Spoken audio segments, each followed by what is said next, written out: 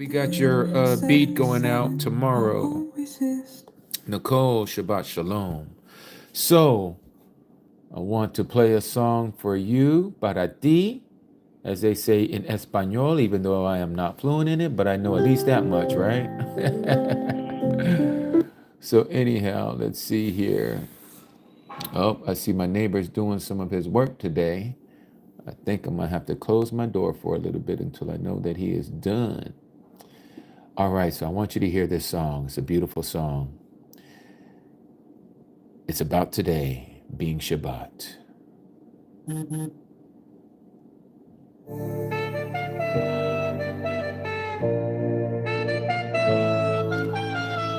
Yes.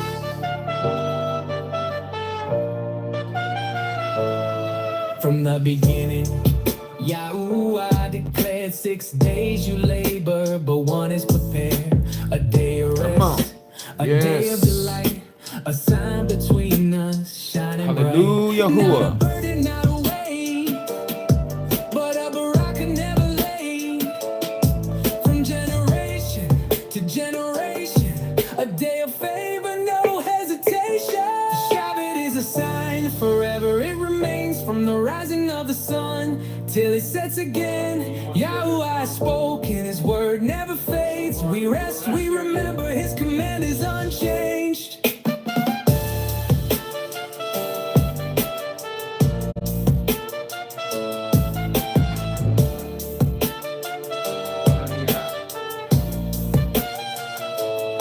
Not for the nations. All right, we're about to get started here in a minute. They profaned the day and walked away, but Yasharello called. It's great to see all of you.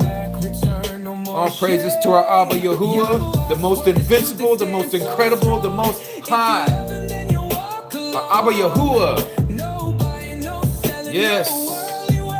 Just delight in him and keep his ways. The Shabbat is a sign, forever it remains. From the rising of the sun. That's right. From the rising of the sun. Come on. His word never fades. We rest, we remember, his command is unchanged.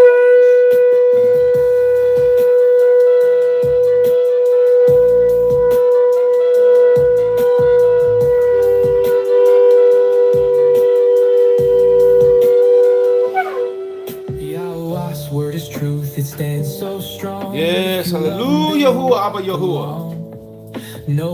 There is none like you, O Abba. You and you alone are the Al Shaddai. The Shabbat is a sign, forever it remains. From the rising of the sun till it sets again, Yahweh has spoken, his word never fades. We rest, we remember, his command. Yes, today is a day of celebration, set apart unto Yahuwah.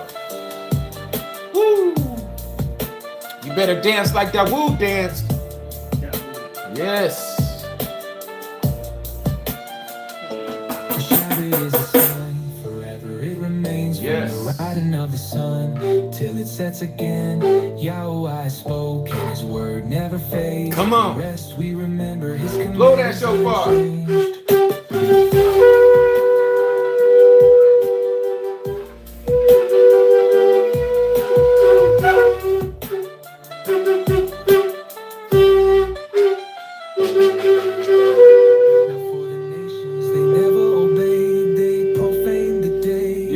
Mamu Yahuwah.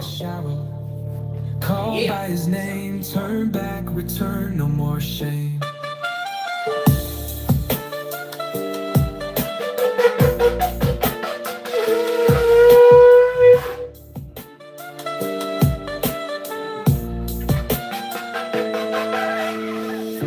Yes, hallelujah, Yahuwah. You are Almighty Al Shaddai, Abba Yahuwah. There is none like you. Yahweh's word is truth, it stands so strong. If you love him, then you'll walk along. No buying, no selling, Yes. no worldly ways, just a light. If you got a tambourine, let it loose. Let it loose, let it loose. All right, we're getting ready to Palau. If you're able-bodied, we ask that you stand rising towards the east, in the way of the east. We're going to Palau to our Abba Yahuwah.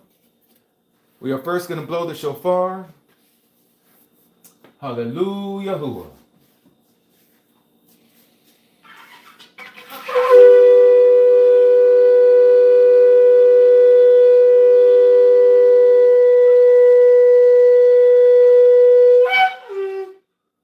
Heavenly Abba Yahuwah, we come before you on this Shabbat. Abba, a day that you told us to set apart, that it is a delight unto you, and that we are to make it a delight unto ourselves, O Abba. Not to speak our own words, not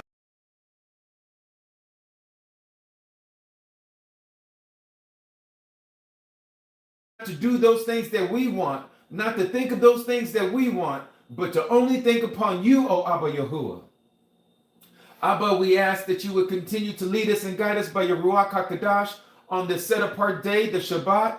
Abba, we ask that you open up our eyes and our minds of our hearts, O Abba, that we may receive your word, the word that feeds us, O Abba. Give us this Yaum, our daily bread. This is what we want, O Abba, the lakam. Abba, we ask that you would continue to feed your people.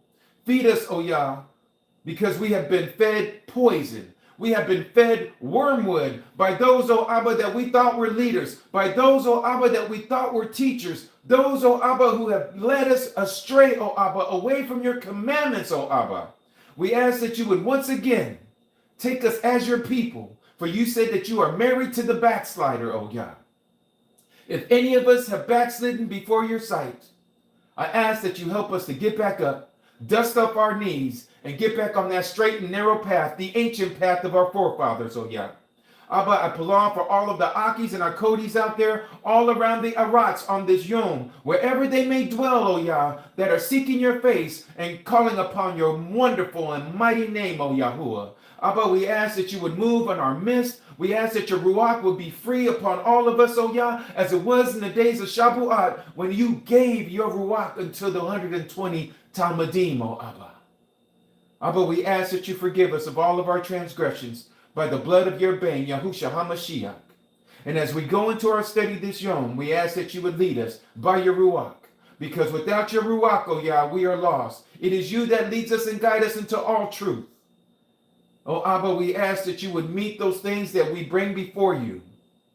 The petition of the people, your people, oh Abba. Whatever they may be that they have on their hearts that they bring before you as their supplication. Abba, we ask that you would hear our cries. We ask that you would hear our petitions. We ask that you would answer those things that we bring before you, O Abba, because we know that there is nothing that is impossible for you, O Yah. All things are possible to those who believe. And we thank you, O Yah. To the Abba Yahuwah for all that you do. All these things we ask in the mighty name of your Bane, Yahusha, the name that is above all names. No other name that we can call upon under the Shamayim that we can have salvation. It is in that wonderful name we belong.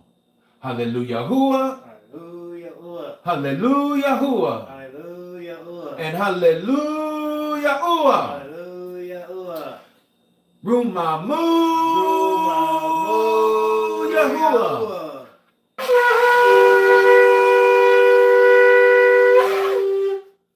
Amat. All right, Mishpakah. Yes. All right. Let me take my seat. It's wonderful to see all of you here as we get into this most wonderful time of the week on his Shabbat, on his wonderful day. We are actually going to be talking about the Shabbat.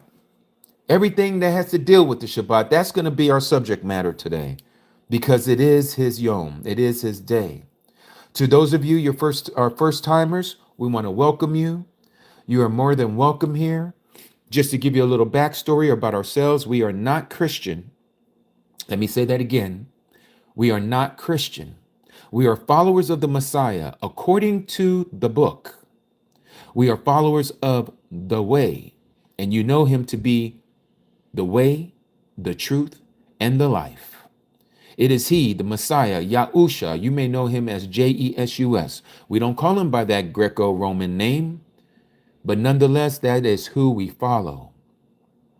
We try our best to keep his commandments as we understand them, and we also keep his Shabbat. This is what he says about this day. Let us go ahead and read. I'm going to be reading from the scriptures, TS 2009. We're going to read into the Torah first, and then we're going to go into the Nabaim, which is the prophets, and then we're going to get into the Ketubim, which can be anything from Psalms to Proverbs, also to the Brit HaKadash, which we call the New Testament. That is the writings, the letters. Okay? So without further ado, we are not the purple men, if that's what you're talking about. We are not the Hebrew Israelites. We are Hebrew and we are Israelites, but we are not of the camps. The only camp that we belong to is the Messiah. Amat? That's the only camp we belong to. So let's go to Shemot, also known as Exodus. I believe it's chapter 31. Let's go there.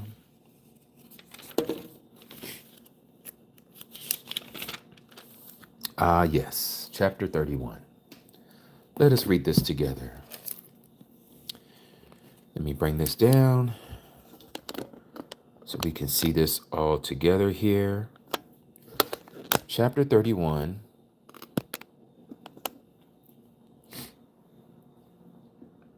And let's see. I think we're going to go ahead and start at verse 12. Verse 12 speaks. And Yahuwah spoke to Moshe, saying, and you speak to the children of Yasharal, saying, my Shabbat, you are to guard or to keep by all means. For it is a sign between me and you throughout your generations, to know that I, Yahuwah, am setting you apart. How beautiful is that? To know that I, Yahuwah, I am setting you apart. No one else, but he alone. He alone is the one who sets his people apart. And notice that he says that the Shabbat is a sign between us and him. We're going to look into that word, a sign. We're going to look at that later. Let's continue. And you shall guard the Shabbat, for it is set apart to you. Everyone who profanes it surely shall be put to death. For anyone who does work on it, that being shall be cut off from among their people. 6 days work is to be done. And on the seventh is a Shabbat of rest, as set apart to Yahuwah. I always have to say this when I read these passages about the Shabbat. Notice he says it's unto him, not unto you. It is his day. Okay? It's his day. So, again, 6 days you are to work. On the seventh day is a set apart rest, set apart to Yahuwah. Everyone doing work on the Shabbat, on that Yaum, shall certainly be put to unaliving, to death. And the children of Yasharal shall guard, or that is to keep the Shabbat, to perform the Shabbat throughout their generations as an everlasting agreement, an everlasting pledge, a contract, part of the marriage vows. Between me, notice the word me is capitalized, it is Yahuwah, and the children of Yasharal, it is a sign forever. Notice the word forever, it is exactly that, forever. For in 6 days Yahuwah made the Shamayim and the Arats, and on the seventh day he rested and refreshed. And when he had ended speaking with him, that is Moshe, on Mount Sinai, he gave Moshe 2 tablets of the witness, that is of the testimony, tablets of stone, written with the finger of Alua Elohim, the mighty of mighty ones. So beautiful, so beautiful. Let's go to Exodus chapter 35. Exodus chapter 35, verse 1 reads, And Moshe assembled all the congregation of the children of Yasharal and said to them, These are the words of Yahuwah as he has commanded unto you to do. Work is to be done 6 days, but on the seventh day it is set apart to you, a Sabbath of rest to Yahuwah. Anyone, again, anyone doing work on it is put to death. Do not kindle, that means do not start a fire in any of your dwellings on the Sabbath day. Why do I make sure to put the emphasis on the kindling or the starting of a fire? Because there are people that think that you are not even supposed to have a fire ongoing at all. But let me share something with you.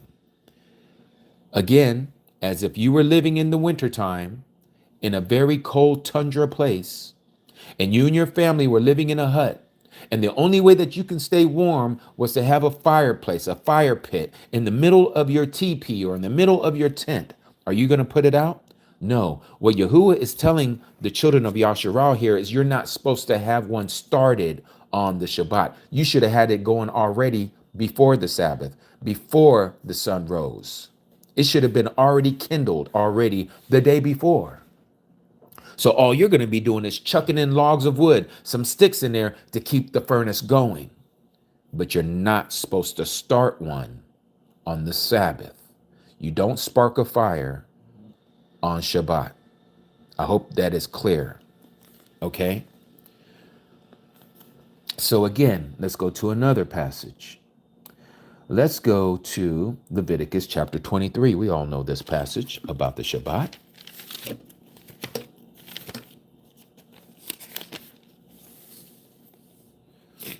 Leviticus chapter 23, verse 3. 6 days work is done, but the seventh day is a Shabbat of rest, a set apart gathering. You do no work. It is a Shabbat to Yahuwah in all your dwellings. Again, notice this. We are to have a set apart gathering. That is why we come on this digital platform called YouTube, because we are all scattered all over the place.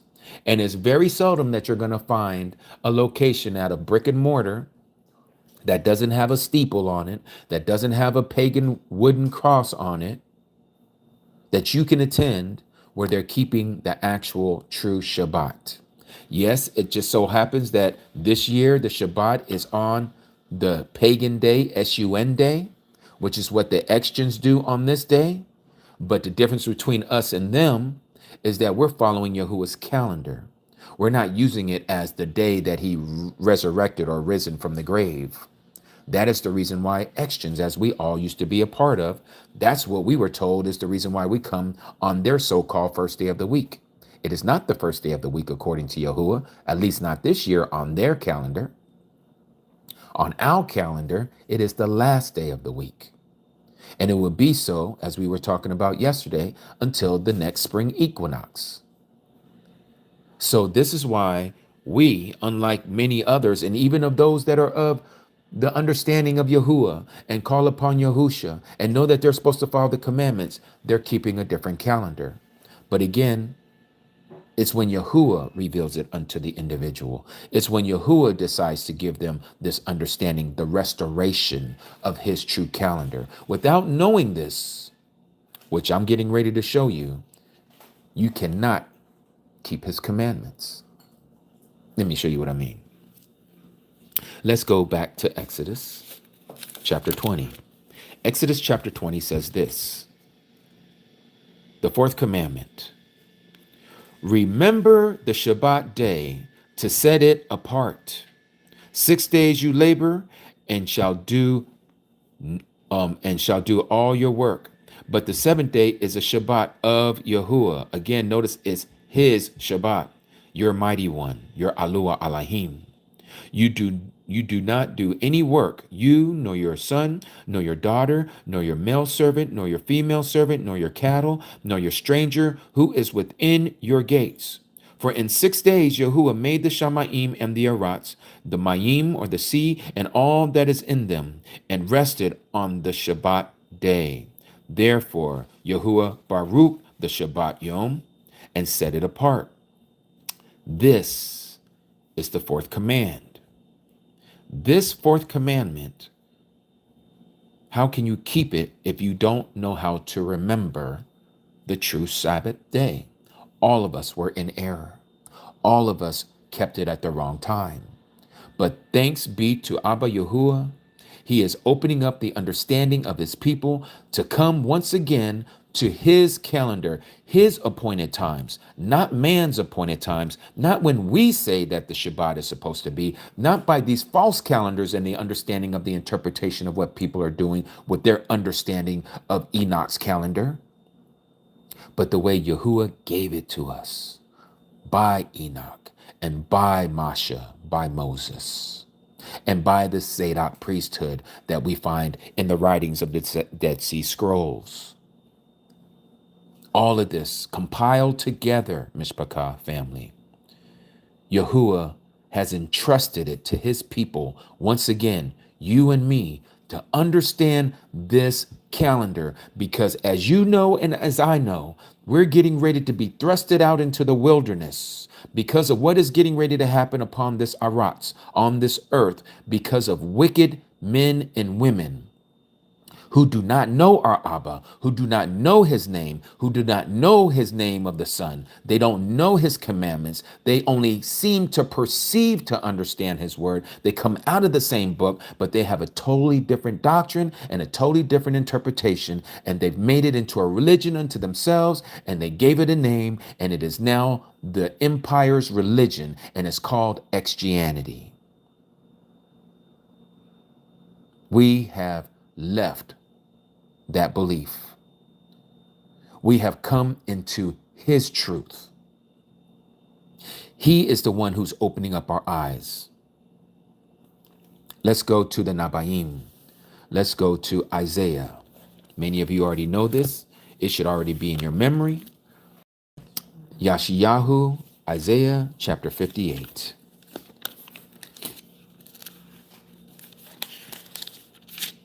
These are passages that I share with you consistently. Why do I continue to repeat? It's because of repetition. It's the best way to learn, is to be repetitive. It gets into your psyche, into your brain. It becomes second nature. That's why people practice whatever it is that they do. They practice it. You know the old saying, practice makes you perfect. So to practice, you understand, you look for these passages, you try to remember and to recite them, you try to recall them where they're located. And you're like, okay, Jimmy, I wish I can do what you do. Well, you can. You have to go back and repeat those areas, go back to those passages, have that photographic memory. You'll find it for yourself. You need no one to teach you, as the scripture says, that is the renewed contract. We shall all know him from the least to the greatest of us.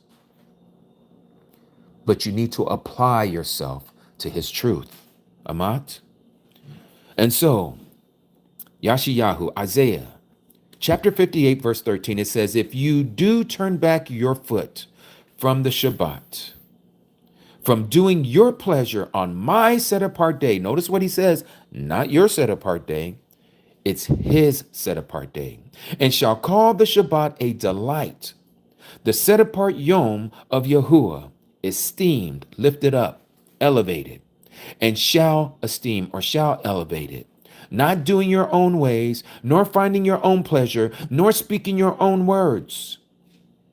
Then and only then you shall delight yourself in Yahuwah. And I, meaning Yahuwah, says, I shall cause you to ride on the heights of the Arats and feed you with the inheritance of Yaqub, your father, that is Jacob. For the mouth of Yahuwah, I am self-existent. Yahuwah has spoken. I truly believe today, this week, this year, Yahuwah allowed Shabbat to fall on the pagan day, S-U-N day. Why? Because many of us, myself included, he is purging the world from out of our souls. Us men, we love our sports. Most of us, not all, but most. What comes on this pagan day called S-U-N day that has us glued to the television set? The three acronyms, NFL, the National Football League, the National Fools League, right, Aki? The National Fools League? The National Fake League? Huh? Football league. Yes. The one that we know that's only entertainment and is not truly competitive? The RFL. Rigged football league. Yes, the Fool's Ball. Yep. Today is the Fool's Ball day. Shaitan is doing nothing new under the sun. We are not ignorant of his devices, Mishpachah. Just as it was in the days of Rome, so it is today in the days of New Rome, the revived Roman Empire. Huh? Just as they had the Colosseum in Rome, now we got Colosseums in every major city in the United States of America. And what are they doing on this day? The Pope, the president, the religious leader says, today is the day we are going to see the festivities of Rome. Well, I believe Yahuwah says, nope, not for my people. I'm going to remove this day and its events from their heart because I am now cleaning my people. I am washing their beings, their soul with my word. I am going to set them apart so that they will not become enthralled and cause themselves to be engulfed into their so-called fantasy league, into their betting, into their time of wasting, of watching these events. He is preparing his people. He wishes not for us to be involved in the ways of Rome. When he says, come out of her, my people, he's talking about all facets of what she has given us. Not only the religious form of it, but even the political form, the entertainment form, the everyday life form. He wants us to look deep in ourselves. And what better way to do that than on a day like today, a Shabbat, a day where we're supposed to be set apart. You can't be set apart if you are setting yourself in with the Gentiles, doing as the Gentiles do. You're not set apart. You're going along with their program. So how can you be set apart? Notice what he says here again. Then you should, well, let me back up. Not doing your own ways, nor finding your own pleasure. What do you think that could be? For each one of us, it could be something different. Maybe today is a day that you like to go fishing because you have this day off from work. Maybe today is a day that you like to spend time with your family and go do family things. But now you're out there, you're spending money. You're going to Yogurt Land. You're going to Ben and Jerry's. Huh? You're going to IHOP. You're doing all the things that the world says today is a day to relax and celebrate. You said, but I thought the Sabbath was I can spend time with the family. Did you see anything that we read over here today that said anything about today is a day for you to spend time with your family? No. Today is a day that your family is supposed to spend time with Yahuwah. That's what he says. That's what we read. We don't do our own pleasures on this day. You got 6 days of the week that he says you can do what you want to do. Just keep me in your forethought. But you have those 6 days unto yourself. But today it's all about me. Today it's all about what I have done. You are to recollect what I have done. There is no creator but me. I'm the one who gave you 6 days, and on the 7th day you are to rest, because I have set the program. I have set the format for you to follow. From the very beginning, Genesis chapter 1.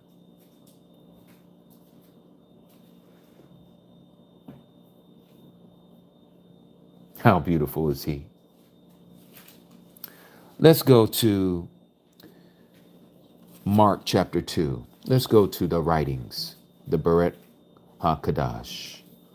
Marcus,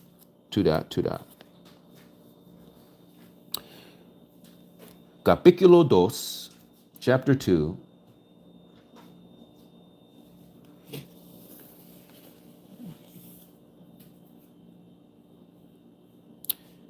Verse 23. What does it say there? Hold on one second before we start reading this. Let me do this here.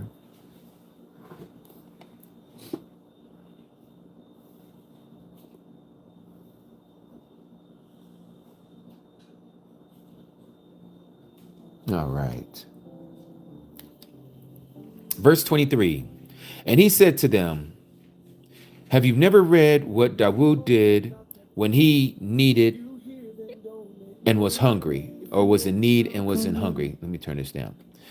He was in need and was hungry, and he and those that were with him, how he went into the house of Alua Elohim, that is the mighty one, while Abiathar was high priest. He was the Kahun, the high priest, and ate the showbread, which is not right to eat, except for the priests. And he gave it also to those who were with him.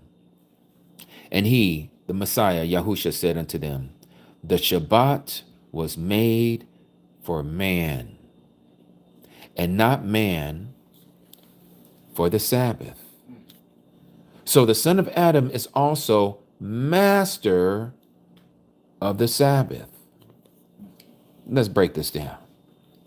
Because many of us have been taught in Christianity, when reading these couple of verses, they like to spin it on us and say, you don't understand what you're reading.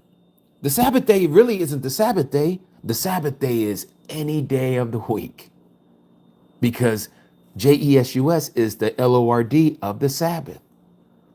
So they're saying that we have our rest in the Messiah, and we can choose whatever day that is. That is the Extian way.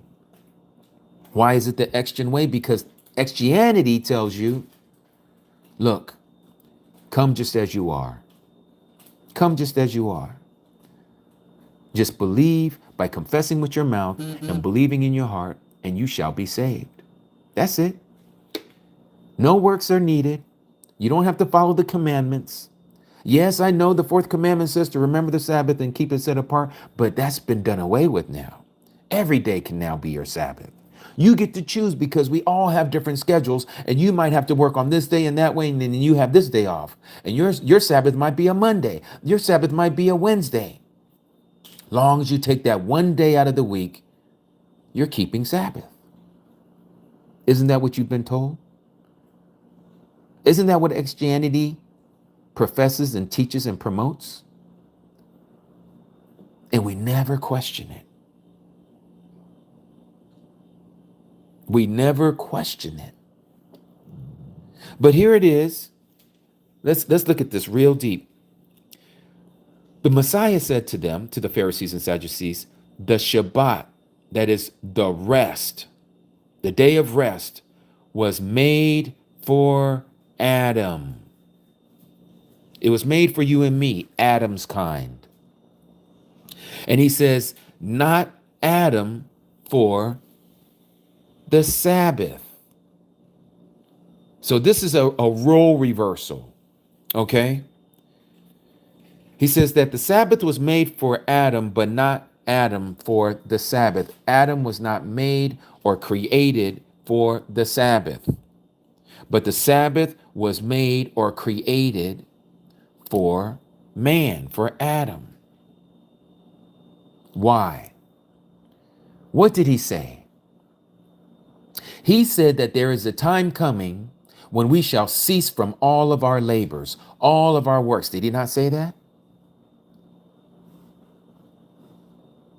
He says that we are to take upon us his rest. What is that rest that he has promised us? We read some of it yesterday. Let's go to Abraham, that is Hebrews.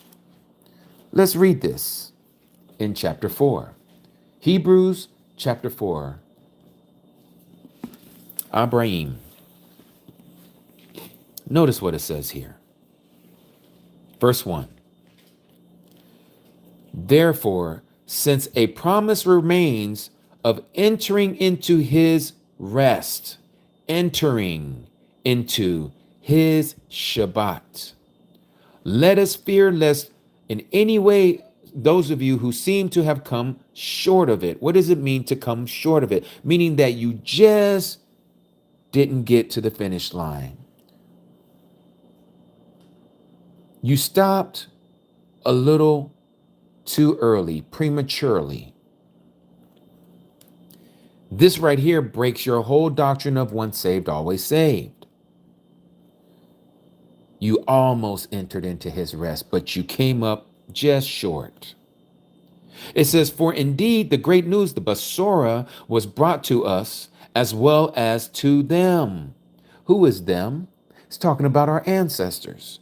But the word which they heard did not profit them, not having been mixed with belief. That is what?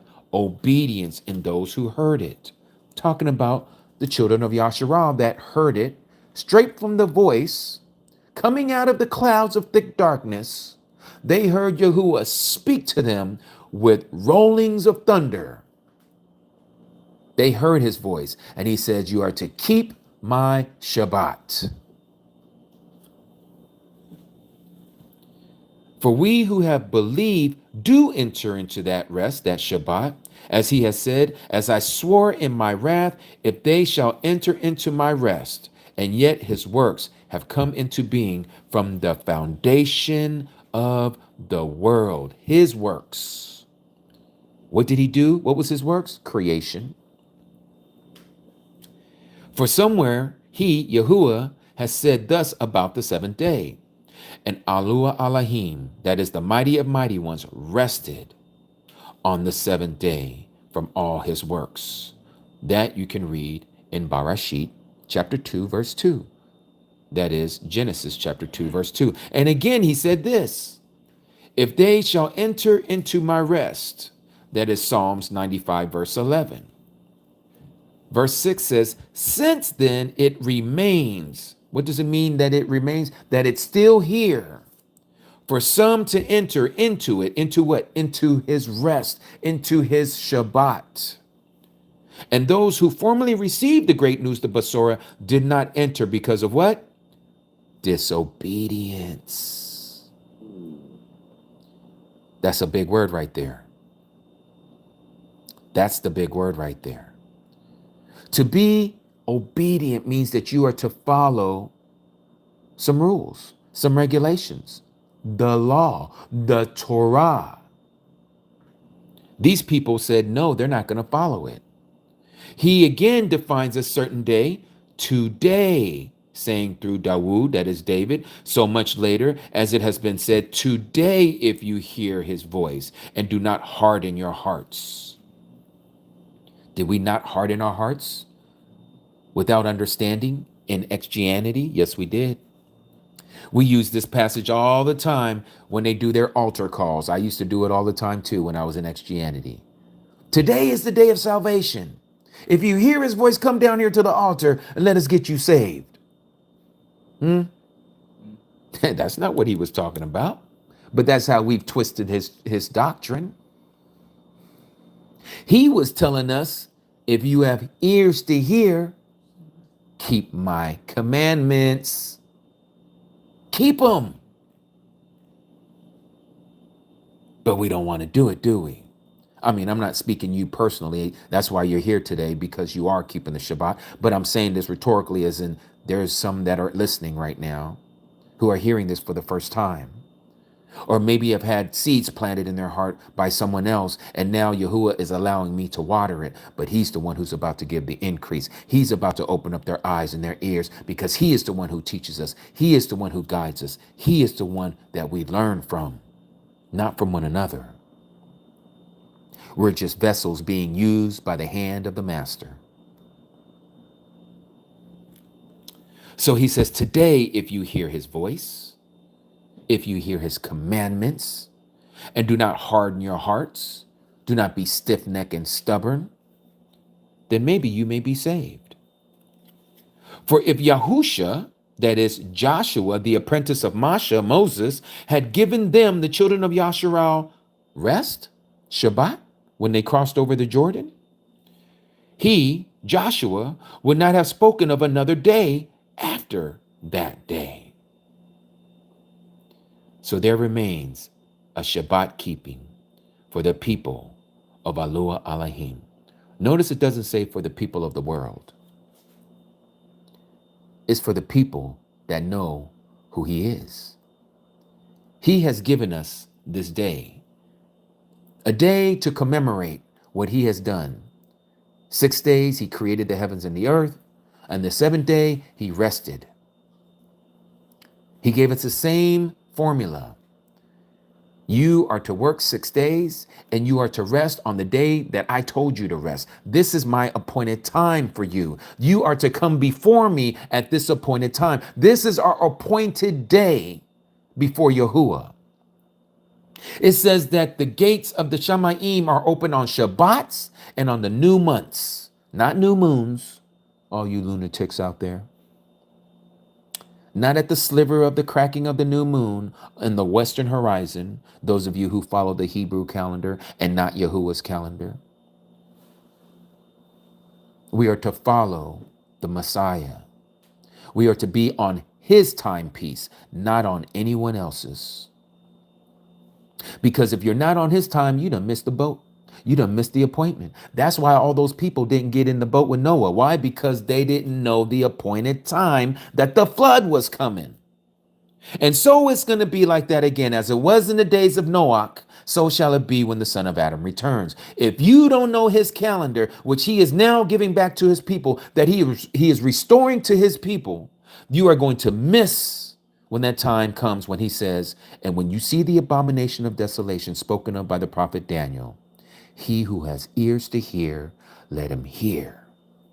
You got to be on that appointed time, my brothers and sisters. Because if you don't know that time, you are going to be left behind. And we're not talking about no pre-tribulation rapture here. We know that to be false. That's fantasy. That is folklore. We're talking about facts, the other word that has been proven, that has been tried, and that is true. He says, when you see that happening, when you see that fake third temple being raised up in the place that it should not be, know for certain that these are the days of destruction. These are the days of recompense. These are the days of vengeance. You better flee. Don't go back if you're not at home to get anything. If you're at work, meaning in the field, don't go back to get any gathering your clothes. You should have had your bug out bag with you already. You ain't going to need much because you know why? Yahuwah is going to sustain you. You don't need to have your rations of food in your backpack. You know why? Yahuwah is going to sustain you. Just as he did in the past, so shall he do again. But you got to be on the right calendar.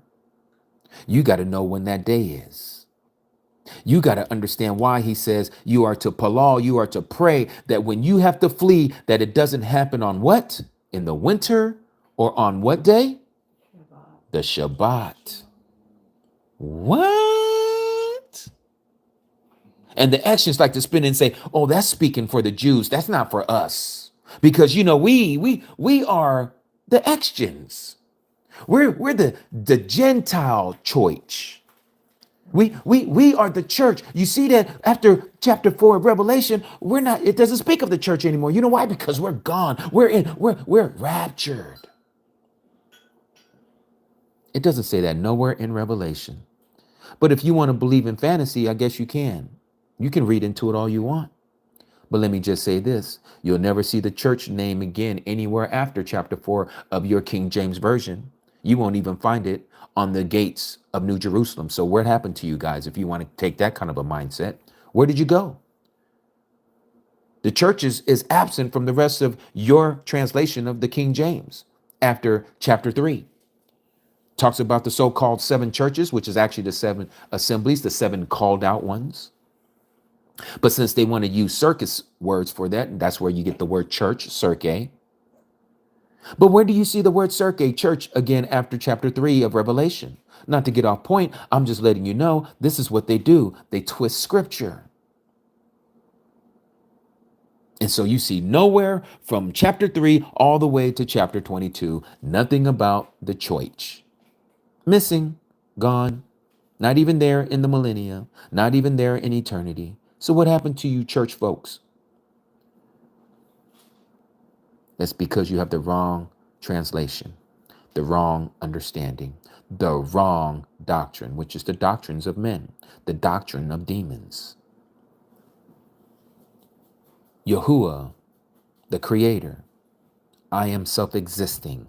That's what his name means. He's letting you know he doesn't have what we would say is a name. His name is an identifier. Let me say that again. His name is an identifier. There is no other self-existing one. Do you hear me, Mishpachah? There is no other being that is known that is self-existing.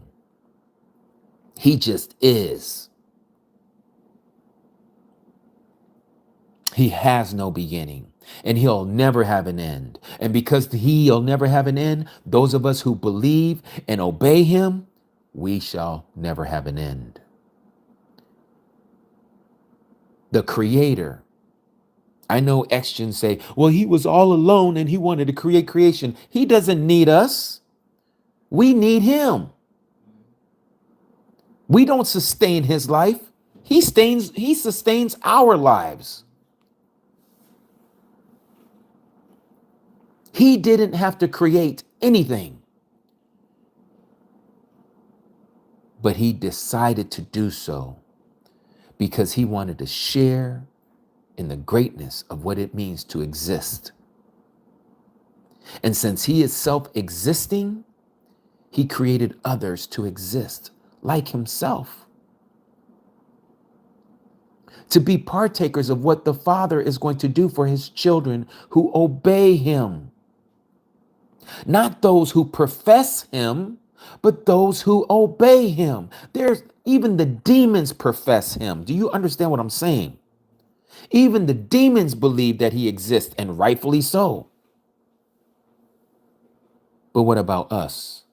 Those who have been made in his image and after his likeness. The Creator says he is the I am. He did not say we are the I am. He says I am the I am. And he says I will be what I will be. Haya, Hashar, Haya in the Abrit. You know, the beautiful thing about our Creator is he says that he is one and yet he is many. Make that make sense. You can't. That's why people want to continue to follow a Trinitarian doctrine. You can't understand he who is one that can multiply. It's all him. He will be what he will be. He is one, and yet he is many. More than your Trinity doctrine. But he's one being. Not three persons, not infinite persons. He is one person who manifests himself in myriads of ways. This is the being who gave us the seventh day. This is the being who created time. This is the being who told us to remember this day, this moment of time, this appointed day that you are supposed to come before me. Present yourself before me at the tent of the appointment. Let's take this a little deeper. Let's go to 1 Corinthians chapter 3. As is being put on my heart, let's go there. Aki Manuel said, Aki, do you have notes for what you're going over today? I was like, nope. He goes, oh, you're just going off with the Ruach. I said, exactly. I have to, because I don't know what the word is that he wants to share with us until we get into it. And then we just get led by the Ruach where he wants us to go, how he's going to show us what it is that he wants us to understand.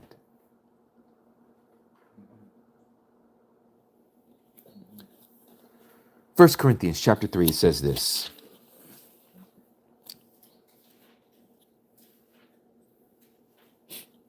Verse 16. 1 Corinthians chapter 3, verse 16. Do you not know that you are a dwelling place? Your translation may say you are the temple of the Most High, and that the Spirit of the Most High dwells in you. The Spirit is dwelling in you. And if anyone destroys the dwelling place, the temple of Alua Elohim, which you are, Yahuwah shall destroy him or her. For the dwelling place of the Most High Alua Elohim is set apart, which you are. Mishpachah, you and I know we say it all the time, and you know this to be true, that we are the temple. We are the housing for Yahuwah to place his spirit within us. Now we know his spirit is one. It says there's only one spirit. But how is that one spirit in each one of us? He's one. The spirit is one. We are many. How is he in each one of us and yet is outside of us? I tell you why. Because he's the Almighty. He's able to do the impossible. It is all possible with him. You can't understand an infinite being. This is why we're constantly learning of him. And even on that day when he is revealed to us, when he reveals himself to all Adam's kind, from the least of us to the greatest of us, to those who are saved, to those who are not saved, we still won't understand the extremity, the grandiose, how do we say that? The gravity, the limitlessness of Yahuwah. Yes, the abundance. We won't be able to understand who cannot be contained. He is truly the infinite being and the only infinite being. This is why it says that the demons believe and they scare and they are shuddering.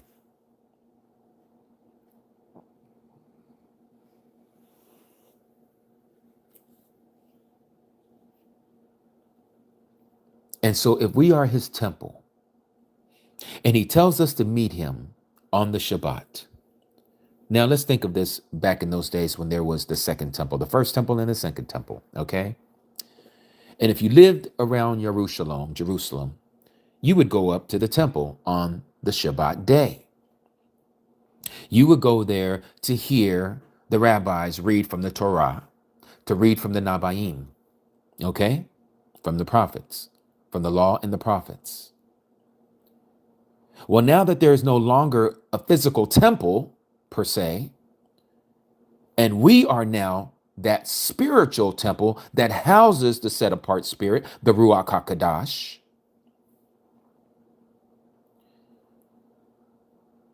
Why would we not worship, since we are that temple, on his set apart day? We don't have to go anywhere. He's right here. He's in you. He is within you. And so no matter where you're at, in a hotel room, in your home, in a tent, in the wilderness, and you observe this day from ceasing from all of your work, you being the temple of Yahuwah are now before Yahuwah, knowing that Yahuwah is dwelling in you, and you have this communication with Yahuwah on his set apart appointed day, his day of appointment. That is the sign. I said we were going to look into that. Let's look into the sign. Let's see what it said there when we read that in Exodus chapter 31. Let's go here. Let me pull up my e-sword. I'm going to pull up the Strong's Concordance. We're going to look up that word sign.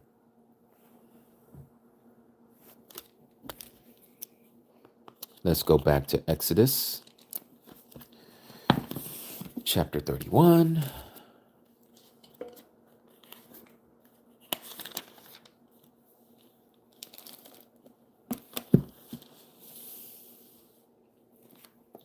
Verse 13. Let me go here on my e-sword. Exodus chapter 31, verse 13. All right.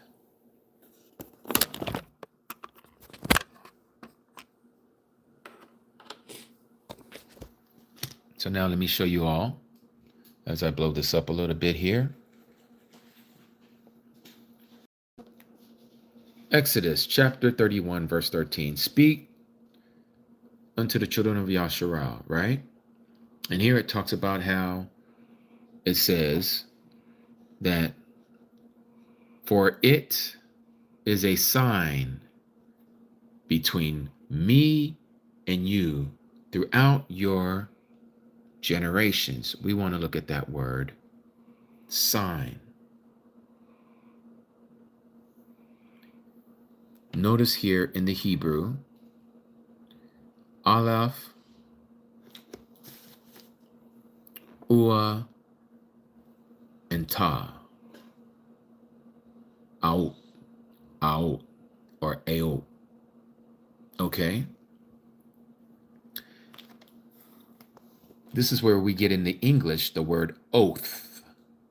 Like you make an oath, a pledge, a signal, literally or figuratively, as a flag, a beacon, a monument, an omen, a sign, a prodigy, evidence, a mark, an ensign, a token. It can also mean a miracle.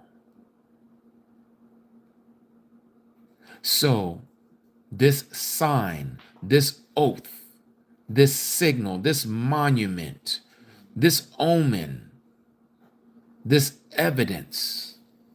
What is the evidence? The evidence is your obedience to keeping the Sabbath. That's the sign between us and him. It's an identifier marker. Just like the identifier, as I said earlier, his name is his identifier. He is. He just is. No beginning, no end. He is just is. And there should be an identifier that we are connected to who he is. He's the one who created time. And if he created time and he gave us his calendar with the appointed times, the appointments, then there should be evidence that we are keeping those times of appointment. Would you not agree? Would you not agree that we're supposed to keep those times of appointments? If you agree, give me a 7. If you agree to what this sign represents, give me a 7. 7. 7 times 7. 7, 7, 7. Hallelujah. Hua.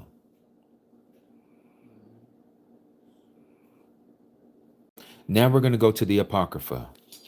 Remember, he says it twice. Yeah, 6. Right here, he says that the Shabbat is supposed to be a sign between us and him. He said this again over here in verse 17. Between me and the children of Yasharal, it is a sign forever. It is an oath, aot, forever. If it is a sign, an aot to us forever, then that means that we are to keep it. What happened, Aki? Oh, I don't know why the 6. Martha, you must not understand what we're saying, Martha. Is there anything that before we continue on, because you gave us a 6, I just wanted to know. It's been brought up to my attention, Martha. What is the reason for your 6 that you're not understanding? We wish not to leave anyone behind if we're able. Could you share with us, Martha, what it might be? She had a typo.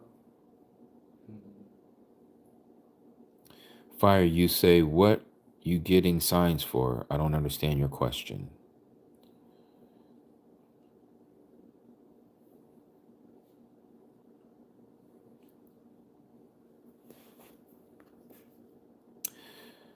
Robert, you said the last verse in the book of Melchizedek and Cain called it Sunday. Yeah, I would have to look into that.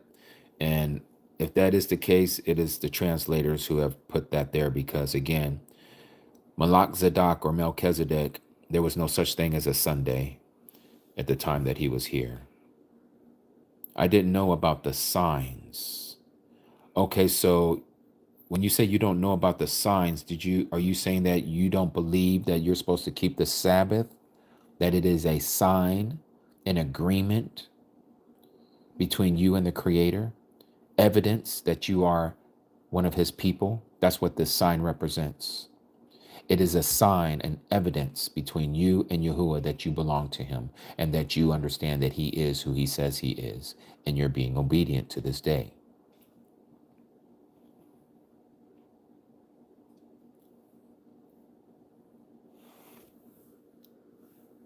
So let's go to the book of Yobalim, Jubilees, about this day.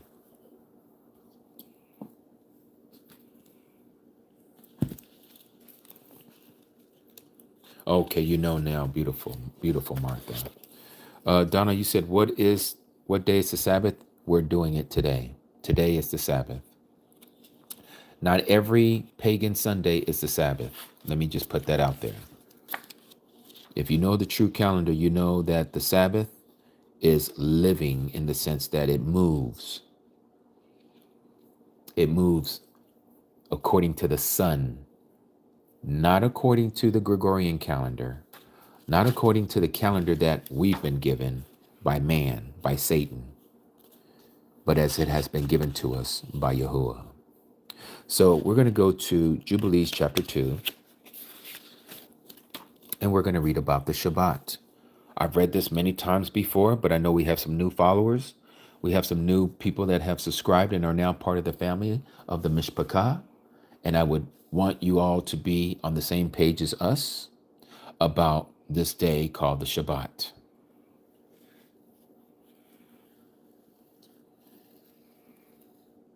Jubilees, chapter 2, starting at verse 17.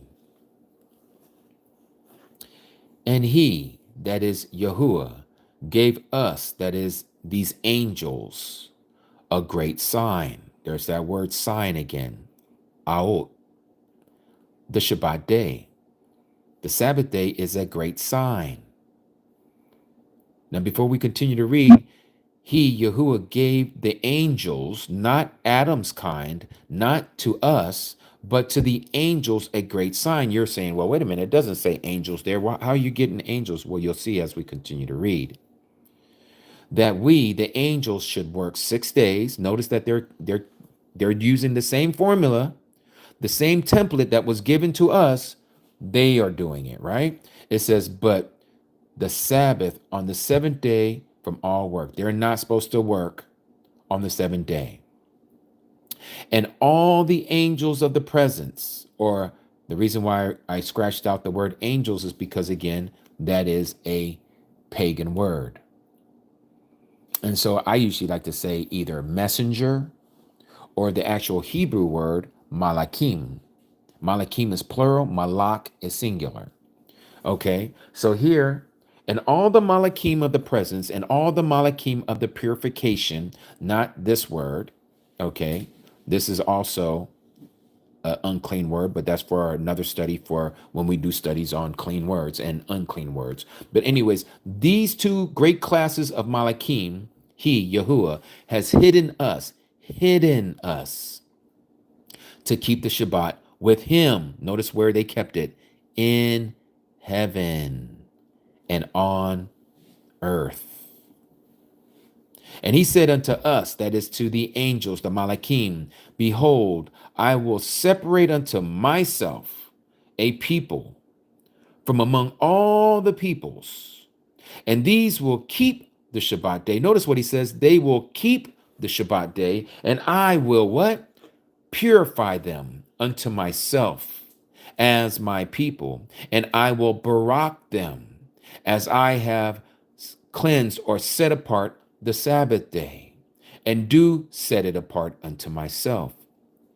Even so shall I barak them, that is the children of Yasharal, and they will be my people, and I will be their Alua Alahim, their mighty one. And I have chosen the seed of Yaqub, that is the seed of Jacob, from among all that I have seen, and have written him down as my firstborn son. We read the same passage in the book of Isaiah, that Yasharal is considered his firstborn. And have set him apart unto myself forever and ever. And I will teach, notice that, and I will teach them the Sabbath day, that they may keep the Sabbath thereon from all work. When did he teach them the Sabbath day? Exodus chapter 16. The only place that we read anywhere in the scriptures where he actually taught the children of Yasharal by raining down manna from heaven for 6 days. And on the 6th day, they received a double portion. And on the 7th day, none of it came down. He did that while they were in the wilderness for how long? 40 years. So he taught them the Sabbath day in the wilderness, that they may keep the Sabbath thereon from all work. And thus he, Yahuwah, created therein a sign, there's that word again, a sign in accordance with which they should keep the Sabbath with us. Who's us? The angels, the host of heaven, on the 7th day, to eat and to drink. This is why you are not to fast on a Sabbath day. And to barak him, barak who? The creator of heaven and earth, who has created all things, as he has baruch and set apart unto himself a peculiar people above all the peoples, and that they should keep the Sabbath together with us, with the angels. Again, he, Yahuwah, has hidden us, that is the angels, to keep the Sabbath with him in heaven and on earth. So what are we saying? Is there any angels working today that it's the Sabbath? According to what we're reading, not their normal service of work. I'm sure they still go out and do things as they have been commanded to do so, but not the work that we're talking about. They too must cease from their work. So if there is a heavenly Sabbath, then surely there's an earthly Sabbath, because the earthly Sabbath is just a reflection of the true Sabbath that is before Yahuwah's court. That is the Shabbat. So how is it that Christianity tells you that it doesn't matter what day Shabbat is? Well, it matters so much that Yahuwah is even having the angels keep it in the heavens, in the Shamayim. He didn't did away with it when the Messiah was put onto the so-called pagan cross. He didn't say all of a sudden, we're going to change the script up here in heaven. We're going to change our time frame up here in heaven. All of you Malakim, you don't have to keep the Shabbat anymore. You can keep the Shabbat whatever day it is that you want a day off. Because you're already doing what you're doing. You're living before me. You can make any day you want a Sabbath. It's not what he told Masha. That's not what this angel told Masha, who gave him the book of Jubilees, who was told, commanded by Yahuwah to write it down for Moses. This angel said that the angels in the heavens keep the Sabbath day, a specific appointed time.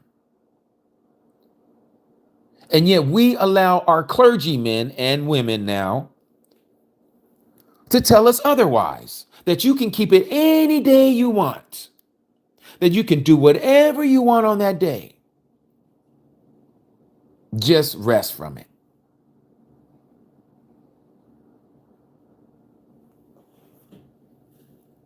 But notice, he says, I will teach them the Sabbath. I will teach the children of Yasharal the Sabbath day, that they may keep the Sabbath thereon from all work. And I had shared this earlier, Exodus chapter 16. He taught them while they were in the wilderness. We are also in our wilderness experience right now, proverbially speaking. He's teaching us the Sabbath right now. Before we cross over that symbolic Jordan River into the promised land, when the Messiah comes and he takes us into the promised land, when he sets up his kingdom here on the earth, on this side of the kingdom, right now in our wilderness experience, every last one of us, we are being taught his commandments and we are being taught how to keep his Shabbat and his high days. This is the dress rehearsal. This is where we're being taught. This is what the Ruach HaKodesh is teaching his people. Now, if you're not one of his people, then you're not being taught this. You're the one that he speaks about that are disobedient, as we read in Hebrews chapter 4. The disobedient ones are not entering into his rest. You can continue on saying that you don't have to keep the Sabbath. You can continue on saying that you don't have to keep the commandments because you've been taught, as we've all been, that false lying doctrine that the law has been nailed to the cross. You can keep on keeping that. But as for us, those who know Yahuwah are Alua, we know we are to keep this day set apart. We know that we do not go against his word and be disobedient children. Because if you do, and he loves you, because he does, he's going to chastise you. He's going to discipline you to bring you back into the fold, just as a shepherd would do to his sheep that have went astray. But will you hear his voice?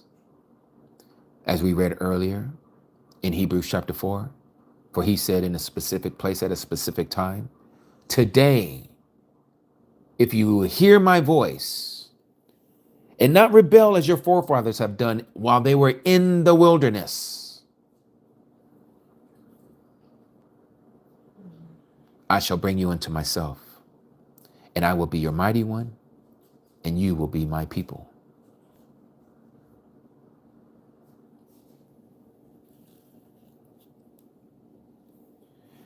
And so again, it goes on and says this, verse 22, and he caused his commandments to ascend as a sweet savor acceptable before him all the days. There were 22 heads of mankind, or Adam's kind, from Adam to Jacob, Yaqub. And 22 kinds of work were made until the seventh day, meaning from Genesis chapter 1, verse 3, all the way to Genesis chapter 2, verse 2. 22 things, 22 kinds of creation was created. 22 works were done by Yahuwah. This is Baruch and set apart, and the former also Baruch and set apart, and this one serves with that one for purification and barakah. And to this Yaqub and his seed, it was granted that they should always be Baruch and set apart ones of the first witness or testimony and law, the Torah, even as he has purified and Baruch the Shabbat day on the seventh day. He created the Shama and the Arats and everything that he created in 6 days, and Alua Alahim made the seventh day set apart for all his works. Therefore, he commanded on its behalf that whoever does any work thereon shall be unalive, die, and that he or she who defiles it shall surely die.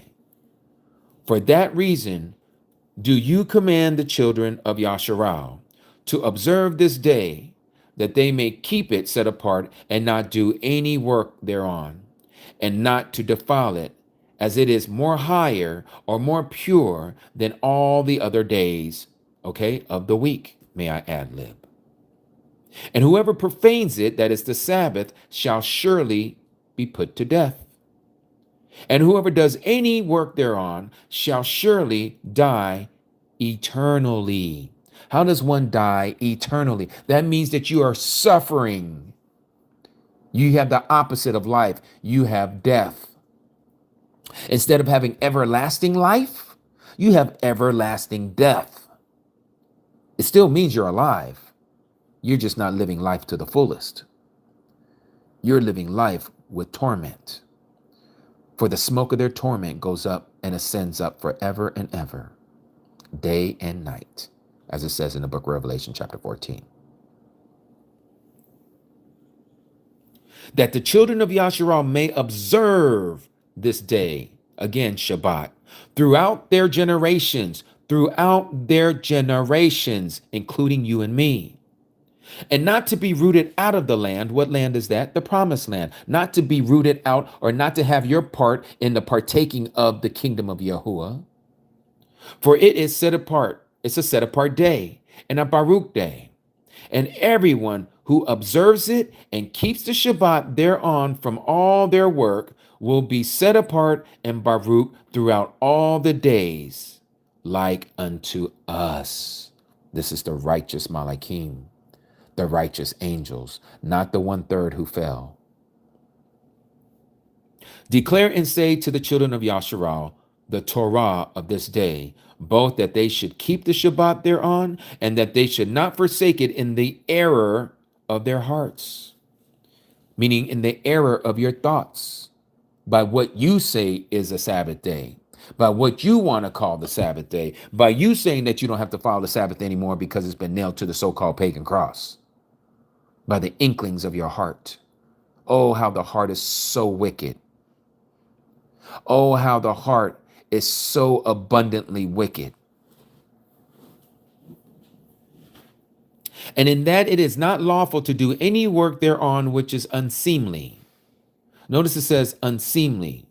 There are certain works that you're allowed to do, just like the Messiah has given us examples. Which one of you, if your ox or your neighbor's ox falls into a ditch, would not go to help your neighbor retrieve his ox out of the ditch?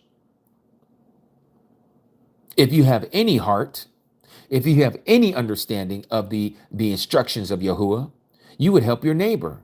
You wouldn't just walk by and say, sorry, today's the Sabbath. I'll get with you tomorrow.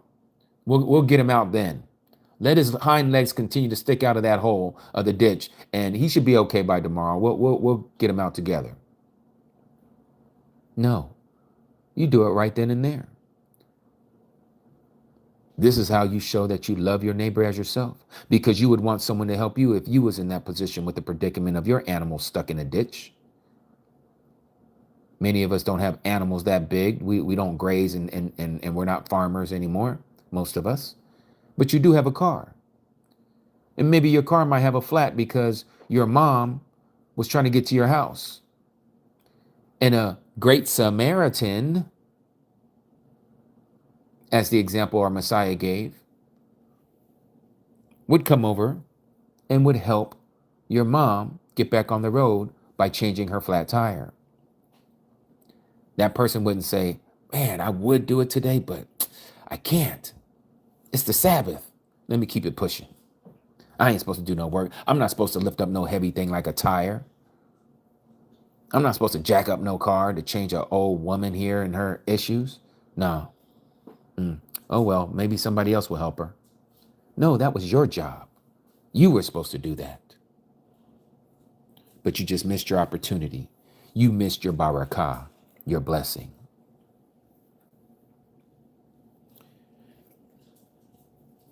And so, which seems unseemly, a work that is unseemly, to do thereon, you're not to do your own pleasure, that you should not prepare thereon anything for eating or drinking, or that is not lawful to draw water or to bring in or to take out thereon through their gates any burden which they had not prepared for themselves on the 6th day.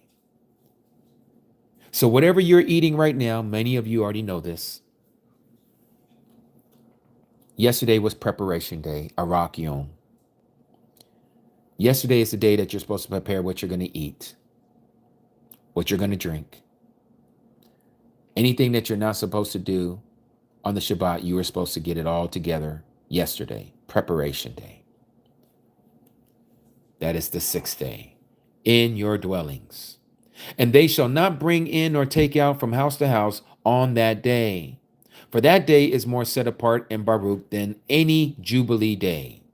Jubilee meaning Yobalim, Yobal Yom, is the 50th day, okay, of the Jubilees.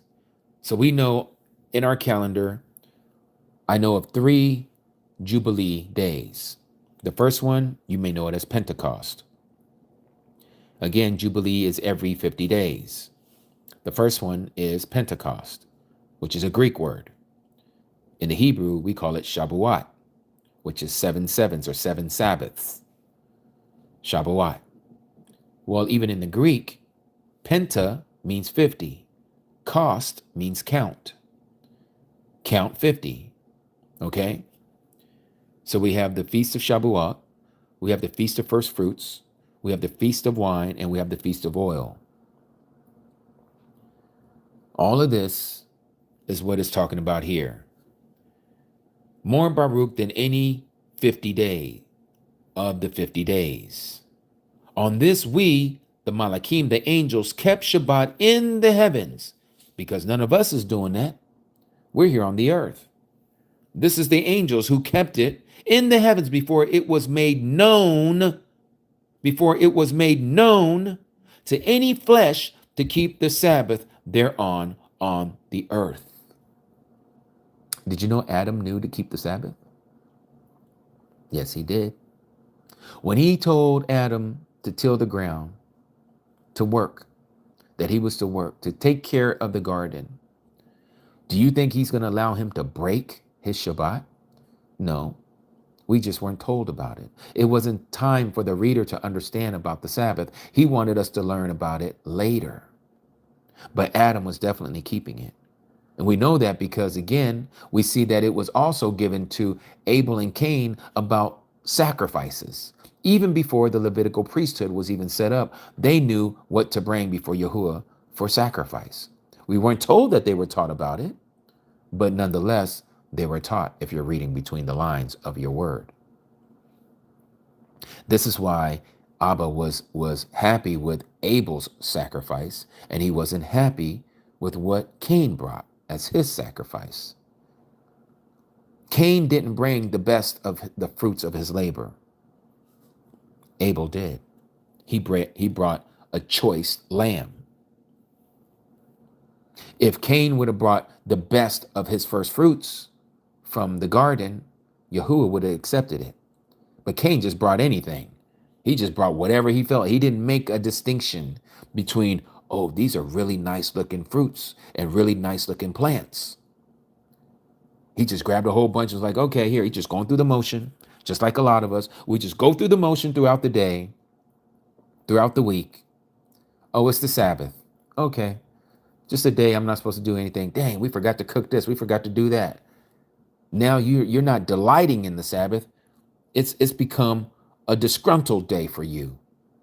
Man, I can't wait for the Sabbath to be over. Just like in the book of Nehemiah. People couldn't wait for the Sabbath to be over so they can go back and do commerce. Can't wait to make money. I hope none of us are like that. I hope we don't look at the Sabbath as a day that is not a high, delightful day to you. You look at it as a burden. Man, I can't eat something fresh from the fire. I can't warm up my soup under fire, starting one on my stove. Oh, I can't go and get something that I forgot to get yesterday, which you should have got yesterday on the 6th day anyway, but now you want to complain about it because it's the Sabbath, and I can't do it today, man, because it's the Sabbath. We got to check our hearts, Mishpachah. We got to check our mindset. This day is supposed to be a day of delight before Yahuwah. It's supposed to be the best day. And if you're a hard worker and you've worked hard days, 6 days you worked hard, I'd be looking forward to the Shabbat. I'm like, oh, I don't have to leave the house. I don't have to think about work. I get to get online. I get to talk to the Mishpachah, to the family. This is my happy place. I can do this all day until my body gets tired, until my breath and my voice can't speak anymore, until my eyes start getting blurry from looking through this phone, reading through the phone. But I love it. I love spending this time before Yahuwah and spending this time with my Mishpachah. I love it.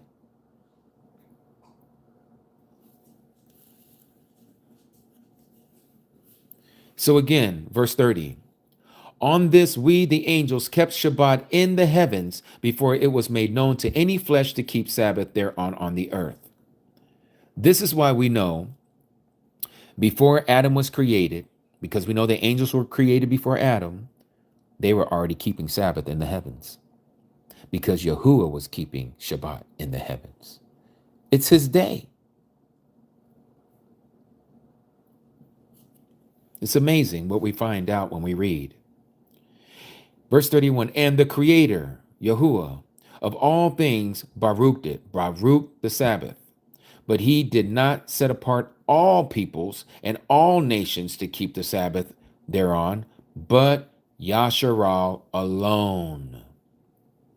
To them alone he permitted to eat and drink and to keep the Sabbath thereon on the earth. And that the creator of all things Baruch this day, the Shabbat day, which he had created for a barakah and for a purification and for esteem above all days. This law and testimony was given to the children of Yasharal as a law forever unto their generations. Now, I had somebody who felt that they were excluded. They said, it's only for Israel? Well, what about me? I'm not Israel. I'm not an Israelite. Well, you must have misunderstood the scriptures. You must have misunderstood that you are no longer a Gentile. You've been adopted in. You've been grafted in. I'll say this again. If you've come in to understand who the Messiah is and you're keeping his laws, statutes, and commandments, don't call yourself a Gentile. You might have been a DNA Gentile born as a Gentile, but you are no longer a Gentile in the eyes of the Creator. To one of us, you may look like a Gentile, okay? But because of you keeping his commandments, you keeping his Shabbat, you are accepted by him. Let me show you. Let's go to Isaiah. Let me put the apocryphal away for a second. And we're going to go to Isaiah. Yashiyahu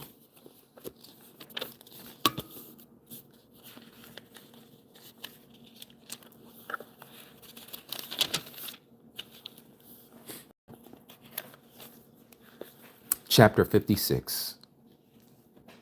This is for my so-called Gentiles who are not Israelites, who are Israelites by definition as one who has been adopted in and grafted in. But I want you to understand that you are no longer a Gentile before Yahuwah. You have been accepted as one of the citizens of Yasharal. You have been adopted in. Now you can call him Abba. He is your father. He is your creator. But I want you to see what it says here in Yashiyahu chapter 56, Isaiah chapter 56.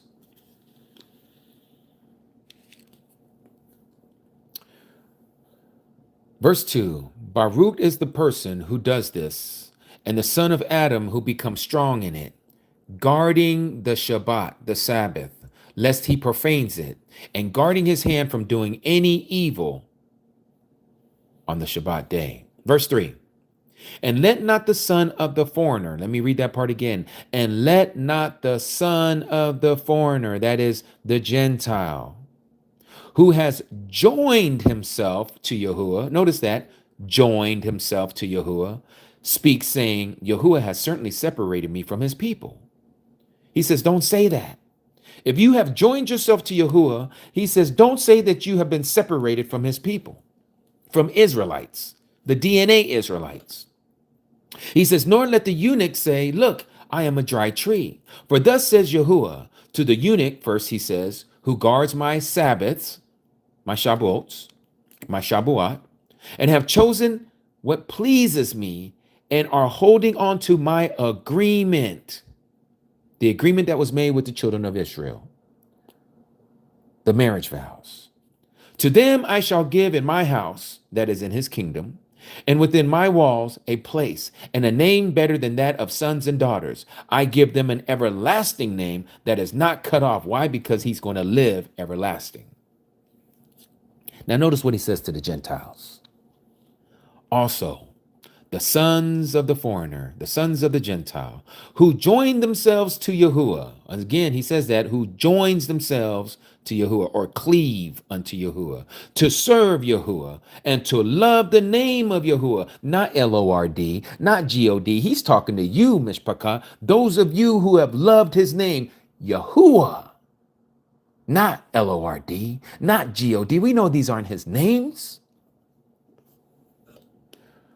And says, who love the name of Yahuwah, to be his servants. You foreigners, you Gentiles have decided to choose to be servants of Yahuwah, all who guard the Sabbath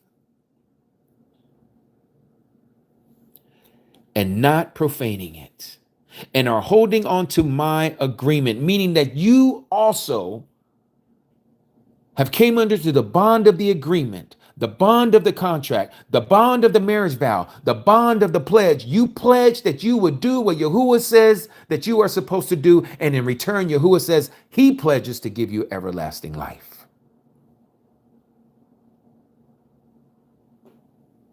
So when we read in the book of Jubilees,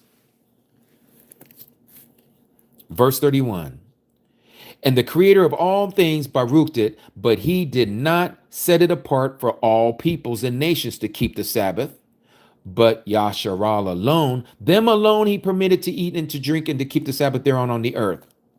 If you put the two and two together, you understand when he says he only gave it to Yasharal alone, it's because you joined his people. You are no longer a Gentile. You are no longer a heathen. You are no longer an ex-gen. You are followers of the way. You are children of the Most High. You are of the Natsarim, the branches that have been grafted in.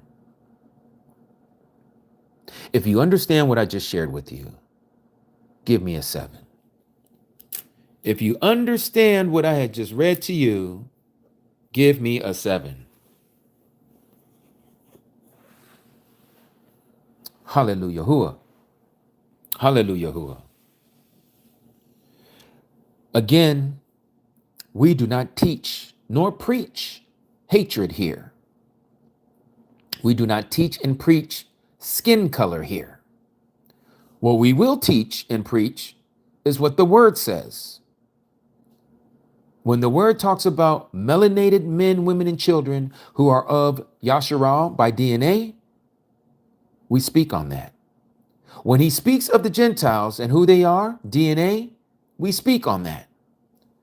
But when it comes to Yahuwah and who is accepted by him, we don't delineate from his word. If he says that the Gentiles are accepted by him because they want to keep his commandments and do his laws and keep the Shabbat, who is you to say that they can't be his children? You want me to say that again?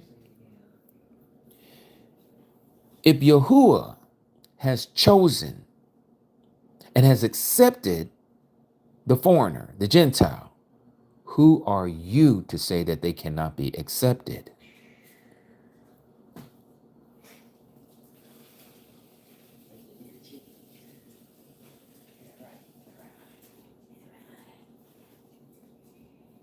You have no right to speak that hatred. You have no right to speak that poison and speak it as if it is true through your bullhorn, through whatever you're doing. Those who do this, you know who I'm talking about. They have an appointment with Yahuwah because they don't realize or recognize that their jealousy has caused them to sin. Their anger has caused them to commit murder in their heart. And we know that no murderer has everlasting life dwelling in them. That's word. That's scripture.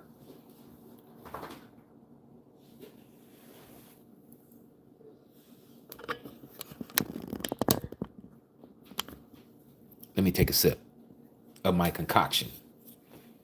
That's right, Cody Jackie. Word up. Ooh, we talking about back in the 80s.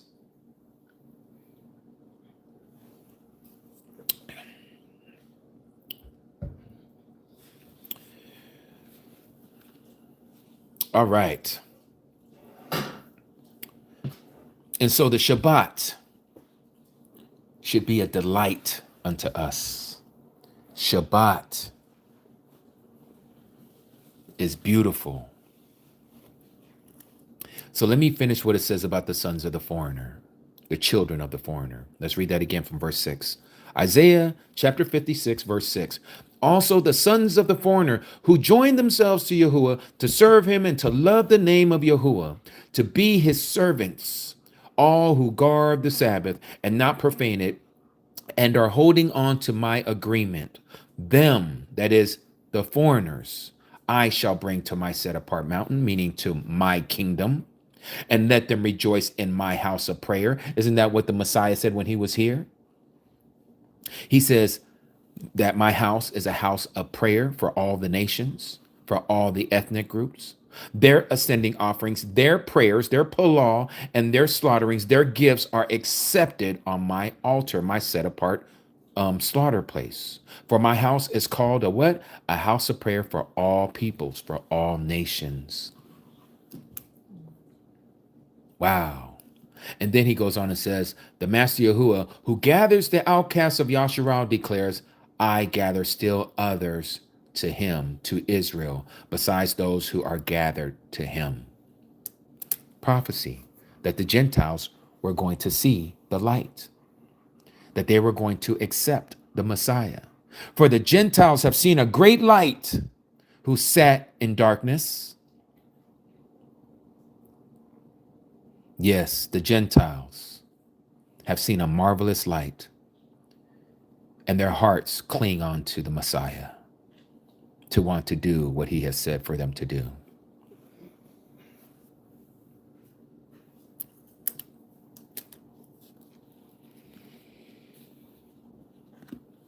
How beautiful are the words of our Abba Yahuwah.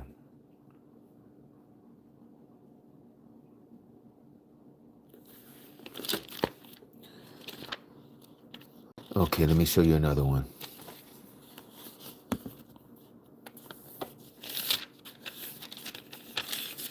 Give me a second.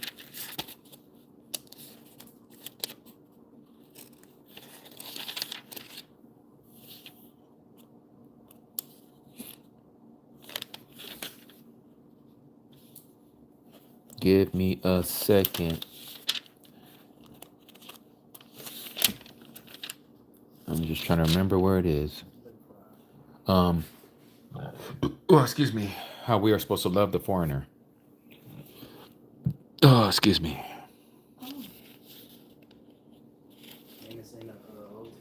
It is. It's in.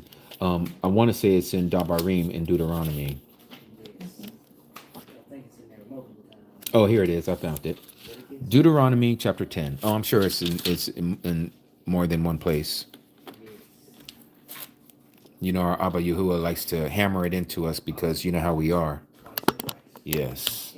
Let every word be established by 2 or 3 witnesses. So we're going to start here where you see that I have my squiggly lines. This is Deuteronomy chapter 10, verse 12. And now, Yasharal, notice who we're talking about. Yasharal, what is Yahuwah, your Alua Elohim, asking of you? But to fear Yahuwah, your mighty one, to walk, not to hear, but to walk, that is an action word, a verb, to walk in all his ways and to love him, and to serve Yahuwah, your Alua Elohim, with all of your heart and with all of your being, to guard the commandments of Yahuwah and his laws, which I command you today for your well-being. See, the Shamaim and of the Shama of the Shamaim belongs to Yahuwah, your mighty one, your Elohim. Also the Arats, the earth, with all that is in it.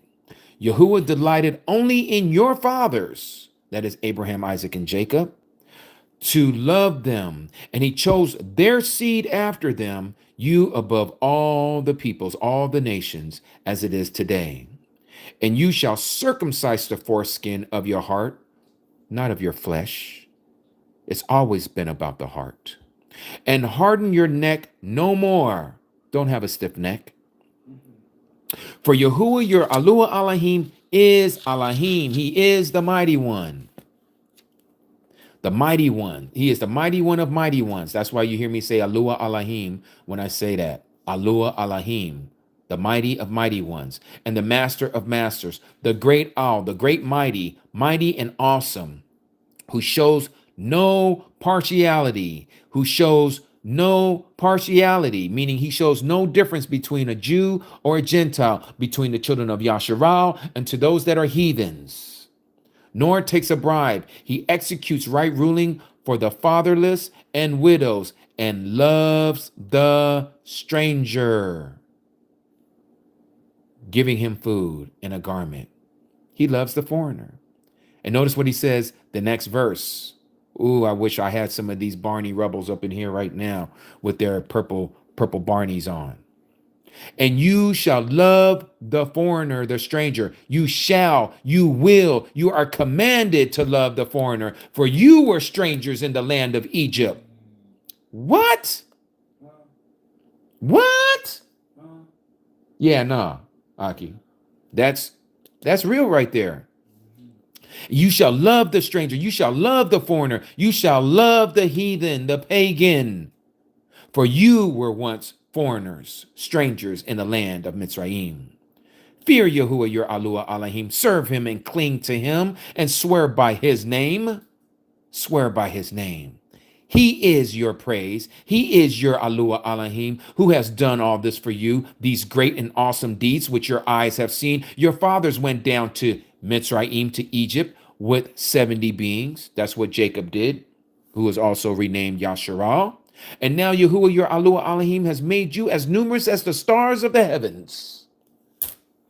Stars in the Shamayim. You are to love the strangers within your midst. This is why I share what I share when I talk about all the different paint jobs. Yahuwah don't care about your paint job. He created you with your paint job. You were created in his image and after his likeness, no matter what your paint job is. You belong to him if you keep his law, statutes, and commandments. You must cling on to him. If you don't cling on to him, you're not his. To the native born and to those who have been adopted in.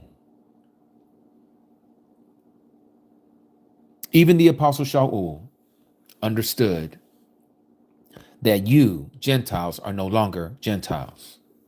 Let's read that in the Brit HaKadash. Let's go to Ephesians. Ephesians, to those who dwell in Ephesus, starting in chapter 2, verse 11. Notice what it says. Therefore, remember that you Gentiles, once Gentiles in the flesh, nations in the flesh. We're talking about DNA Gentiles. We're not talking about DNA Israel. We're talking about DNA Gentiles in the flesh who were called the uncircumcision by what is called the circumcision by Israelites, made in the flesh by hands. How was an Israelite an Israelite? Because of the marking on their foreskin. That was the sign between Abraham and Yahuwah, that all the males were to be circumcised in the flesh. That's what the Apostle Shaul, aka Paul, is talking about here. Made in the flesh by hands, cutting of the foreskin. That at that time, you Gentiles were without the Messiah. You didn't know the anointed one. You did not have an opportunity for everlasting life. You were excluded from the citizenship of Yasharal. You were strangers from the agreements. You were foreigners, aliens to the agreements of promise that was made to the children of Israel. having no expectation and without Alua Alahim in the world. I like to say in your world, in your world. But now, there's the big word, now. You are now in the Messiah Yahusha, who you were once afar off, you Gentiles, have been brought near by the blood of the Messiah. For he is our peace, our shalom, who has made both one. Who's the both? The Israelites and the Gentiles. He has brought us together, having broken down the partition of the barrier, having abolished in his flesh the enmity, the separation, the Torah, the law of the commandments and dogma, so as to create in himself one renewed person from the two, from the Israelites and from the Gentiles, thus making shalom, peace, and to completely restore to favor both of them, the Israelites and the Gentiles, unto Alua Alahim in one body. How did he do it? Through the stake, through the cross, having destroyed the enmity, the separation by it, by what he did on the cross, on the stake. And having come, he brought as the great news, shalom, the Basarah, to you, Gentiles, who were afar off, and shalom to those, that is Israelites, who were near. Because through him, we both, that is the Israelites and the Gentiles, have access now to the Father by one Ruach. So notice verse 19.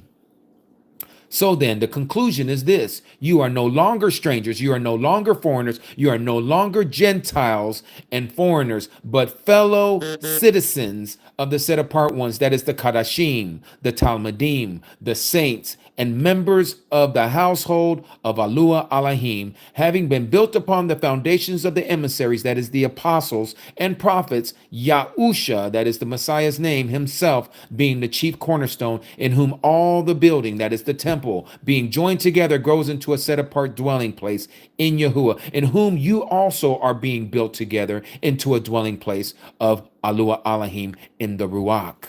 Remember what we just read earlier in 1 Corinthians chapter 3, verse 16. Just in case you forgot, let me take you back to bring back to your recollection what I just shared with you. Again, do you not know that you are the dwelling place of Alua Alahim, and that the spirit of Alua Alahim dwells in you? If anyone destroys the temple, the dwelling place of Alua Alahim, Alua Alahim shall also destroy them. For the dwelling place of Alua Alahim is set apart, which you are. And again, 1 Corinthians chapter 6, verse 15. Do you not know that your bodies are the members of the Messiah? Shall I then take the members of the Messiah and make them members of a whore? Let it not be. What is he talking about here? If you are connected to any other belief system that is not according to what has been given to us in the Tanakh, that is the Torah, the Nabaim, and the Ketubim, the acronyms TNK, Tanakh, you call it the Old Testament. We don't call it the Old Testament. It is called the Tanakh, the scriptures. If you don't believe in those words that has been given to us from Genesis to Malachi, and then has been affirmed in the New Testament, the Brit HaKadash, the writings of the Messiah and who he is, that is testifying of him, and you are following Christianity, or you're following Islam, or you're following any of these other religions that are not on the path that is to the way, the truth, and the life, then you are sleeping with the whore, and you have become one flesh with the whore. You are committing spiritual adultery. You are committing infidelity. You are cheating on your creator with another being who is not a creator, who is not even true. You're dealing with an idol, and behind those idols are demonic spirits, demonic teachings. So again, do you not know that your bodies are the members of the Messiah? Shall I then take the members of the Messiah and make them members of a whore? Let it not be. Or do you not know that he who is joined to a whore is one body? For he says the two shall become one flesh. Let's get into this spiritually. Do you not know if you enter into those places of the houses of worship, you are sleeping with a whore, that you have become one, you are married to the harlot? Revelation chapter 17. You are in bed with the whore. You are drunk by her teachings. You have drank the Kool-Aid. You cannot be the temple or the dwelling place of the Ruach, and you're in there doing those things and learning of their ways and doing their holidays and keeping their so-called Sabbaths and calling him by these other names that he says, those are not me. That is not who I am. I will not share my esteem with another.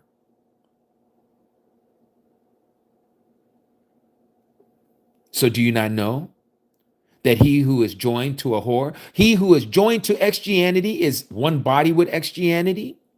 For he says the two shall become one flesh. That's why it's hard for you to divorce her. That's why you don't want to come out of her, because you are married to the harlot. You are married to her teachings and her doctrines, and you can't see your way out of it because you're so deep and entrenched into her teachings.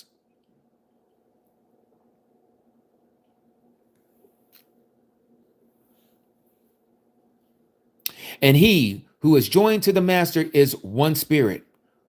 The master is one spirit. Flee whoring.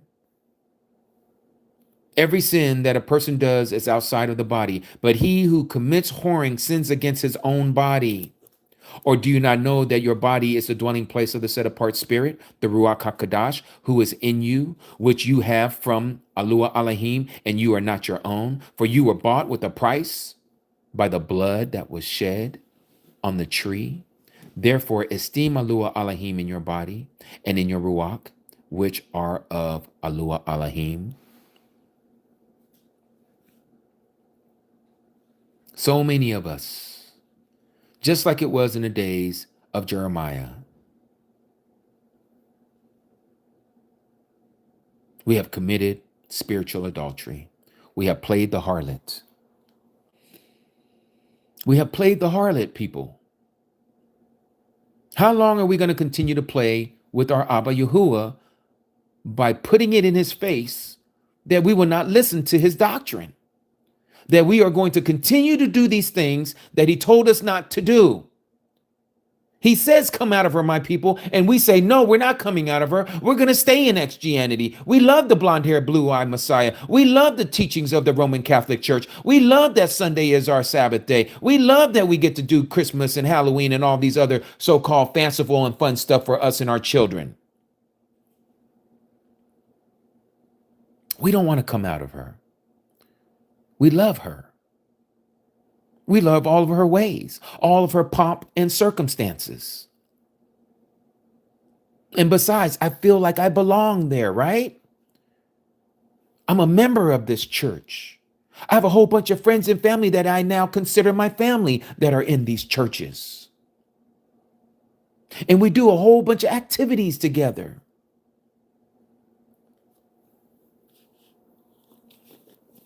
Let's go to Jeremiah. Let's see how serious Yahuwah is about this.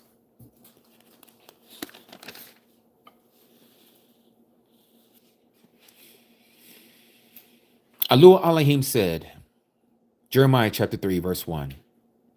If a man puts away his wife and she goes from him and becomes another man's, does he return to her again? Would not the land be made greatly unclean? But you, notice what he says, but you have committed whoring with many lovers. Let's make this plain. But you have cheated on me with many different religions. And would you return to me, declares Yahuwah? Lift up your eyes to the bare heights and see. Where have you not lain with men? Spiritually speaking.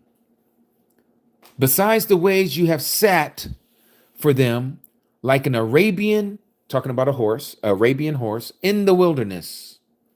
And you made the land unclean with your whorings, your fornications, and your evil ways. Therefore, the showers have been withheld, meaning your barakah, your blessings are not coming down to you. And there has been no latter rain. No new revelation of his truth is given to you because you have a whore's forehead. You refuse to be ashamed. You refuse to be ashamed. You cannot even blush. Let's hold our part right there. You have a whore's forehead. What is a whore's forehead? Let's go to Revelation chapter 17. Let's see what a whore's forehead is. Revelation chapter 17.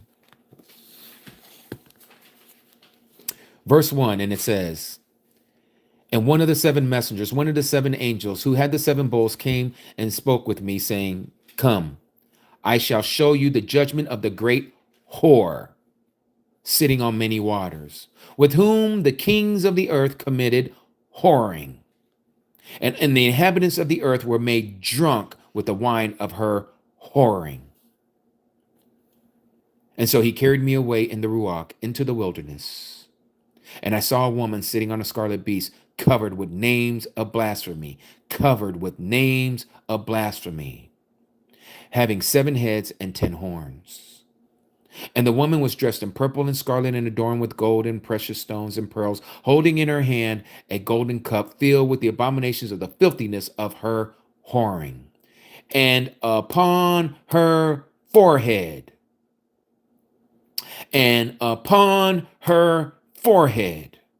a name written, a mystery, a secret, a hidden truth. Babylon the Great, the mother of whores. Yours may say harlots, and of the abominations of the earth. Look at this. It's amazing to see that people flee when they hear truth. We just seen 20 people just leave right now. 224 people. I say that because it's not about the numbers. I say that because it allows me to see when buttons start to get pushed. You see? When you start talking about the truth, people start walking away.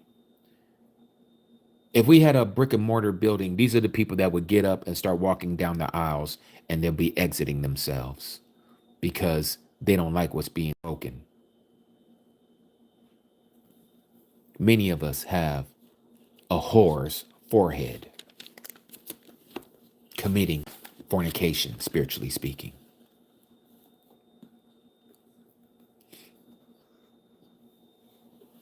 And so, as it says here,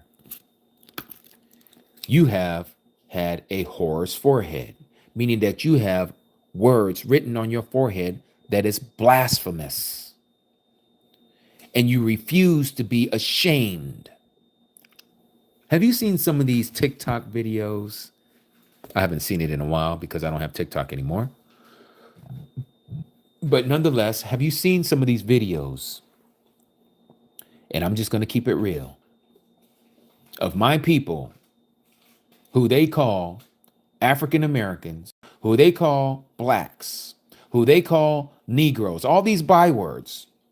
Have you seen some of these videos where the women are bent over and they're twerking and there's guys just banging themselves if they're dry humping on each other? And I mean, it's a whole bunch of them doing this. Do you know what I'm talking about? Have you seen this, Aki? Yeah, You've seen that same thing that I'm talking about, right? it's all over. They just buck wild. All over the internet, tabloids, online, social media. Yes, it's out there, Cody Jackie. It's hard, heavy. It's ridiculous. It's nuts. I'm not telling you guys to go look it up, but I'm just telling you, and the reason why I'm bringing this up, because they refuse to be ashamed. Those are shameful acts that they're doing out in the public. And they'll grab like random people, a husband and wife walking down the street, and the girls will grab the men and the guys will grab the women, and they're dry humping on these people. And the people are just like shocked, like, oh my gosh, what are you doing? What are you doing? The husband's trying to get his wife. The wife is trying to cling on to her husband, and these people are just ravaging themselves all over each other. The reason why I bring that up again, They refuse to be ashamed at their acts. This is what I see when I look at Christianity. They refuse to be ashamed that they are worshiping Satan through their holidays. Those holidays have been given to you by Satan. They are satanic.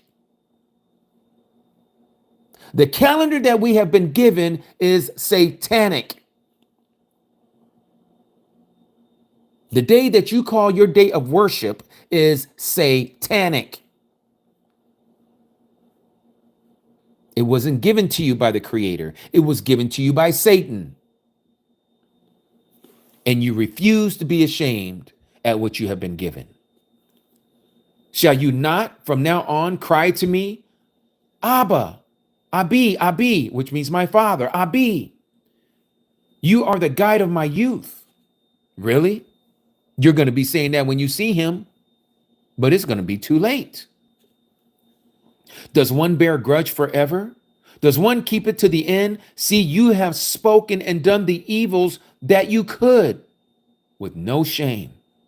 And Yahuwah said to me in the days of Yashayahu, the sovereign, the king, have you seen what backsliding Yasharal has done? She has gone up on every high mountain and under every green tree, and there she committed whoring. She will not keep the commandments, the law, statutes, and commandments, and keeping the Shabbat day. She wants to be like the Gentiles, the heathens, who do not know this truth. After this, she had done all these. I said, return to me. Yahuwah still is asking you to come to him. This is why he says the same thing. The message hasn't changed. He said the same thing in Revelation chapter 18, verse 4. Come out of her, my people. Stop committing this fornication, this spiritual adultery. Come back to me. Return to me. But she did not return. And her treacherous sister Yehuda saw it. And I saw that for all the causes of which backsliding Yasharal had committed adultery, that is whoring, I put her away and given her a certificate of divorce. Yet her treacherous sister Yehuda did not fear. She did not understand. She did not see the example, what had happened to Yasharal, but she went and committed whoring too. Now both houses are committing whoring, fornicating, committing spiritual adultery. And it came to be through her frivolous whoring that she defiled the land and committed adultery with stones, the Kaaba stone, Islam, and wood, Christianity, the pagan wooden cross. And yet for all this, her treacherous sister Yehuda has not returned to me with all her heart, but falsely, declares Yahuwah. She professes with her mouth, oh, I believe the Bible. I believe the scriptures. But her heart is not doing that. Her heart is far from me. She's still keeping the ways of the Gentiles. Go. Let me back up. And Yahuwah said to me, backsliding Yasharal has shown herself more righteous than treacherous Yehuda. Go and proclaim these words towards the north and say, return. That is tashub. That means to repent. O backsliding Yasharal, declares Yahuwah, I shall not look on you in displeasure, for I am loving you. I am a loving, committed one, declares Yahuwah. And I do not bear a grudge forever, meaning that he's not going to be mad at us forever. He says, just repent and come back to the ancient path. Come back to me. Come back and do what is right. Be in obedience. Do what I have commanded you to do, and I will not be in displeasure. He says, only acknowledge your crookednesses. That means to confess your sins. Confess your transgressions to me. Because you have transgressed against Yahuwah, your mighty one, and have scattered your ways to foreigners, to strangers under every green tree. Meaning that you have gone after what these Gentiles believe in. Their Yuletide gay and their wreath on their walls and on their doors. Standing underneath the what they call that? The mistletoe. Huh? Cupid shot. Bringing in the Christmas tree. Having Thanksgiving dinner with the swine on your table, eating that big old ham hock. Christmas ham. Going out and letting your kids be thrown into the fire, letting them dress up in Halloween costumes. Going over and say, will you be my Valentine's? Going over to your local bar and saying it's St. Patrick's Day, let me drink the Guinnessy, whatever they call that beer. Until you're drunk off of your gourd. All these things the Gentiles do. And you love it so. You love it so. Only acknowledge your crookednesses before you, because you have transgressed against Yahuwah your mighty one, and have scattered your ways to the strangers under every green tree, and you have not obeyed my voice. You have not obeyed my commandments, is what he's saying. Return, repent, O backsliding children, declares Yahuwah, for I shall rule over you, and shall take you, one from a city and two from a clan. You see, that ain't a lot of people.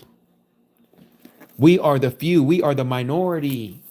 We are not the many. We are not the large religion, not the largest religion on the earth like Christianity. He's only going to take one from a city. How many of you can verify this?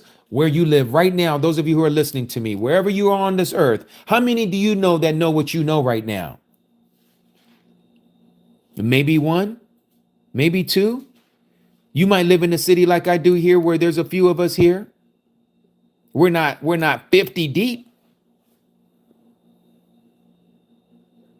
You might be the only one in your family, and the rest of your family look at you as the black sheep.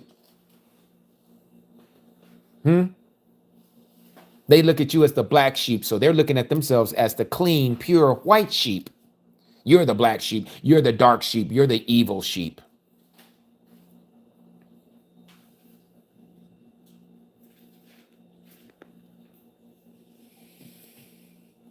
And he says that he shall bring us to Zion, that is to the mount of Yahuwah, to his kingdom. And he says, and I shall give you shepherds according to my heart, he says, and they shall feed you with knowledge and understanding. And it shall be when you have increased and shall be fruitful in the land in those days, declares Yahuwah, that they no longer say, the ark of the agreement, the ark of the agreement, the ark of the agreement of Yahuwah. Neither would it come into heart, nor would they remember it, nor would they visit it, nor would it be made again. Why? Because at that time, Jerusalem shall be called the throne of Yahuwah. That's why. And all the peoples shall be gathered to it, all the nations, all the different ethnicities, to the name of Yahuwah, those who love his name. There it is again, Gentiles. You will become one of his people. You are his people. If you are keeping his commandments, you're keeping his Shabbat. We just read it. I've shown you verse after verse. You are now considered one of his people. I don't care what those Barney looking purple and gold be wearing saying to you. They have their judgment, but understand you belong to Yahuwah. And all the nations shall gather to it, to the name of Yahuwah, to Jerusalem, and no longer walk after the stubbornness of their evil heart. In those days, the house of Yehudah shall go to the house of Yasharal, and they shall come together out of the land of the north to the land that I have given as an inheritance to your fathers, Abraham, Yitzhak, and Jacob. But I said, how would I put you among the children and give you a pleasant land, a splendid inheritance of the host of the nations? And I said, call me my Abba, my father, Abi, and do not turn away from me. But indeed, as a wife betrays her husband, so have you betrayed me, O house of Yasharal, declares Yahuwah. A voice was heard on the bare heights, weeping supplications of the children of Yasharal, because they have perverted their way. They have forgotten Yahuwah, their mighty one. Return, Tashub, repent, O backsliding children. I shall make your black backslidings cease. I shall make your backslidings cease. How is he going to do that? How is he going to make your backsliding cease? Let's see who knows. How will he make your backslidings cease? Let's see if somebody knows.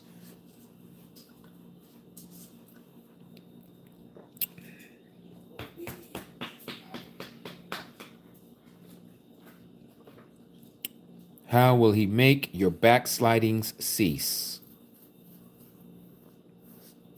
Put his spirit in us. Punishment. Yes. Distress, tribulations, calamities, catastrophes. This is why many of us are about to go through the Great Tribulation. He is going to cause your backslidings to cease. Many of you who say, I don't know why I can't stop doing this. I can't stop doing that. But you love Yahuwah. You do. There's no question. You love him, right? But there is a sin that you have in your life. This transgression that you seem to not be able to get rid of. It's because you don't want to let go of it. But Yahuwah is going to make you let go of it. How is he going to make you let go of it? This is why we're going to have to go through the Great Tribulation. Remember what we read yesterday in Daniel chapter 11. Daniel chapter 11, starting around verse 31, he says that he is going to cleanse us. He is going to purge us. He's going to have us go through the fire to make us clean and pure. We are going to see the time of tribulation that no other generation has ever seen, because we have been introduced to an enormous amount of sin in these last days. These handheld devices have so much sin at the edge of our fingertips that whatever you want to see, whatever you want to do, whatever you want to hear or listen to is at the tip of your fingers. And because of this, the test must be great. Because we have all fallen short of the esteem of Yahuwah. We have all missed his mark. He knows you want to let go of those things, but he's going to help you. You're not going to like the process of how he's going to allow you to remove these backsliding ways. But he is going to help us. He is going to use, as he has done all throughout history, the enemy against his people. So he's going to use our enemies to purge us of our backsliding ways.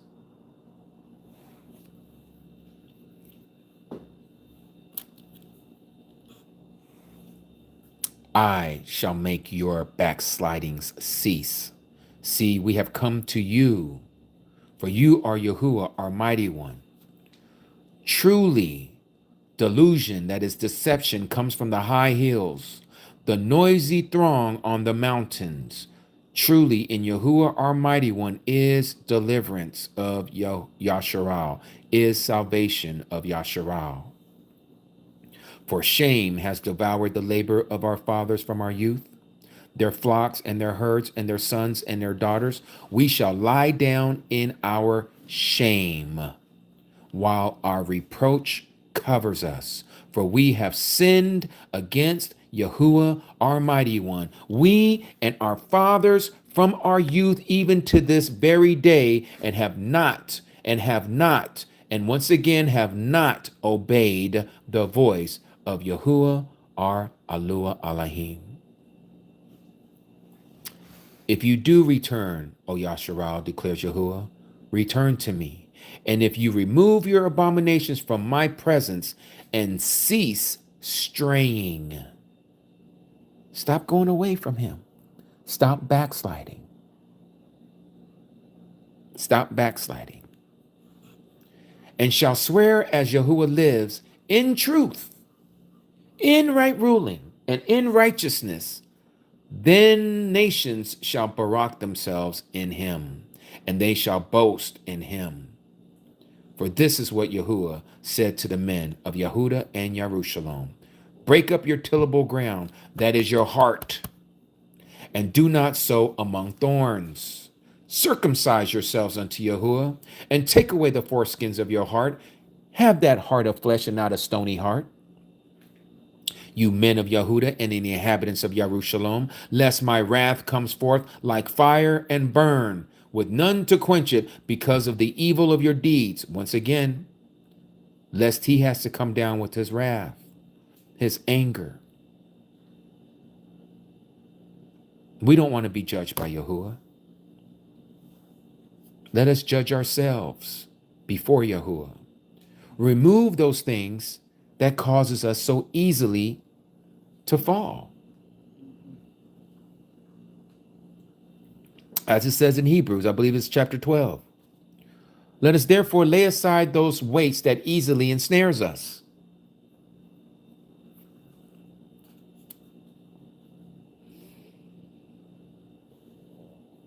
Lest my wrath come forth like fire and burn, with none to quench it because of the evil of your deeds. Come on, people. We can do this. We can do this. We don't need for Yahuwah to get angry with us to remove our backsliding ways. He's giving us a choice. Either you remove it or I'm going to remove it. And you're not going to like the way I remove it. So you need to do it upon yourself and remove it. Because if I have to do it, you're not going to like it. But you will be clean. You will be clean. Some of us are hard-headed. We're from the school of hard knocks. And we don't take him seriously. Oh, he'll just forgive me. He won't deal with me according to my ways and according to my transgressions and my wretchedness. No, he's not going to deal with me like that. He loves me too much. After all, he's love. He's all about love. Yes, but he's also a mighty one of wrath. Yeah, come on up.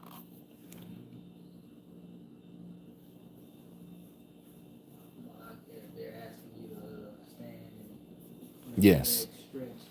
To that. Get the blood flowing. Yes. How many of you understand what we just read today? If you understand what we read today, and I know we went a few different ways, some down some other avenues, but it's all about his Torah. It's all about keeping his Shabbat. It's all about being in obedience. If you understood, look, here it is. Everybody already saying 7. I ain't even have to say it. Hallelujah. Yahuwah.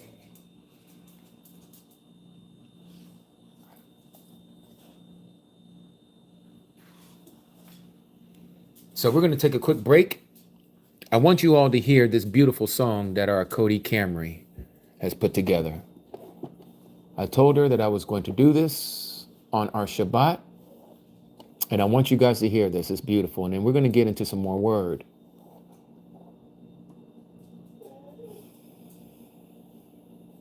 It is called Taste and See. Taste and see that Yahuwah is tasty. Yes.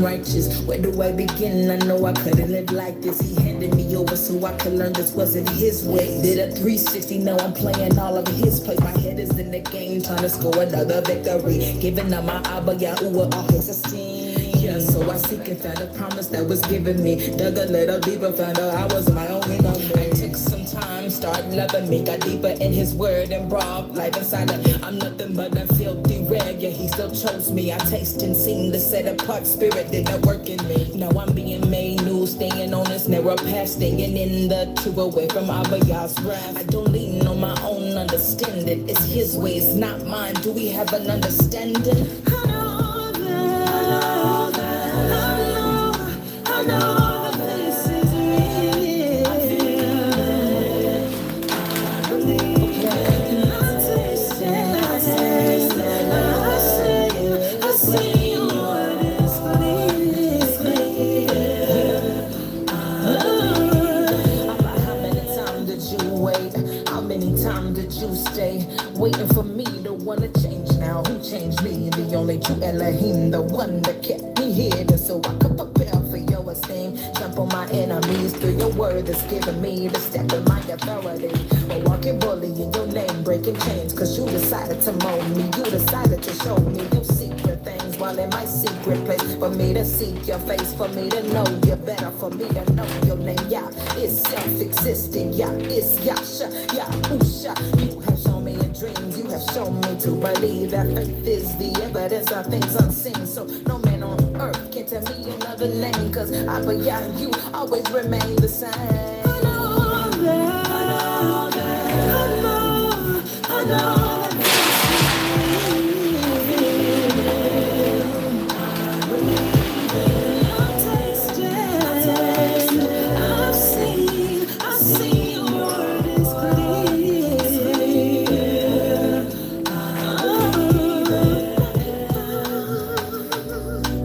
Why must you forgive my name for bad? How come in my father's name and you do not accept me? No. Everyone comes in his own name.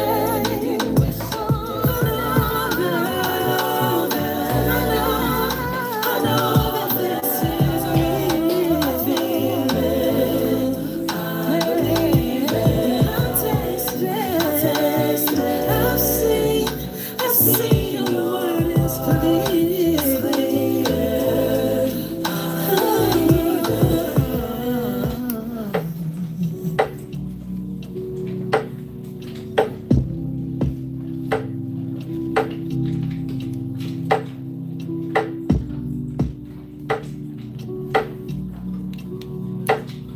Yes. I know that. How beautiful is that? Thank you, Cody Camry, for that beautiful song. Yahuwah has definitely gifted you with music and a voice that is so angelic. I want to thank you for sharing that with us. Again, that is from our Cody Camry. Taste and see. Taste and see. Okay, I need to put my, on here before it goes down, down, down. Which one is this one? Oh, no, that's right. I was supposed to plug this in. I'm over here grabbing the wrong one. Got too many cords over here.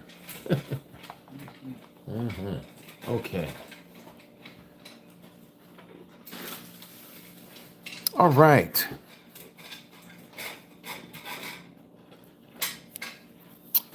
Abby, I don't know if it's on Apple Music. Cody Camry, I think I saw you on here. Is it on Apple iTunes? Oh, it is. Okay, Spotify, YouTube, Apple Music. Yes.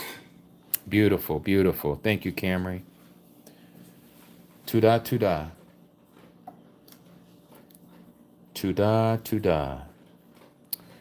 Okay. So we have completed the message of the Shabbat. And I want to palal before Yahuwah, Abba Yahuwah, our Most High. Tuda for all that you shared with us by your word. Tuda, O Abba, that you have given us your commandments.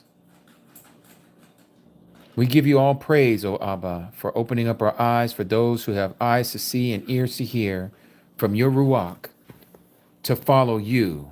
Not man's words, not man's doctrines, but your doctrine, O Abba, as you have given it to us by our forefathers. We ask that you forgive us, O Yah, not only for ourselves, but for our ancestors and the things that they have done that has brought us to this point in the history of Adam's kind, how we have all fallen short, and how we all need you, our Savior, our Redeemer, the one that has given us salvation. For you say you shall not bear a grudge with us forever, O Abba, and we ask that you will remove that grudge from us. May we forget the ways that we have been in our past life, the way we walked before we came to know your truth. May we stop beating ourselves over the head for those things that you have freed us from and set us free as captives, O Abba. But I ask that you help us not to return to our own vomit, that we do not once again open up those wounds that you have healed us from, O Abba. May we not continue to walk with the stubbornness in our heart and in our mind. We wish not for you to judge us according to your anger, O Yah, because of our ways, but that you give us the willpower, the strength, the ability to stop the sin that is in each one of our lives. We ask that your Ruach will quicken our Ruach, so that we will not continue to walk in the stubbornness of our hearts, but in the newness of life as it has been given to us by the understanding of our Mashiach Yahusha. All these things we ask in the mighty name of your Bane, Yahusha HaMashiach. Hallelujah. Amat. All right. So with all that being said, Sean, you wanted to know what kind of scripture I have.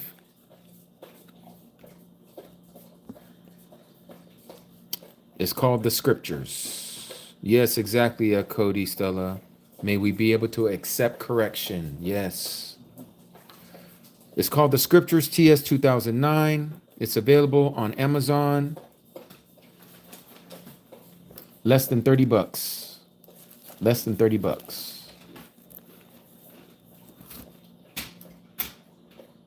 That's what it's called, the Scriptures.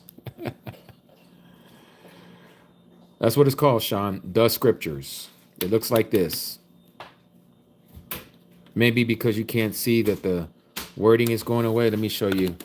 This is how it looks. The Scriptures, 2009. Brenda, Amat means truth, which you know as amen is Amat. Stefan, you said, can I play the song again? For sure. Definitely.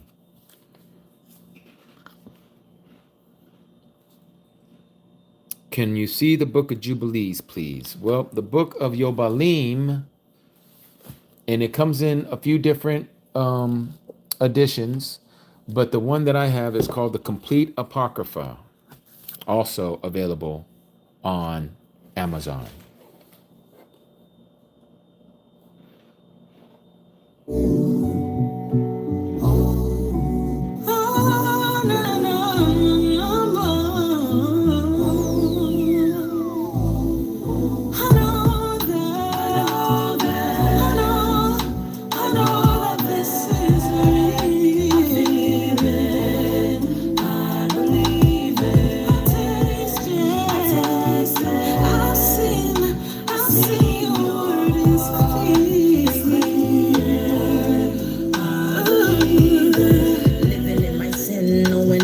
Righteous. Where do I begin? I know I couldn't live like this. He handed me over so I could learn this wasn't his way. Did a 360, now I'm playing all of his play. My head is in the game, trying to score another victory. Giving up my Abba Yahuwah all his esteem. Yeah, so I seek a promise that was given me. I will answer that here in a minute. Found out I was my own number. I took some time, started loving me, got deeper in his word and brought life inside it. I'm nothing but a filthy red, yeah, he still chose me. I taste and seen the set apart spirit that I work in me. Now I'm being made new, staying on this narrow path, staying in the truth, away from Abba's wrath. I don't lean on my own understanding. It's his way, it's not mine. Do we have an understanding? I know that, I know that this is real. I feel it, I believe it, and I taste it, I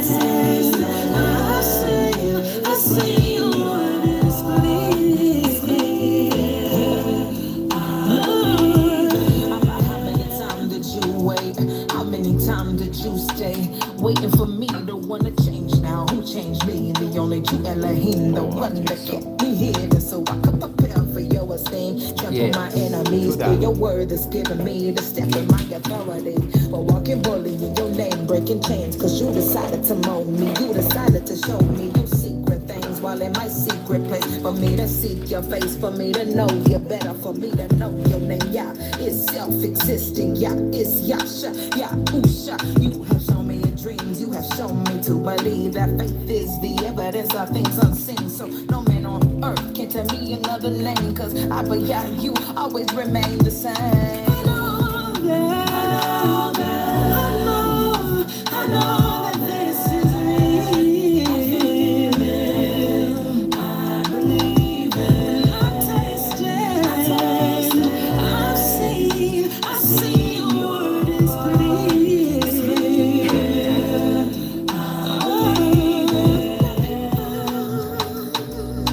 Why must you forget my name forever?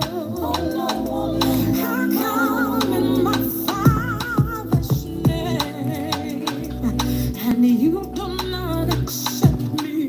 No, and no one comes in his own name.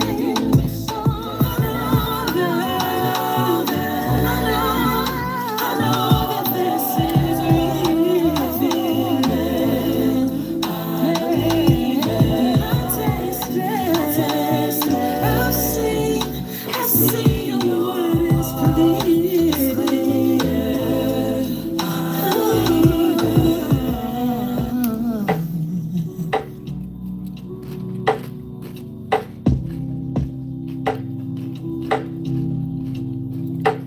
All right.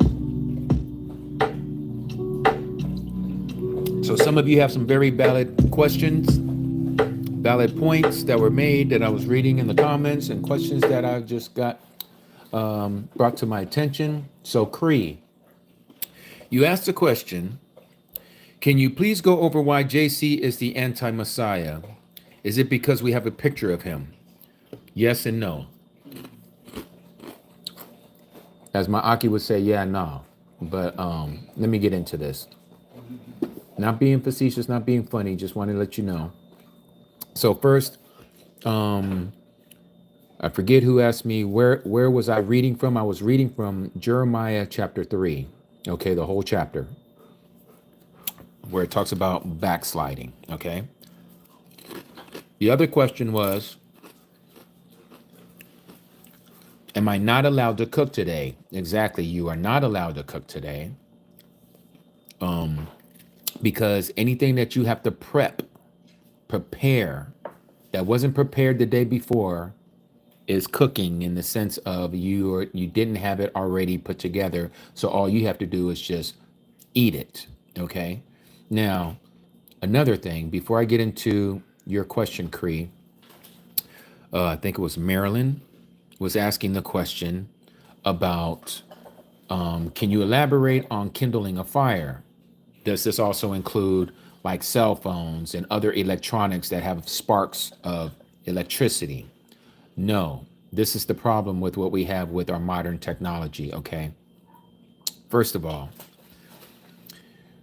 Scripture is specifically talking about having the day off.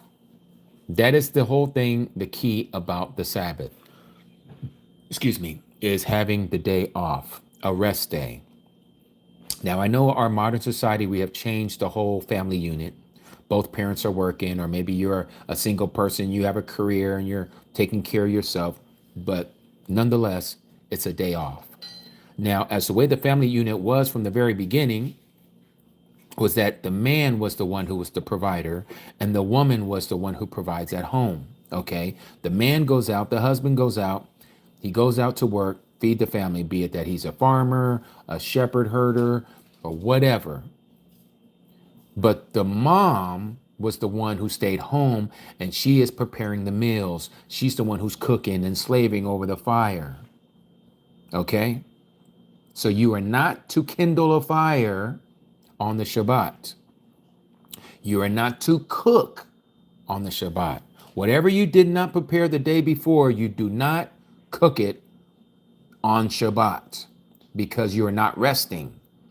You are working for your family and for yourself. You're not supposed to do that.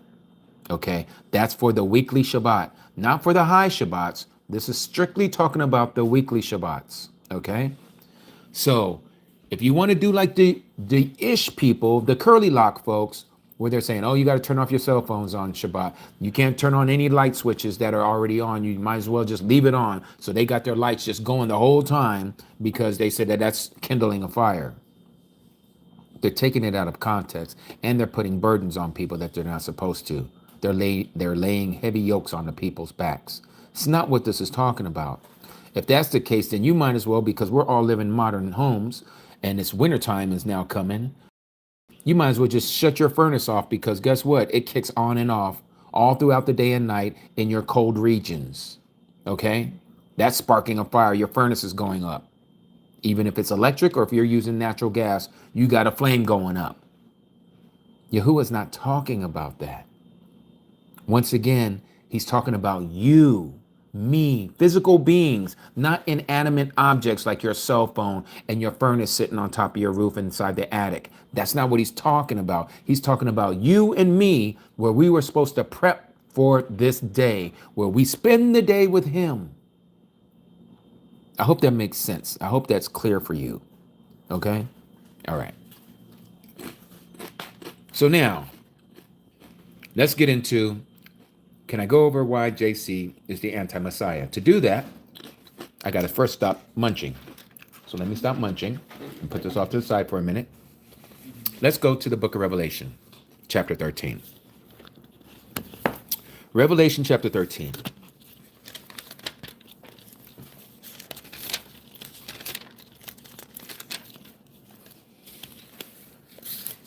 Now, I know this is going to offend some of you because I know we probably have some Christians in here, some Xtians that are listening to this live cast. But if you can stomach it, you might learn something today. Yahuwah might open your eyes to his truth. Akodi Stella, I was munching on corn chips. like hard shell tortillas. Okay. Revelation chapter 13. Let me back this out just a little bit. Yeah, I need to get some of that fire sauce to go along with it, so it really give it a taste. But let me stop crunching. Okay, Revelation Hazun chapter 13, and it says there, verse 15, and there was given to him, that is to the false prophet, this beast that came from the earth, to give spirit, that is breath, in the Hebrew, nafash, to the image of the beast, that the image of the beast should both speak and cause to be unalived as many as would not worship the image of the beast. Let's stop right there. The image. What is the image? Now, there is, as we know, there are multiple layers to Yahuwah's word. There is a partial fulfillment and there is an actual fulfillment. Here we are going to talk about the partial fulfillment, and the actual fulfillment will come later, which is prophecy, it's prophetic, it is still to come. But the partial fulfillment, we're in it already. The image of the beast was given to us by the Roman Catholic Church. Caesar Borgia, I think that's how you pronounce it, is the picture that everyone sees when someone shows it to you and say, who is this? Most people would say, oh, I recognize that image. That's Jesus. Now, mind you, we're going to go to, keep your place there. For those of you, I'm going to put my bookmark here. Keep your place there. We're now going to go to Exodus 20. We need to look up one of the commandments, because this is how you're going to make sense of it all. The second commandment is this, Exodus chapter 20, verse 4. You do not make for yourself a carved image or any likeness of that which is in the heavens above, or which is in the earth beneath, or which is in the waters under the earth. You do not bow to them, nor serve them. For I, Yahuwah, your mighty one, am a jealous mighty, visiting the crookedness of the fathers on the children to the third and fourth generations of those who hate me, but showing loving commitment to thousands, to those who love me and keep my commandments. Okay? It's this first verse right here.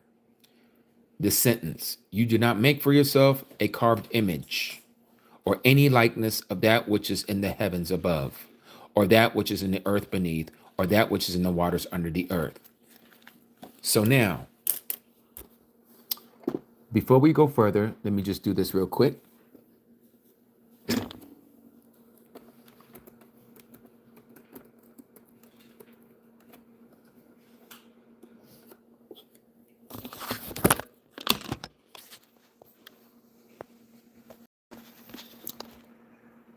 Caesar Borgia is often claimed to be the model for the modern depiction of Jesus, the CIHRST, particularly due to his resemblance in portraits created during the Renaissance.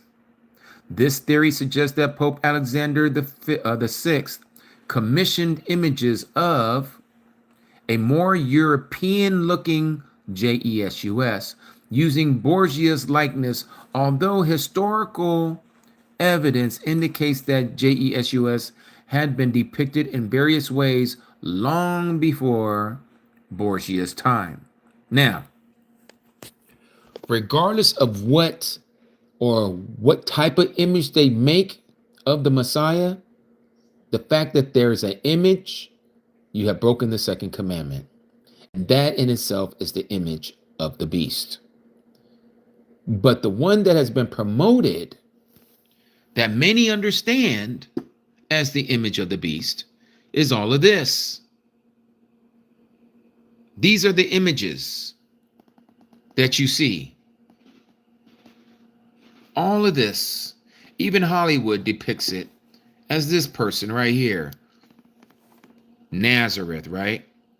Hollywood. They try to get it as close to this image right here. This is the one that a lot of people see in modern times, 1941, right? This one is supposed to be one of the oldest depictions, this one here, 792 AD. But again, all of these are images that the Creator says you are not to make any images for yourself. These images have been given to us since the inception of the Roman Catholic Church. And so when we read this in Revelation chapter 13, that came before the Roman Catholic Church was even created, the book of Revelation, which many believe was penned to paper around 90 AD, some say 100 AD. Regardless, it came before 325 AD was when Christianity was created by Constantine and his presbyters, his elders. So again, if we go to Revelation chapter 13, and we continue to read where it talks about this image. This image here, it says again, and there was given to him to give spirit, life to the image of the beast. The Catholic Church has given life to this image. that this image should both speak and cause to be unalived as many as would not worship the image of the beast. This, again, a partial fulfillment has happened with the Inquisition. What is the Inquisition? Many of you know it as the Spanish Inquisition, but there was also a Catholic Inquisition. It's all Catholic. Even the Spanish Inquisition was commissioned by the Pope at the Vatican. And what did they do? They went around and they were unaliving other nations, ethnic groups, who would not convert to Christianity. And so they would unalive them by the edge of the sword. So again, the image of the beast should both speak and cause to be unalived as many as would not worship the image of the beast. Go to these other countries, even just go south of the border to Mexico. You're going to see images of Caesar Borgia all over the place. Okay? They all believe that to be who they call Jesus.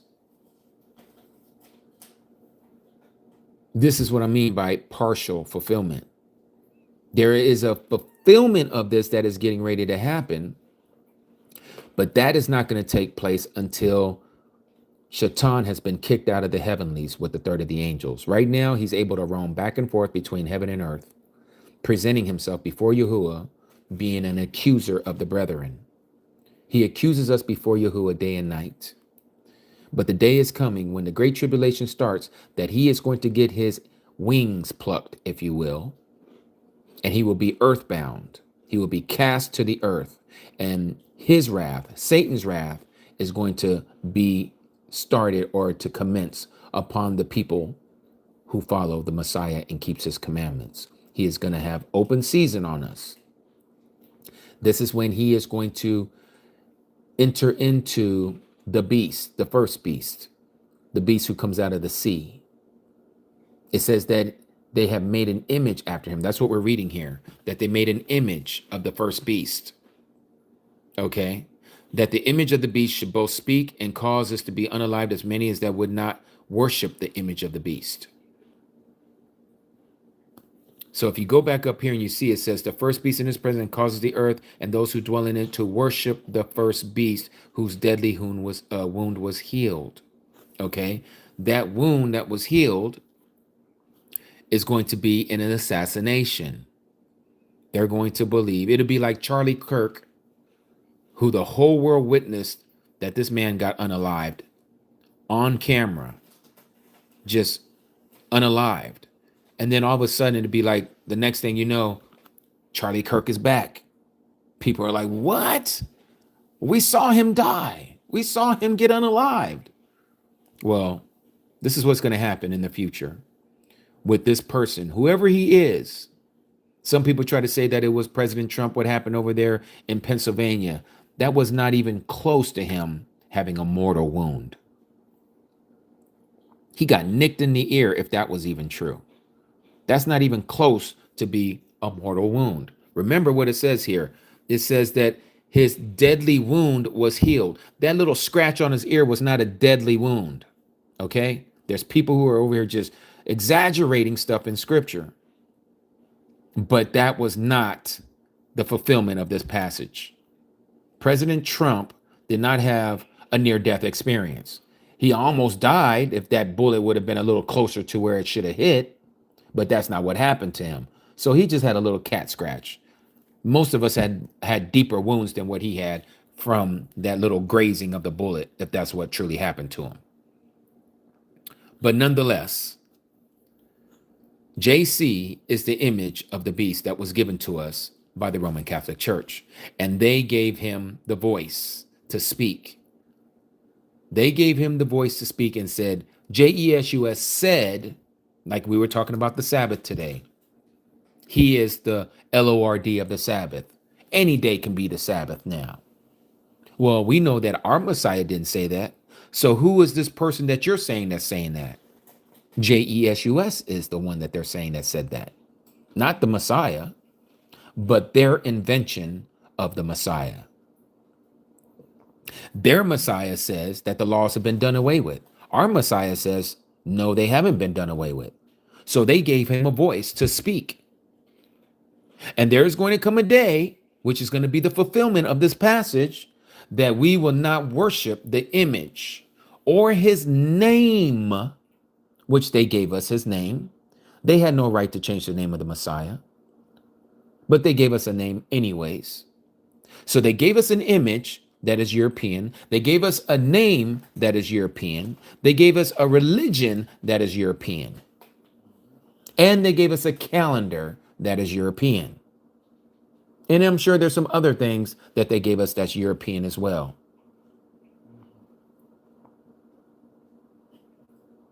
So yes, JC is the image of the beast.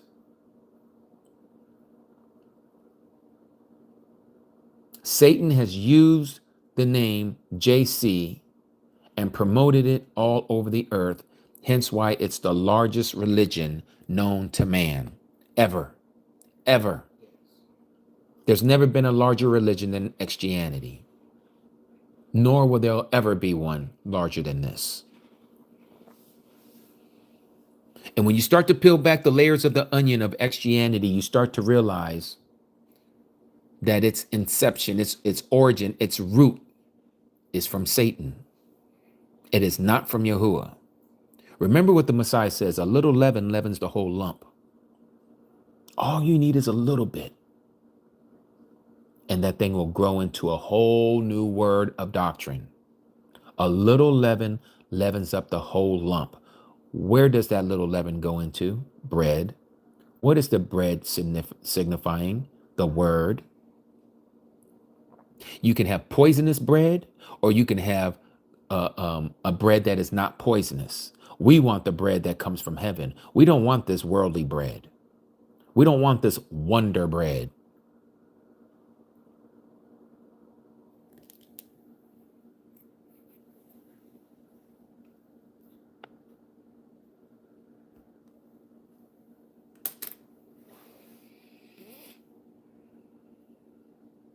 All right, so that is why we know that JC and the name JC is the beast. We were talking about it, what was it, the week before? About how Lucifer and JESUS both have the number 666 in it. So does the Vicar of Christ, which is on the back of the seat, the throne of the Pope that he sits on. In Latin, comes out to 666 using Roman numerals.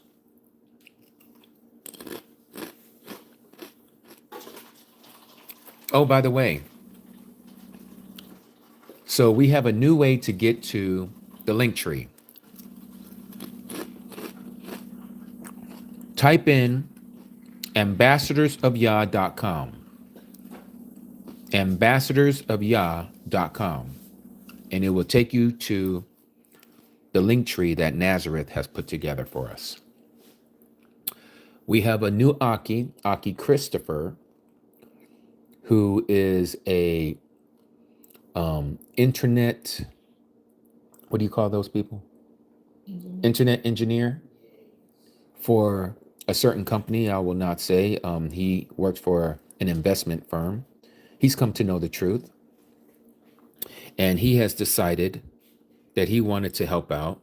And we thank Abba Yahuwah for bringing wonderful people into our camp, into our group, into our community of the Mishpachah, with their gifts that Yahuwah has given them, like our Cody Nazareth and our Cody Jackie C, that has helped us with a lot of different things.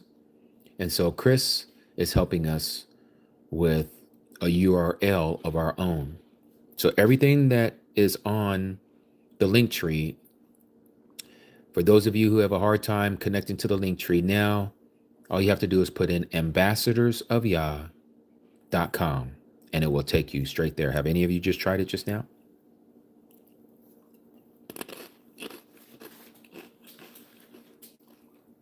If you have tried it, let me know. Give me a 1 if you tried it. You did? Okay, you did. Yes, yes. Mm-hmm.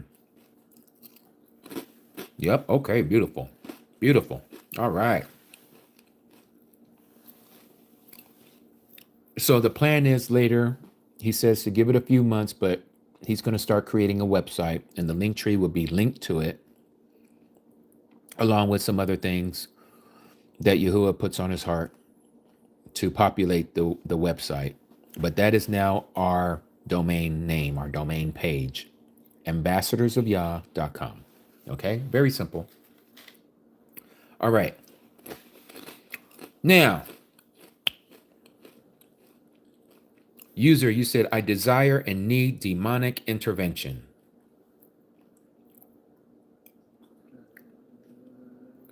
What is it that you need, user? Can you be specific? Yes. Can you make it specific, please?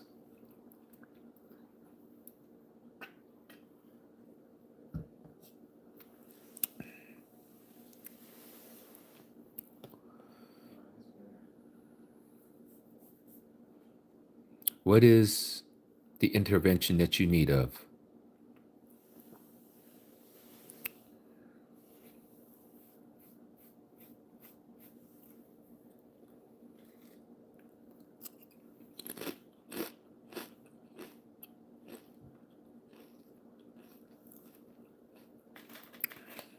And while we're waiting for his response, have your own chat room there. We're gonna have to look into that. We might be able to do that in the future.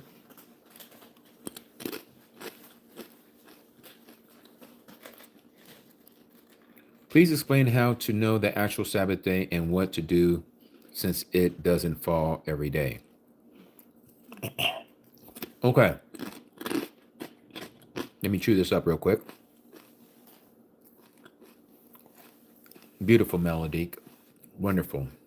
Wonderful, wonderful. All praise to the Most High Yahuwah. Okay, so also Aki Stephen, I saw that you had a question too. You might have to repeat it because I think we've gone so far that I'd have to go way back to try to find it. He said he got 2 questions. He had 2 questions.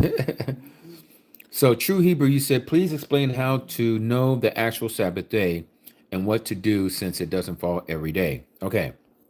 So first of all, the way we find the Sabbath day is, again, from the spring equinox. The spring equinox is on the 4th day of the week, not the 4th day of the calendar that we understand as the weekly cycle, Sunday to Saturday. When I say the 4th day of the week, I am not talking about Wednesday. Okay. You know how Sunday is the 1st day of the week, Monday is the 2nd, Tuesday is the 3rd, Wednesday is the 4th.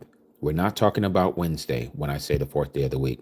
We're talking about Yahuwah's 4th day of the week, the day that he created the sun, moon, and the stars. That day when he created the sun, moon, and the stars, that was the 1st day of the year. It's the 4th day of the week, but it was the 1st day of the year. That is the great sign upon the earth that we read about in Jubilees chapter 2, verse 9. Let me show you.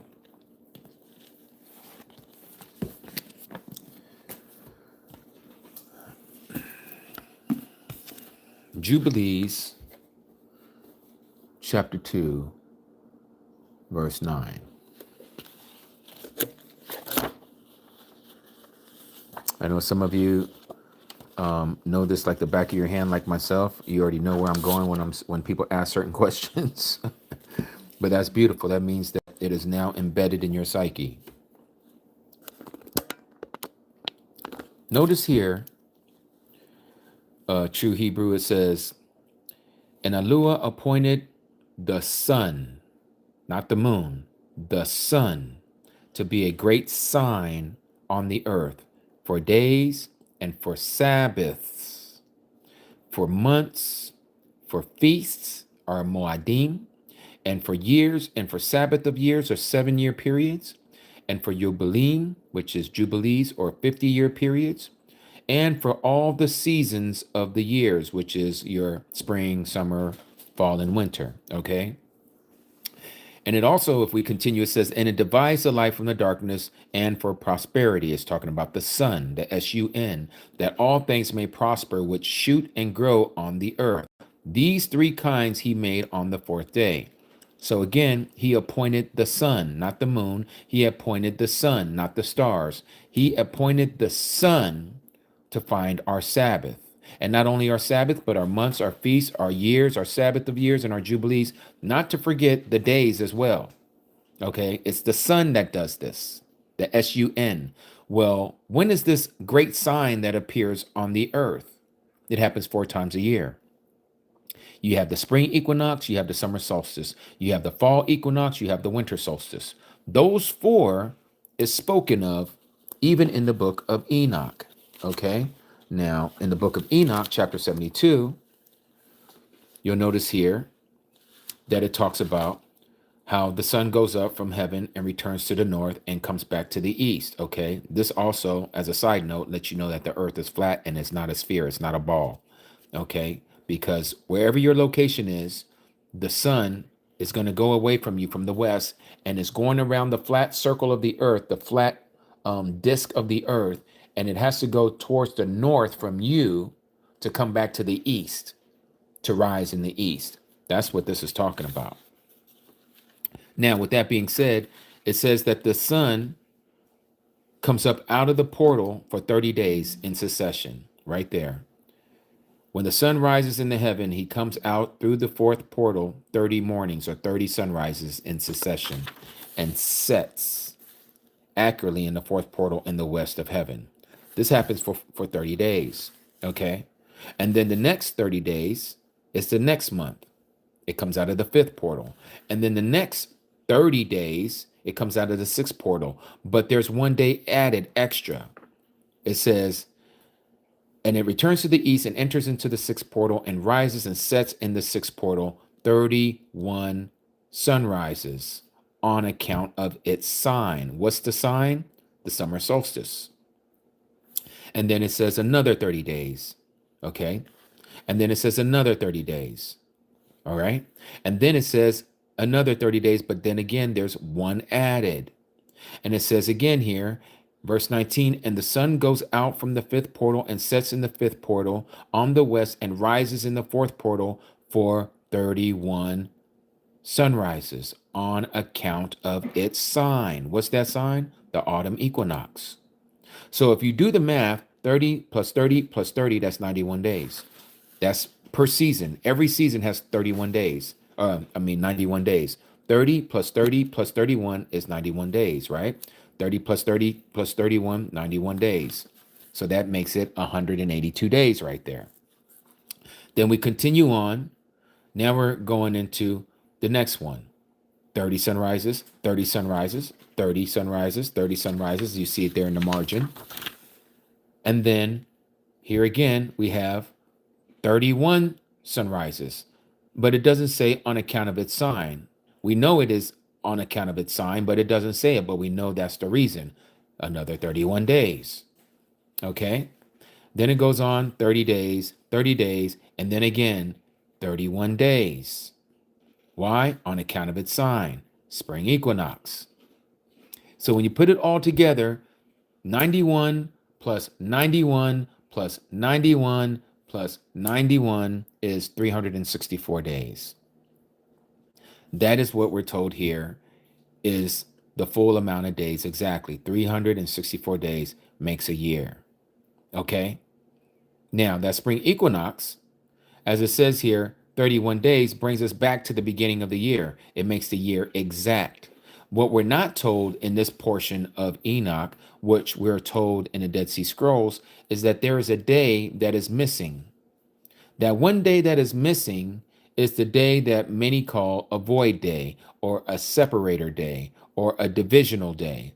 That one day is that day that the sun, which has a 365 and a quarter revolution, is not counted in the calendar of Yahuwah, because Yahuwah wants us to keep a 364 day calendar. Just like it says in the book of Jubilees, when I go back there to chapter 6, it says right here, so that they will not make the year 364 days only. This is Jubilees chapter 6, verse 38. We're supposed to make the year 364 days only. Now, to know that the first day of the year is the spring equinox, all you have to do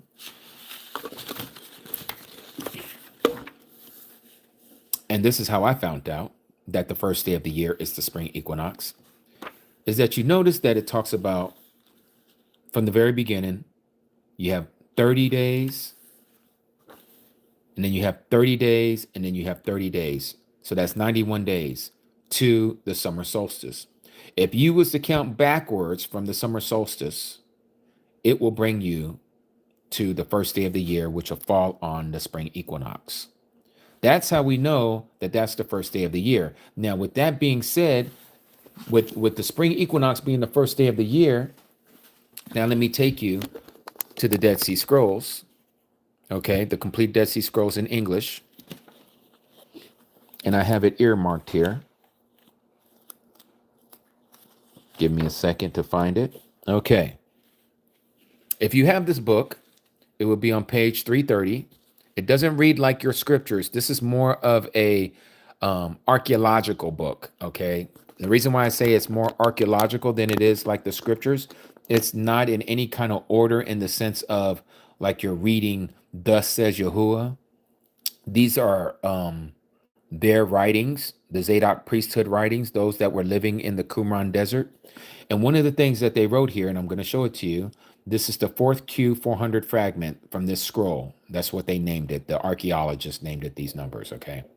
So it says, to the master song of the Holocaust of the first Sabbath on the 4th of the first month. Notice it says the first Sabbath is on the 4th of the first month. Now, if we understand that the first day is the spring equinox, and it's saying that the first Sabbath is on the the first Sabbath is on the 4th day of the first month, then by proxy, you understand, and let me show you this on our calendar, that if you go backwards, it brings you to the spring equinox. And this is how you find your Sabbath. This is what has been hidden that is now being restored to Yahuwah's people. So let me take you here to our calendar that our Cody Jackie C has made for us. Thank you for your hard work, Cody. Now, let me show you this. We can actually do this together. This is the 3rd month, Kadash 3. Remember, I was just reading from Enoch how it said 30, 30, 31, 30, 30, 31. Here you see it has 31 days, right? So let's go back here. Let's look at the first month. First month has 30 days, okay? Just so you can see, Kadash 1 means month 1, 30 days. Second month, Kadash 2, also has 30 days. Kadash 3, 3rd month, has 31 days on account of its sign, but each month literally has 30 days. The 31 day is a transitional day. Some of your translations, like the Dead Sea Scrolls, it calls it intercalary day. I think transitional personally makes better sense. It's a transitional day going from it's transitioning from one season to the next season. Okay. But anyhow, this is what we had to do, or I had to do with some other brothers, because I made the mistake of placing the 365th day on the spring equinox. So I thought the spring equinox wasn't to be counted. I thought that was just a void day, the 365th day of the sun cycle. So what I did was, if this was the if this was the spring equinox, I ended up saying the next day was the first day of the year. This was the void day to me, right? So I said this was the first day, second day, third day. So my Sabbath was one day off because I started one day late. So they said, no, it's supposed to start on the spring equinox. I said, well, how do you know that? They said, well, it is. And so we thought about it. It was like, you know what? Since there is 91 days between the summer solstice, or the summer solstice and the spring equinox, then if we do it right, when we do the summer solstice, if we count backwards from the date of the summer solstice, it should land on the first day of the year. Now, if you're saying that it's the spring equinox, then 91 days from the summer solstice should land on spring equinox. If I'm correct, then that means that the spring equinox is the 365th day and not the first day of the year. So what we did was, and I'm going to do it with you guys right now, is we're going to count backwards. This is the summer solstice. Okay? Transitional day, summer solstice, going into the summer. So let's back up. Let's do this. And this happened on the 18th of June. The year that I had this, I don't want to say epiphany that we were going to do this experiment, but that year, the the summer solstice happened on a June 19th, okay, on the pagan calendar. So we're going to count backwards. 1, 2, 3, 4, 5, 6, 7, 8, 9, 10, 11, 12, 13, 14, 15, 16, 17, 18, 19, 20, 21, 22, 23, 24, 25, 26, 27, 28, 29, 30, 31, okay?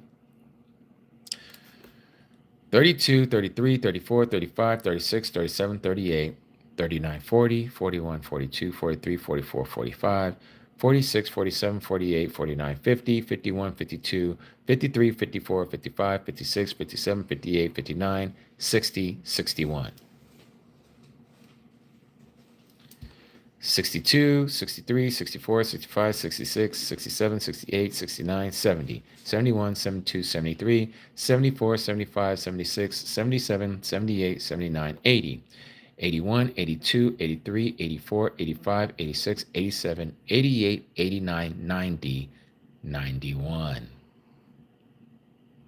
Spring equinox. When you know that that is the first day of the year, and what we just read here, it tells you that the first Sabbath of the year falls on the 4th day of the first month, then that lets you know the first Sabbath is on the 4th day of the first month. That lets you know that this day is the 4th day of creation. Every spring equinox is correlating to the 4th day of creation. Why the 4th day of creation? Because that was the day the sun, moon, and the stars were created, and it was given to us for time. Okay, it was given to us for a sign. It was given to us for appointed times before Yahuwah, for days and for years. This is the marker point of the great sign upon the earth. No matter where you live on the earth, you're going to get a straight line shadow. And this is why we know, true Hebrew, that 3 days later, which would be the 4th day from the spring equinox, is how you find your first Sabbath. Because this day, the spring equinox, will always fall on Yahuwah's 4th day of the week. So 3 days later is the Sabbath. And that's how you find your Sabbath every year. And not only can you find it during this time, the spring equinox, but you can also find it after the summer solstice. Here's the summer solstice, right? Or the transitional day, I'm saying, excuse me. But it falls here on the first day, okay? This is what we call the head of the month. 3 days later, your Shabbat. Same thing here. For the 7th month, this right here is the the fall equinox. 3 days later, your Shabbat. Did I pass it? Here it is. The winter solstice. 3 days later, your Shabbat. Every 91 days, you can do this. 3 days later is a Shabbat. I hope that makes sense.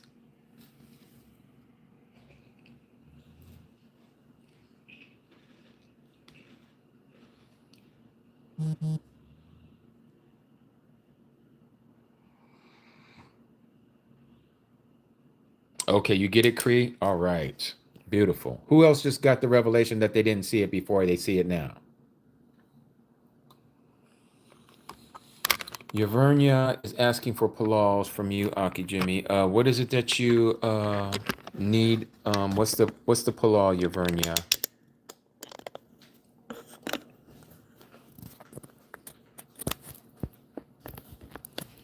Nildia had a question also.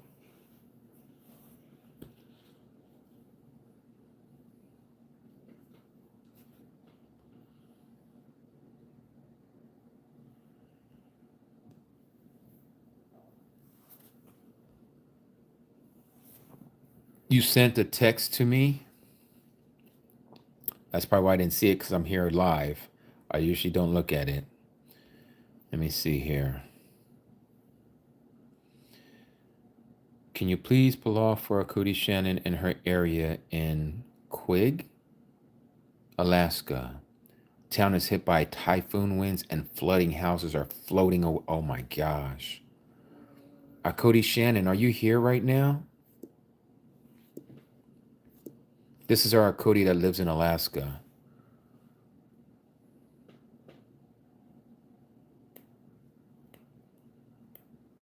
We will pull off for her. Aki Steven, I'm going to pin your question so I don't forget. Let me let us pull off over our Cody, our sister Shannon. She lives in Alaska, and I guess they're getting hit by strong winds and rain and flooding. Heavenly Abba Yahuwah, we come before you right now in the mighty name of your Ben Yahushua HaMashiach. Abba, we know that you know everything that's going upon this Arats. Abba, one of our Kodis, our sister Shannon, who dwells in Alaska. Oh yeah. For you have told us that we will see the danger that happens to us all around us, but it shall not touch us. You say that there'll be those, 1,000 shall fall to our side and another 10,000 to our other side, O Abba, but none shall come upon us. Abba, we palau right now for our Cody Shannon, that the same happens for her and her household because of her belief and her obedience to you, O Abba. Abba, we ask that you would commission your Malachim, your angels, to be encamped around her house and those around her and even her neighbors, O Abba. May we receive a wonderful report, knowing and believing, O Yah, that you have sent out your Malachim at the sound of our voices as we all palau before you on behalf of our Cody, in the mighty name of Yahushua HaMashiach, and we believe it to be so. Hallelujah, Yahuwah, Amat.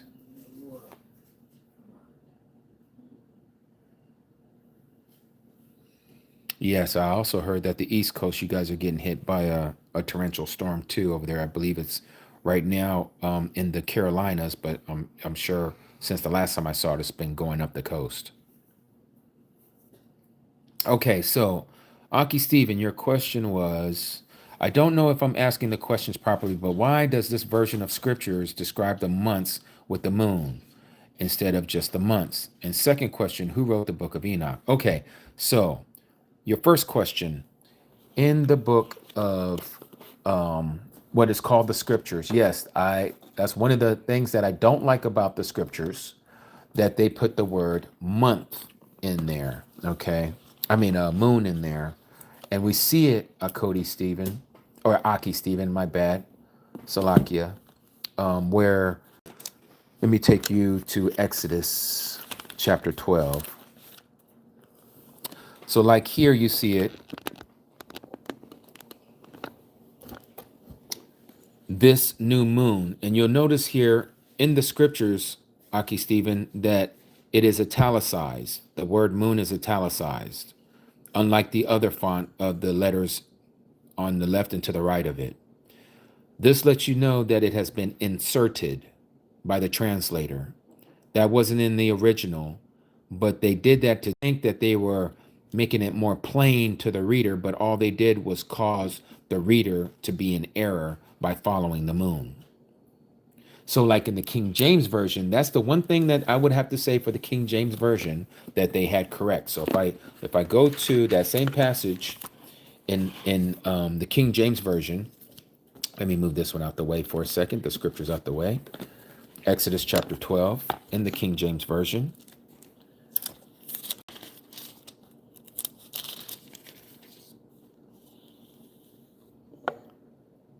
This month shall be unto you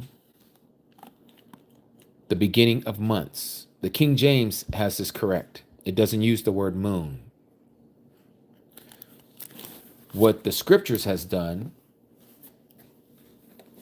by inserting the word moon, again, it has caused confusion, and hence why we have so many people, just like the Ish people, think that you're supposed to be making observations of the moon, but we're not supposed to be making observations of the moon, because that's exactly what we were told in the book of Jubilees, right? Remember in book of Jubilees what it says there in chapter 6? Let's go there real quick. Jubilees chapter 6 says this, verse 36. For there will be those who will assuredly make observations of the moon, how it disturbs the seasons and comes in from year to year 10 days too soon. For this reason, making observations of the moon, the years will come upon them when they will disturb the order and make an abominable day a day of testimony, and an unclean day a feast day. And they will confound all the days, the set apart with the unclean, and the unclean day with the set apart. For they will go wrong as to the months. This is why you can't use the moon for your months. They will go wrong as to the Sabbath. This is why you can't make observations of the moon for your Sabbaths. They're going to go wrong to the feast days. This is why they're going to go wrong, because they're making observations of the moon for their feast days. Just like I just showed you. In fact, I didn't show you that one. Let me show you that. If you use the moon for your months, for your feast days, you're going to make a mistake, a huge mistake, which many of us did. I know I have, and I'm sure all of you have, because when we first come into this truth, the first thing we do, we're thinking, the Jewish people know what they're doing. I'll follow their calendar. And then the next thing you know, you're doing the same thing that they're doing, and you're wrong as to the times of the year, the actual appointed times of the year that Yahuwah told us to keep before him. So if I can get my fingers to open up the passage that I'm trying to show you, Leviticus chapter 23. Notice here, if we follow the way it's written in the scriptures, you're going to be off. In the first new moon, and if you're following the moon by the sliver of the moon, and then you go 14 days from the sliver of the moon to 14th day, which usually would be a full moon, and you say that this is the time at the evening for the Pesach, well, you're going to be off if you're using the moon, because you're using the moon for your feast days. And this is why it says this again. For they will go wrong as to the months, Sabbaths, feasts, and jubilees. So if you're using observations of the moon for your feast days, and you're reading what I just read to you in Leviticus chapter 23, because of the translation of the scriptures and where they inserted the word moon instead of months, and you go by the moon instead of the months that is dictated by the sun, you're going to be off. You're going to be off. So that's the answer to that question, Aki. They put that in there thinking that they were clarifying, but all they did was muddy the waters even worse by putting that word in there. I'm thankful that they at least made it italicized, so those who see the word moon and know why it's italicized knows that they translated that wrong, and they inserted that in there themselves as the translators. Now, to your second question. Who wrote the book of Enoch? Enoch. Enoch wrote the book of Enoch. He was the first to write on earth. So his book was the first book of anyone. No one's ever written before. He was the first one to write. And so he started teaching mankind, Adam's kind, what was given to him. So yes, Enoch was the one. Onyx. He was the one who wrote that.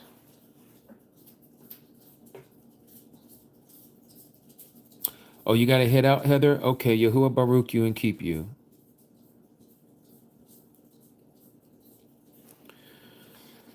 Let's see here. Enoch is the seventh man from Adam, Shabbat. What did Enoch speak of about the moon? Okay, well, we can go to chapter 73 and 74. And what you'll see here that he says about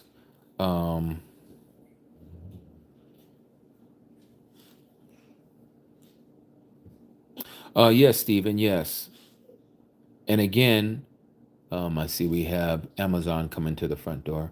And again, even let me see here. I think even in Yah scriptures, which is my second favorite,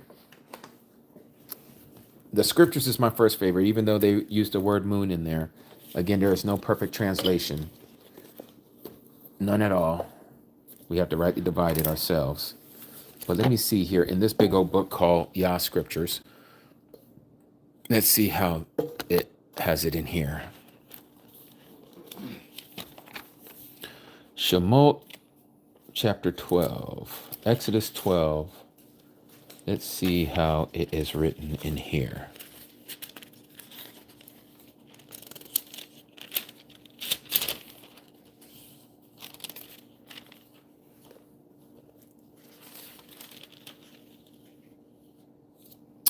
They wrote it the proper way. They don't have the word moon in here. This month is the beginning of months for you. It is the first month of the year for you. This now makes, for me, this Yah scriptures number one. Yeah, the scriptures will be number two, just because of the moon and the month situation. Okay, but how do you know Book of Enoch, it was actually originally written, how preserved? Okay, so first Shabbat, the Book of Enoch, there's two different, what's the word? Let me use your word. There's two different preservations of the Book of Enoch. One is through the Ethiopian Coptic so-called Bible. If you have a copy of the 88 books of the Ethiopian Bible, one of the books in there is Enoch, okay? That predates all of the Enochian scrolls that we have had until, notice what I said, until the Dead Sea Scrolls were unearthed. When the Dead Sea Scrolls were unearthed over there east of Jerusalem, west of the Dead Sea, in the caves over there, in the Qumran caves, they found the Book of Enoch. This one was not written in Coptic language, which is Ethiopian language, but was written in the tongue of Hebrew. Okay? Now, one of the other reasons why we know that the Book of Enoch is preserved in its origin or original state is because it was quoted a few times in our scriptures. One of those times that it was written is in the book of Yehuda. You may know that book as Jude. Okay, so let me take you there to Jude, and then I'm going to show you where it comes from the Book of Enoch. So if we go to the book of Jude, which is the second to the last book in most scriptures, you're going to see there, I believe it's in verse 14. Notice what it says here. Yes, verse 14. There's only one chapter, so they don't even call it a chapter.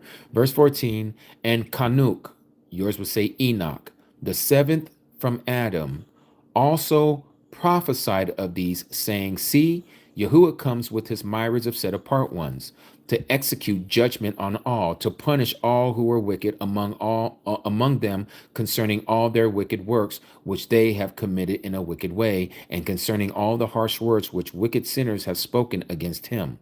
Now, this is quoted from the book of Enoch. But here's the thing. Yehuda, his real name, they changed it to Jude. But Yehuda, who is one of the brothers of our Messiah, Yahusha, like physical DNA, half-brother of our Messiah, his mom was Mary, he quotes from the book of Enoch, which lets you know either he memorized it or he had access to a copy of the scroll of Enoch. Okay? Notice that he gives who actually wrote it. He's saying Enoch, Kanak, the seventh from Adam, prophesied these things, saying, and then it goes into what he said. Now, when you go to the book of Enoch that has been preserved for our posterity, And you go to the very first chapter, near the end of the first chapter, what you're going to see there is this quote where Yahuda gets it from. Okay. Now, I know a lot of Christian pastors and teachers say, stay away from those pseudeographical books. Pseudia meaning lying, false. Okay. Or they'll say, stay away from the apocryphal books, talking about those that's hidden knowledge. You're not supposed to look into those things. However they want to call it. Notice what it says here.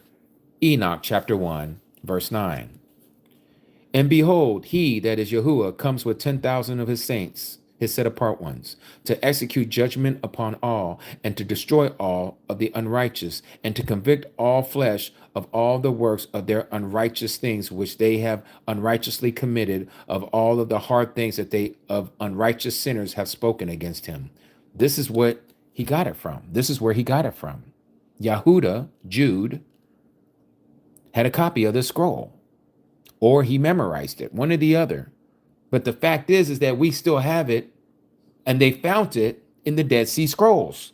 And again, the other witness is in the Ethiopian Coptic scrolls. I have a copy of it upstairs, but it has also been tainted because it has been translated into English. Now, I can't read Coptic language, but you can take a Coptic Ethiopian Bible and put it into Google and it'll translate it for you.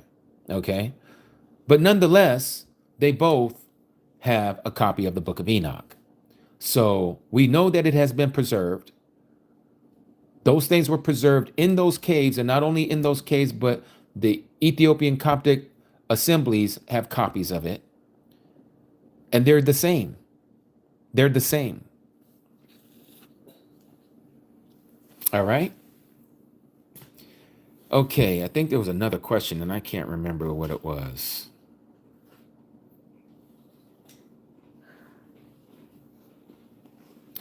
Boat Guy, you said, if I walked into a synagogue, would they give me a copy of the TS 2000 scripture? No, Boat Guy, because for one, you walk into any synagogue, you're dealing with Jewish people.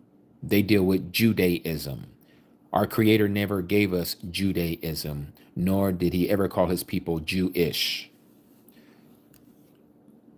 To be Jewish is to say you're almost a Jew, but you're not quite a Jew. It's like saying it's about 9 o'clock-ish, but it's not actually 9 o'clock.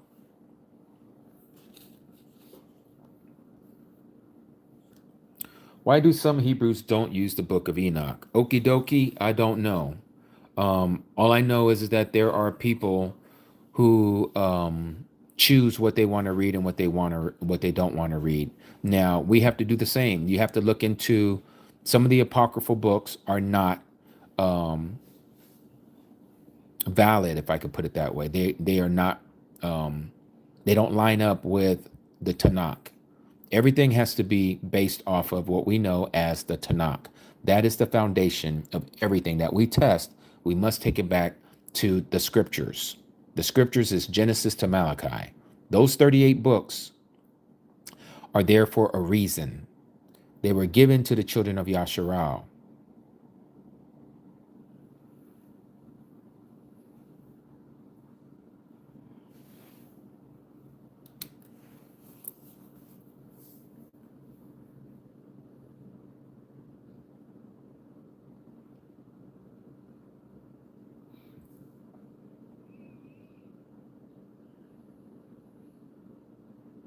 Yeah, Shabbat, that's why you want to, the Dead Sea Scrolls is in the original language, Hebrew, Abrit. That's where you want to go as your source. That's the oldest documentation that we have that I believe, my opinion, that the creator of heaven and earth chose those men and women who lived out in the desert of Qumran to hide those scrolls in those caves for our generation. He made sure that these people who hid those things in those caves was in the driest location on the earth. The Dead Sea is right there, the highest concentration of salt anywhere on the earth. And you know what salt does to water, right? It dries out anything around it. It pulls the water out of anything. Water is the enemy to anything organic. If it's dead, it is going to deteriorate. And when you have a place like I live here in the desert of the desert Southwest here in Las Vegas, Nevada, a lot of people who may live somewhere else in the country, they'll bring their cars, their idols, their cars, right, their vehicles, and they will store it either here or in Arizona. Why? Because it won't rust. Because the air is so dry that it pulls the moisture out of the air. Well, the same thing goes for these scrolls that were hidden in these caves. Those things could not have been preserved if they were in the Amazon jungle. They would have become part of the ground. There would have been nothing left of them. So Yahuwah, foreseeing the future, I believe, put it in the hearts and the minds of these men, this Zadok priesthood that John the Baptist was part of, and his disciples, preserved these scrolls for this time, that it would be unearthed by the Bedouin shepherd boy in 1945 when he was trying to scare one of his sheep that went into the cave, as so we're told the story. And he threw a rock in there and he heard potsherds break, these vases break. And so he went into there because he heard the breaking of a vase, and he told his dad about it. And him and his dad walked in there and they started pulling all of these scrolls that were nicely put into these vases. And as they brought them out into the sun to look at it, it started crumbling in their hands. And it was at that point that they knew they had to be very careful with what they had. They knew they had something. And so they took it to a lot of people in the, or not a lot of people, but they took it to certain antique shops in Jerusalem to see if it was worth any money. And lo and behold, they found the treasure trove of this stuff out there in all these different caves. And so the Hebrew University started grabbing these things. And guess what? The Catholic Church got a hold of it once they heard that these things were found. And so a lot of them were locked up in the Vatican library in their archives while they were going over a whole bunch of these scrolls, and they were trying to keep it. And they didn't really want to show it to us. So there was like all these cases of people who were taking the Vatican to court to get them to release these scrolls so that we, the common folks, would be able to read them. If that would not have happened, and if those books weren't preserved, we would not know what we know today. We would not have gotten this calendar that is now being restored because of books like Enoch and the book of Jubilees. These two books have helped us to come to understand and restore the true calendar that has been gone from us, from the people, for millennia, because the calendars that we've been following are all man-made calendars. And so this is exactly what it was talking about in the book of Daniel, that in the last days, knowledge shall increase. And it is not knowledge of human technology. We're talking about Yahuwah's word. The knowledge of his word shall increase. The knowledge of the interpretation of his word shall increase. And that's what we're seeing today happening. This is why so many people are once again using his name, Yahuwah. Not Yahweh, not Jehovah, definitely not Lord and God, but Yahuwah. This is why we are once again keeping his commandments, because if we wouldn't have got the book of Jubilees, we wouldn't have known that there was a prophecy in there in chapter 23, I believe it's chapter 23 of Jubilees, that in the last days that we, the children, will start studying the laws and the commandments again. And that's exactly what's happening. We're coming out of these so-called dead churches that's told us that we were not to keep the commandments. And guess what? Yahuwah says otherwise. By his spirit, he's saying, no, my children who hear my voice, they hear me and they keep my commandments. And this is what we're doing.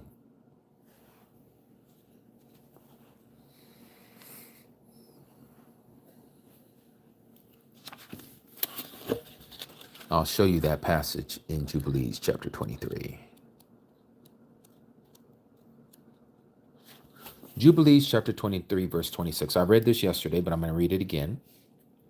And in those days, the children will begin to study the laws and to seek the commandments and to return to the paths of righteousness. Return, repent, tashub, to the path of righteousness.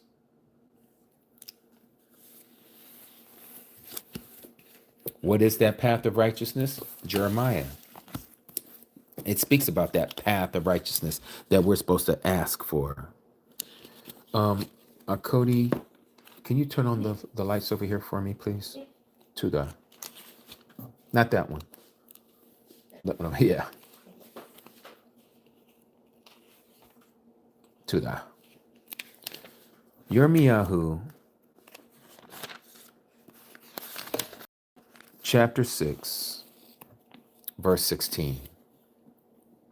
Thus said Yahuwah, stand in the ways and see and ask for the old paths, where the great way is, or the righteous way is, and walk in it, and find rest for yourselves. But they said, the Extians said, we do not walk in it. You don't want to walk in it, right? And it goes on and says, and I raised up watchmen over you. That word watchman right there, Natsarim. And they said, listen to the voice of the shofar. But they said, we do not listen. These are the stiff-necked, hard-headed folks who want to stay in Christianity. Therefore, hear, you nations, you Gentiles, and know, O congregations, what is upon them. Hear, O Arats, earth, see, I am bringing evil upon this people, even the fruit of their thoughts, because they have not listened to my words, nor my Torah, my law. They rejected it. Who rejects the law? Christians. Who rejects the commandments? Christians. Who don't want to listen to the voice of Yahuwah because they say that's the Old Testament? Christians. I had somebody literally ask me a couple days ago, do you ever read out of the New Testament? I say yes. I know why they said that, because that's what a Christian thinks. They're thinking that the Old Testament has been done away with. Jeremiah chapter 18, verse 15 says this. But my people have forgotten me. They have burned incense. They have prayed to what is false. That's what it means to burn incense. When you burn incense, your prayers go up with the incense. They pray to what is false, and they have stumbled from their ways, from the ancient path, to walk in bypass, to walk in all these other religions and not on the highway that leads to heaven.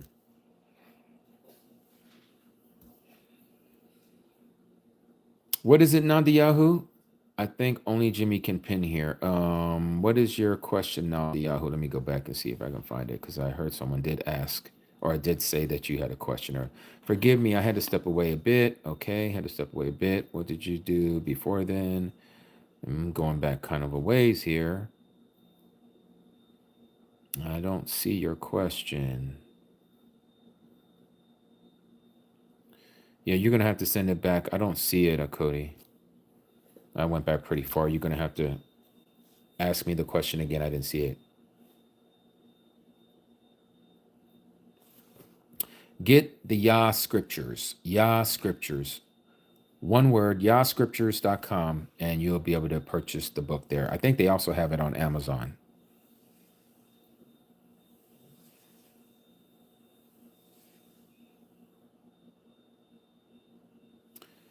Nildi Yahoo, you said, if so, won't that throw off the Shabbat? I'm missing what you guys are talking about here. While in the wilderness, are we to follow the prophecy regarding 360 days? Okay, no, the prophecy. Okay, so again, let me show you that from the book of Enoch. Okay, remember we're to keep a 364-day calendar. When we're talking about prophecy, we're talking about a 360-day calendar. Now, I don't want you guys to get confused, because you see the transitional days, they are not to be counted in the time of the year. That doesn't mean that they don't exist. They exist, but we don't count them. So here in chapter 75 of Enoch, it says this. And the leaders of the heads of the thousands who are placed over the whole creation and over all the stars, which is all the angels, have also to do with the 4 intercalary days. That is the 4 transitional days, the days that go from spring to summer, summer to fall, and fall to winter, and then winter back to spring. Those are the intercalary days, the 4 intercalary days, being inseparable from their office according to the reckoning or the counting of the year. And these render service on 4 days which are not counted or reckoned in the reckoning of a year. These days are not counted in the reckoning of a year when you're talking about prophecy. Why prophecy? Because as I take you here, let me take you to Daniel chapter 12. We read this.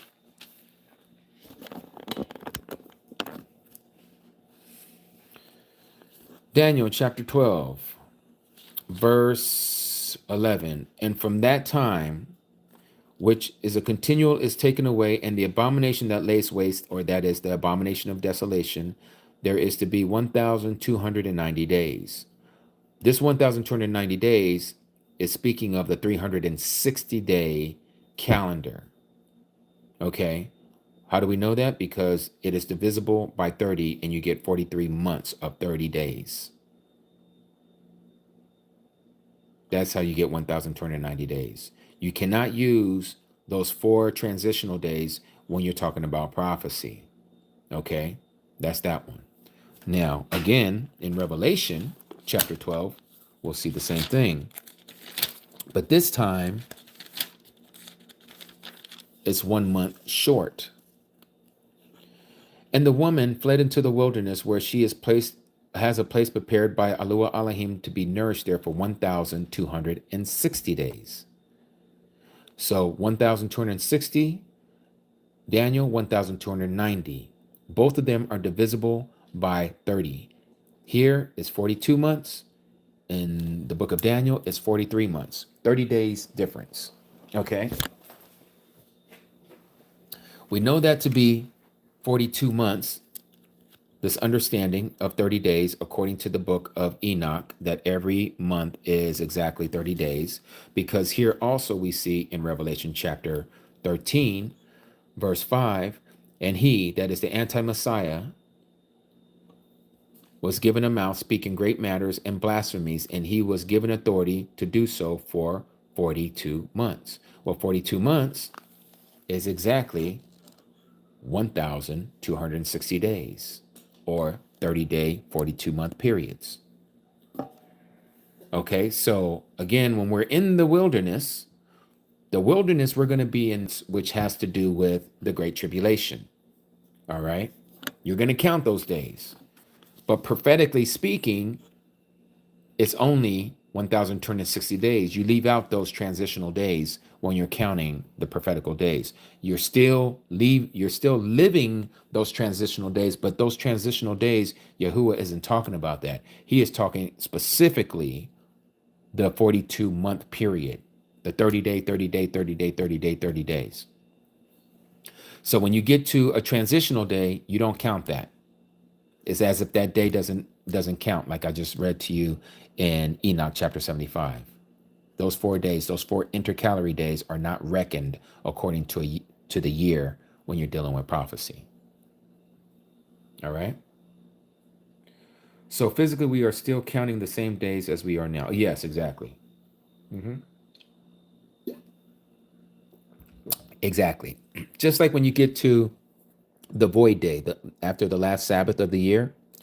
Let me use one of your calendars, Aki. So let me show you on the beads. It might make a little more sense so you can see it visually. Now we know when we go out into the wilderness, I pull that all of you will have your calendar beads, okay? So you can keep track of your days.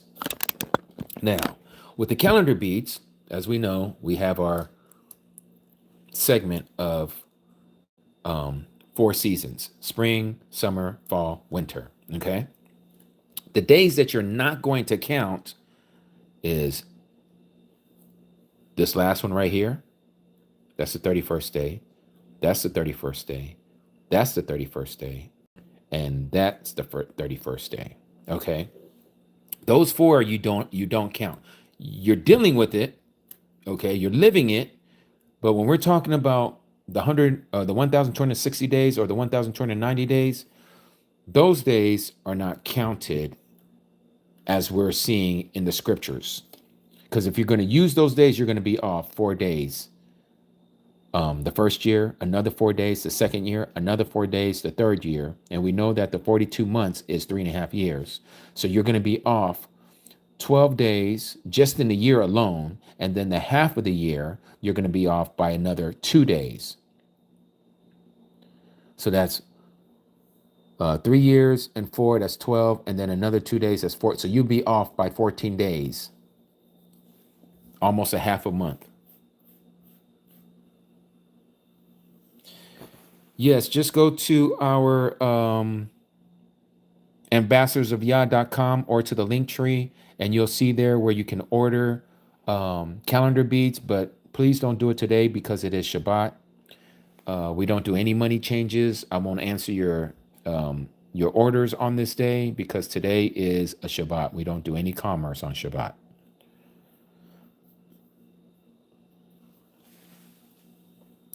Prophecy is physical, Nildiyahu. Prophecy is physical. Like everything that we read of about prophecy is going to happen. Now, if you're talking about the symbolism of prophecy, like the woman, the lion, the beast, those are symbols. But the days are days. Those don't change. There's nothing symbolic about the days. Those are literal days that we have to live.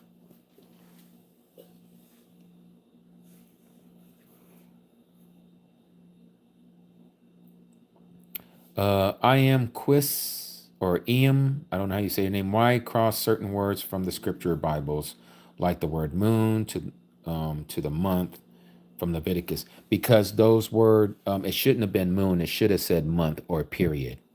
We were just talking about that a little while ago.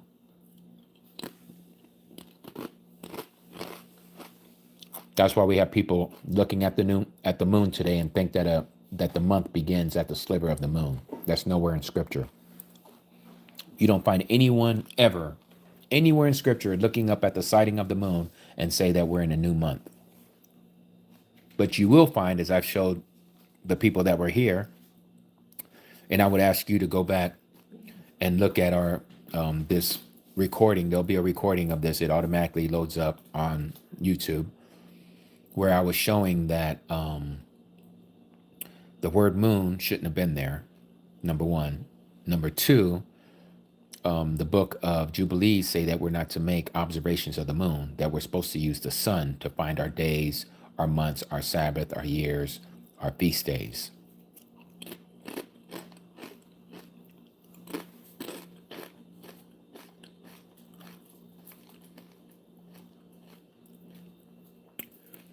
Sharon Yearwood, I know some of you are just coming in, and I apologize if I sound like I'm just like not wanting to answer your question. I do, and I will answer your question, Yearwood. But I just went over this literally just not too long ago. That's the one thing about doing these lives is that, you have people come in and out, and some of the stuff we've already spoke about. But to answer your question, yes, the Shabbat will fall on other days of the pagan week. I have to say pagan week because the pagan week is stagnant. It doesn't move according to the way Yahuwah, who gave us time, who's the author of time, he told us to use the sun, moon, and the stars to let us know how to keep track of our time, specifically the sun. It's the sun that tells us when the Sabbath is, not a man-made institution called the Roman Catholic Church that gave us Sunday to Saturday as the weekdays. And so what you'll find is that Yahuwah's calendar, his Shabbat, seems to be roaming on the Catholic institutionalized calendar. You see, everything that Yahuwah makes moves, including his calendar. Satan gave us a calendar that's dead. Hence why Sunday, Monday, Tuesday, Wednesday, Thursday, Friday, Saturday are stagnant. They're fixed. But they're fixed to their own understanding. So Yearwood, like I shared yesterday, if I was to stick you in a cave and you had no recollection of the days or what day of the week it is, and you are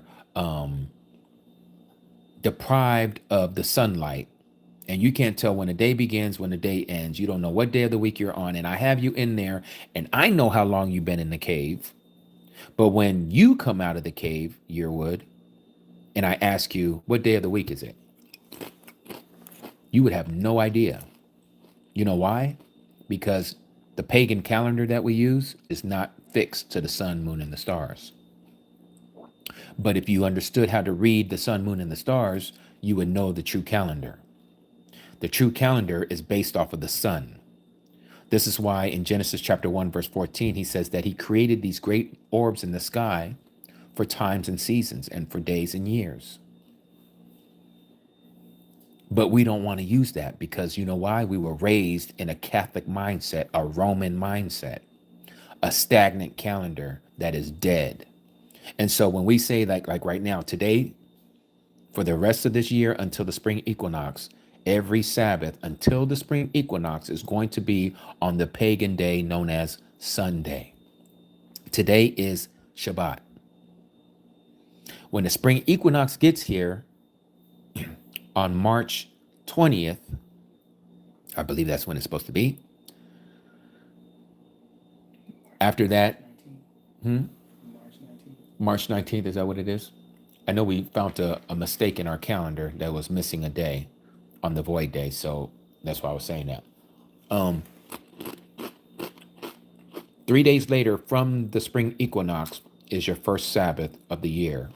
So this spring equinox, when it comes up, our Shabbat will be on your pagan day called Monday for the next 52 weeks, the next 52 Sabbaths.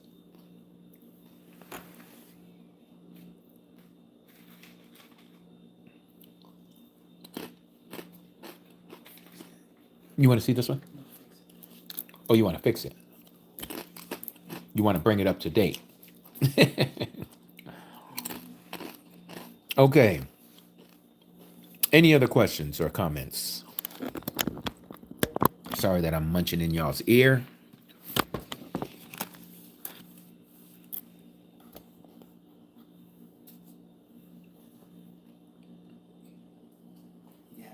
Is it just me, or are you guys still getting comments? Because mine's not moving. I'm not even connected in. Okay, what about yours? Is yours? Oh, here it is. I see it's moving. Yasha the Messiah, or Yahusha the Messiah. To me, Enoch chapter 80 explains why nobody can agree on a calendar, why everyone thinks their calendar is correct, and I would like to hear your take on it. Okay, Enoch 80.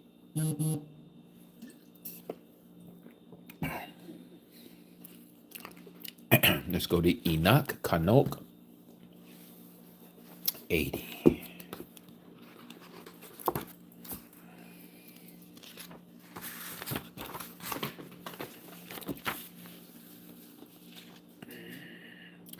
Now, when you say Enoch 80, are you reading from the Sefer or is it from outside the Sefer?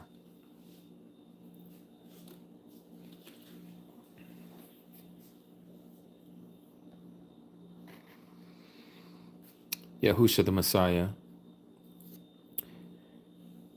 Your chapter 80 in the book of Enoch, are you giving me the chapter 80 from the Sefer, or is it from outside the Sefer, the book, the scripture called the Sefer?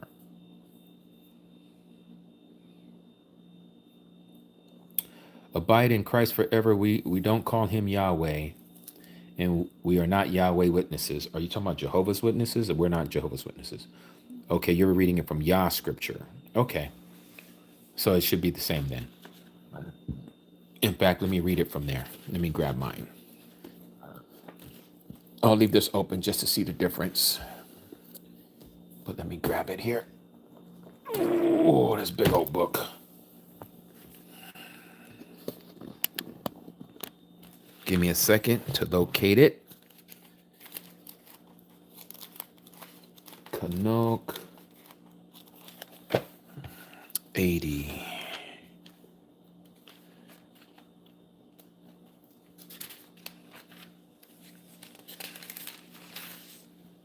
Okay. Canuck 80. And it reads,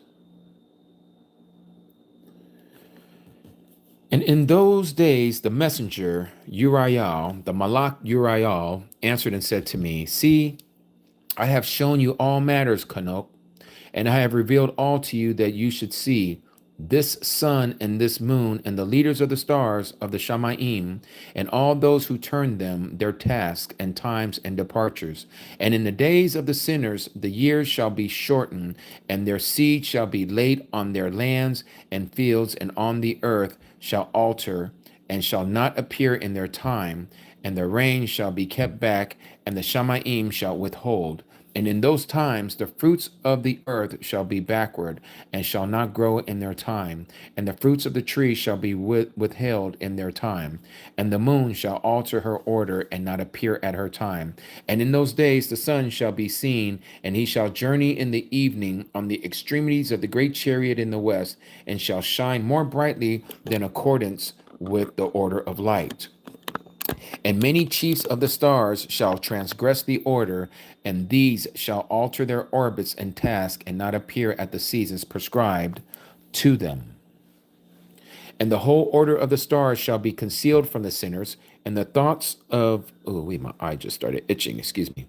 And the thoughts of those on the earth shall err concerning them, and they shall be altered from their ways. Also they shall go astray and take them to be mighty ones. And evil shall be multiplied upon them, and punishment shall come upon them, so as to destroy all. Okay, so, and I remember reading this before, and so let's get into this. Hold on one second. I gotta rub my eyes. Ooh wee. They are burning and itching. Give me a second. Oh, it feels so wonderful to rub your eyes sometimes. This is what happens when I read through the phone and try to read the text through the phone. Whew. Oh, no, thanks. I can't do that one, Cody. I appreciate you, though.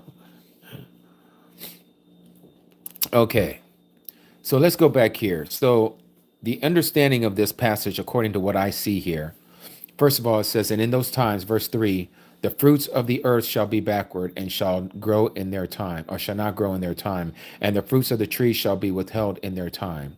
And the moon shall alter her order and not appear at her time. So now we'd have to ask ourselves a question. Have any of us ever seen the fruits of the earth not grow in their time, and the fruits and the trees be withheld in their time? Now, I can only speak from my observation. I have not seen this happen yet. Okay. What I do see is what it says in scripture, in Genesis, where Yahuwah tells Noah that there shall always be seed time and harvest. Okay. I do see that. I do see the 4 years, or the 4 seasons of the years.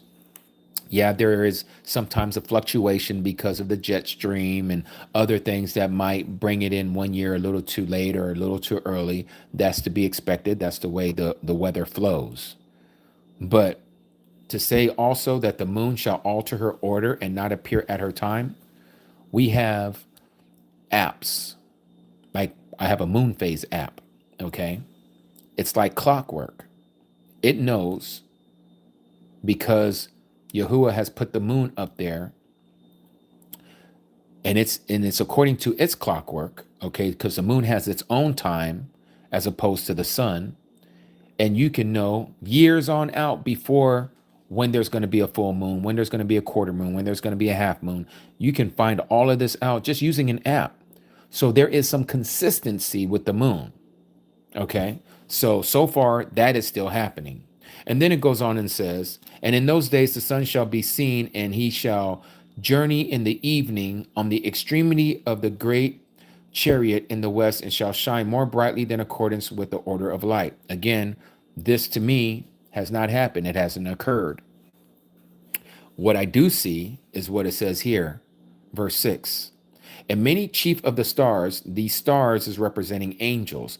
Many chiefs of the Malachim shall transgress the order, and these shall alter their orbits and tasks, and not appear at the seasons prescribed to them, to these stars, not the constellation stars that we see, because again, they're like clockwork. You can use Google Sky and you can see when it's coming over the horizon. This stuff is like clockwork.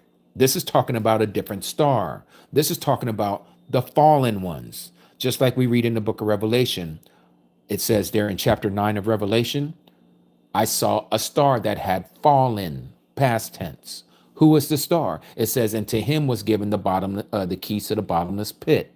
We know it's talking about Satan, the adversary. It says, and the whole order of the stars shall be concealed from the sinners, meaning again, those who don't know the truth, the sinners, the non-believers, those who are disobedient. They don't understand what they're looking at when it's talking about the stars. There is the stars that are the actual constellation stars, and then you have the stars that are the beings that we call angels. They transgressed. Notice this happened before the flood. Enoch predates Noah. He came before Noah. Okay. Noah, I think, is the 10th man from Adam. Enoch is the seventh generation from Adam.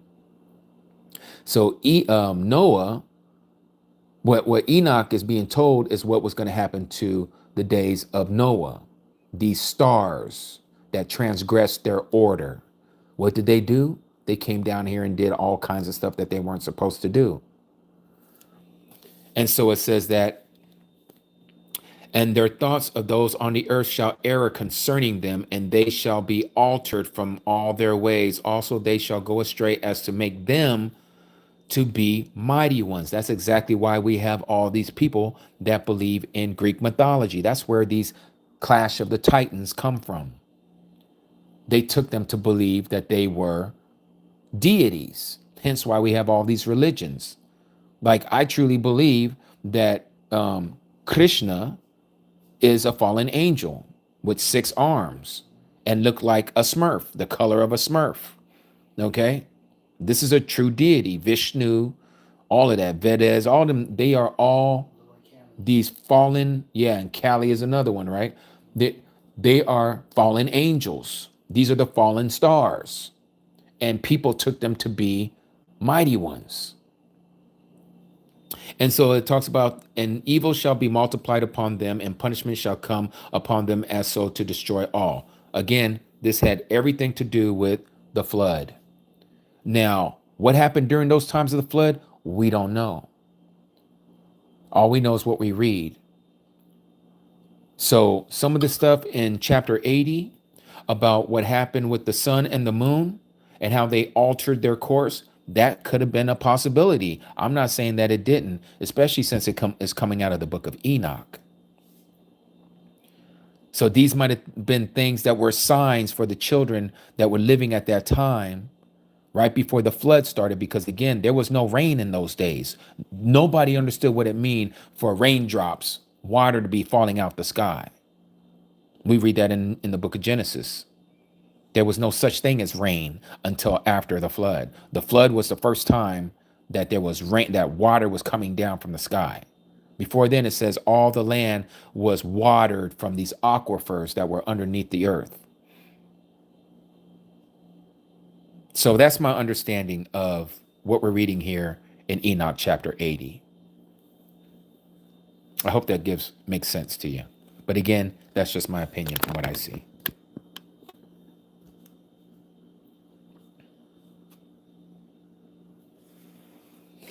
Another thing that I would like to share with you guys, and again, this is just my opinion. I believe when the moon was created, it didn't have any pockets, no craters. I believe that it was just a smooth, silverish disc. But I believe that when the fountains of the deep were open, chunks of rocks and boulders, because of the pressure from the waters underneath the earth, when Yahuwah was getting ready to flood the earth, not only did water come down from the heaven, but water was coming up out of the earth. and it broke open these big old like cavities of water, like geysers, like you see the Old Faithful in Wyoming over at Yellowstone. These things were shooting up thousands and thousands of feet up in the air, I believe. And at the time of the unleashing of all this water, I believe that some of those boulders, literally, because again, we know that that the sun and the moon are not as far as they told us that they are, and I believe some of these chunks literally hit the surface of the moon and created those craters. That's why we don't see any craters being made today on the moon, because I believe that it happened at the opening of the water reservoirs under the earth, and chunks of rocks, huge boulders, were literally catapulted into the sky and hit the surface of the moon. But that's my opinion. I think that's where those craters come from.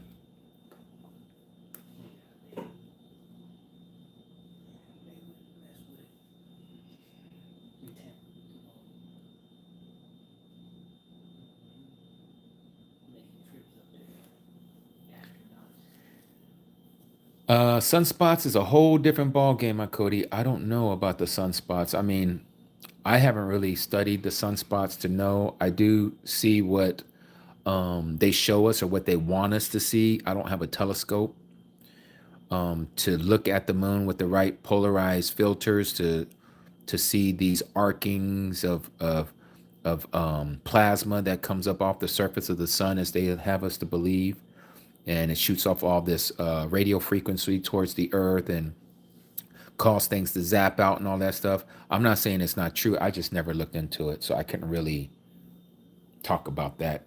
I don't really know.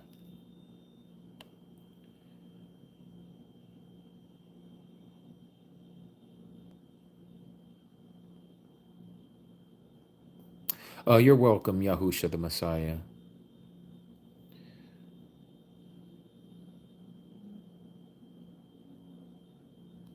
Yeah, Chanel, that is a bunch of hogwash about those dark pigmentation areas of the moon is the surface of the earth. I remember when this whole thing about the flat earth first came out, and the earth is flat, mind you.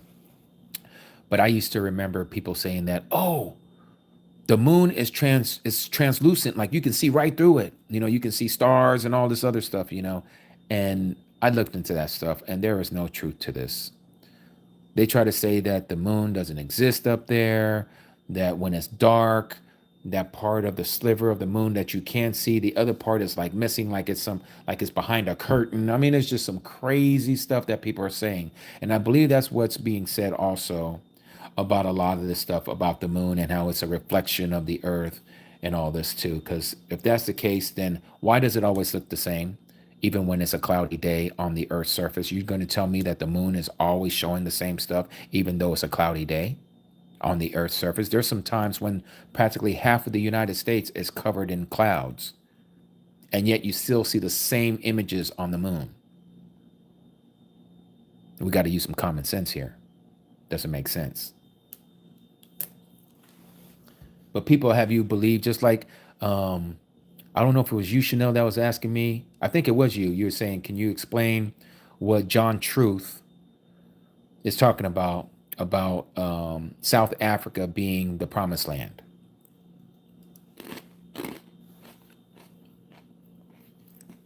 Nick Davis, what's legit?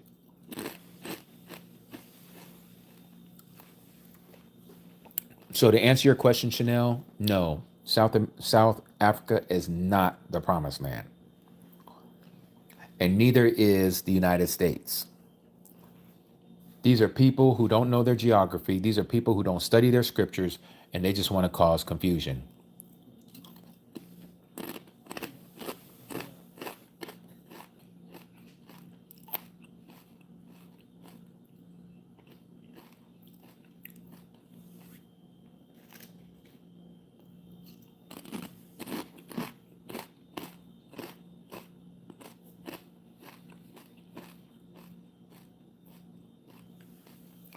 Yeah, Earl. I mean, I don't know what John Truth is doing these days, but you know, This guy has opened up a lot of people's eyes to the name of Yahuwah. Did a wonderful job on that. But he is, like so many of us, I don't know, it's like all of a sudden they stop listening to Yahuwah, or if it's because of their fan base, I don't know what it is. But they start to veer away from the truth, and I don't get it. I don't get it. You know, the word, we got to let the word be the word. The word is what is the final authority on the truth. And when somebody can just so easily say, well, I just came here to South Africa and I find an area over here in Namibia. And in Namibia, we see these Hebrew words that it says here is Jerusalem. And it says that Jerusalem is going to be a desolate place. Look, yes, the scripture says that Jerusalem shall be a desolate place. Okay. But if you continue to read that passage, it's talking about as being desolate from us. We, the people of the book, would not be there, and it would have its Sabbath of rest, because we didn't, our ancestors did not allow the land to have its rest every 7 years. So Yahuwah removed his people from the land and gave it over to the Gentiles. And so nobody is keeping the Sabbath of the land over there. Okay? But it shall have its Sabbath again when Yahuwah sets up his kingdom. Now, anybody who wants to say, well, South Africa is the promised land, or Utah is the promised land, which is coinciding with the Mormons, like the Book of Mormon. Look, my question to you is, if that is the case, where is Damascus? We know it's a journey from Jerusalem. You can literally walk it in a couple days. Where's Damascus in these two areas, South Africa and also in Utah? Where is the Dead Sea at in either one of these locations? Where's the River Jordan at? Where is Bethlehem south of Jerusalem in any of these locations? Where is Nazareth north of Jerusalem? Where is that in their locations? You see, all these locations still exist in the Levant, the place called the Promised Land today, the place that they call the state of Israel. It's still there. There's artifacts that they found there, not to mention what we just talked about. The Dead Sea Scrolls were found there by the Dead Sea. We just talked about that. Where is that in South Africa? Where is that in Utah? Where is that over there in Memphis, Tennessee, and that being the Nile River? Come on, people.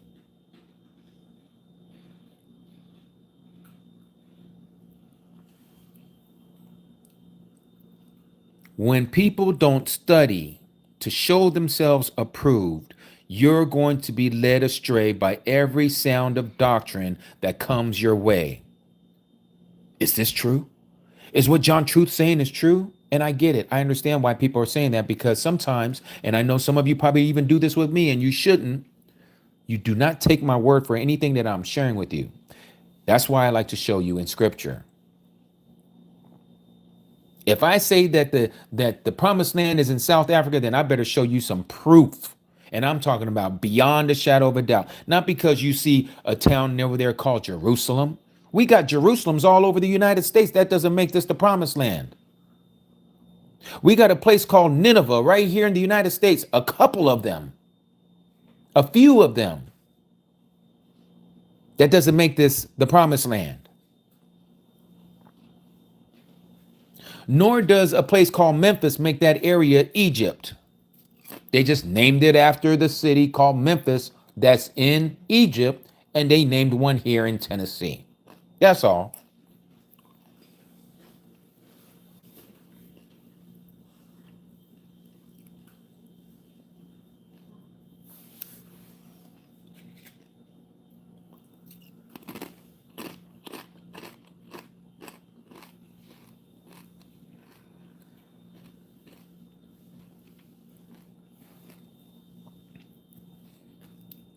There is too much evidence of where the promised land is.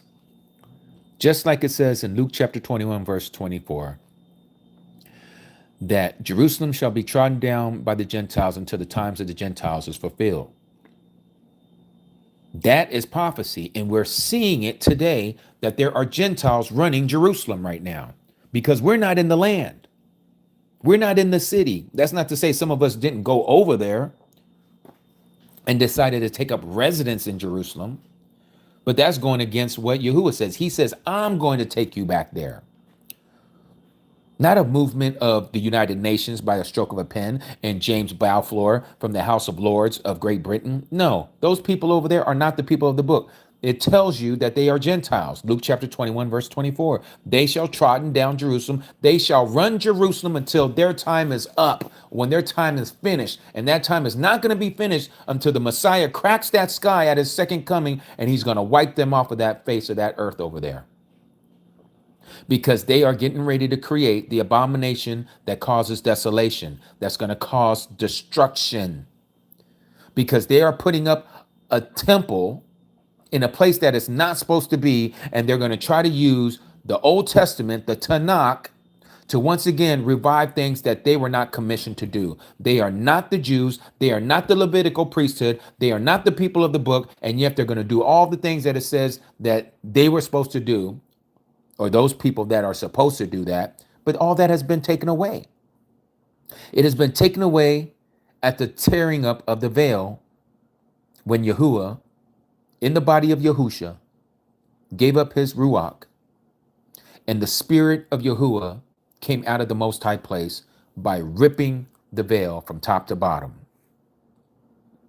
From that moment, he no longer resides there in Jerusalem. He now resides in the heart of his people. Do you not know that you are the dwelling place of the Most High Yahuwah? We are. And that's why he is going to gather us and place us in the land, because we are the temple. So what they're getting ready to erect over there with the ashes of the red heifer is the abomination.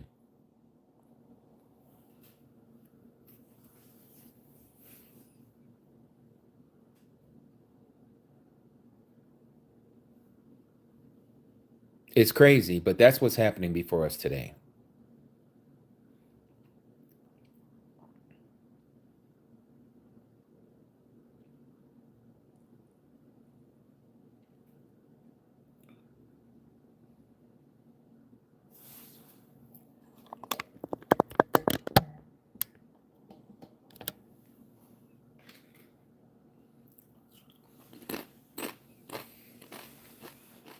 All right.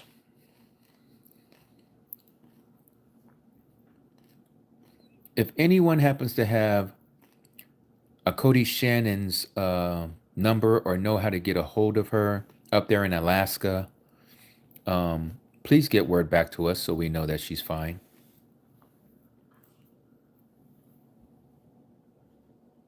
Say what? You texted her? Okay. You let us. Did she return? Not yet. No. Maybe their cell phone towers may be messed up or something right now. I don't know. You can, yeah, just to see if she's okay. It'd be wonderful to know.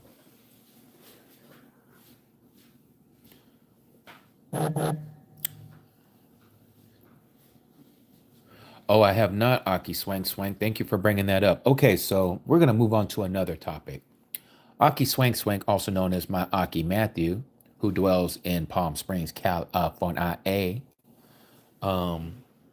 He asked me a question. You're very welcome, True Hebrew.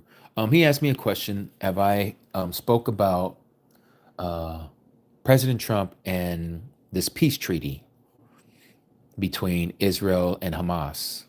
I have not. And I think the reason why I have not is because I know it not to be the peace treaty that is spoken of in Daniel chapter 9. And let me show you why I say that. Let's go here. Daniel. Let's see, that's Yirmiyahu. Give me a second. I got to put some tabs on this book. because this one is totally different in arrangement than my other ones here. There we go, Daniel. Okay, Daniel chapter 9. So we're going to talk about the peace treaty. At least what they tell us is their peace treaty.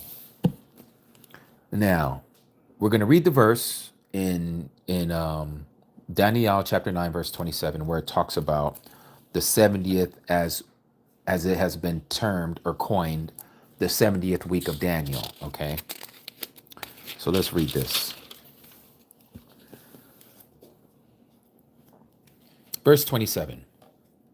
And he, that is the anti-Mashiach, shall confirm an agreement with many for 1 week, or 1/7 is the exact translation. 1/7, 1 Shabuah. And in the middle of the Shabuah, or the week, the 7, he shall put an end to slaughtering and meal offering.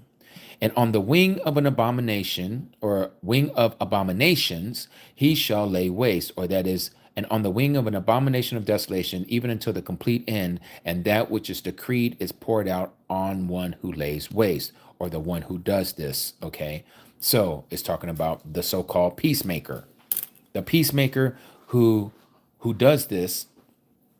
It is decreed that this destruction is going to be poured out on this person. Okay, now,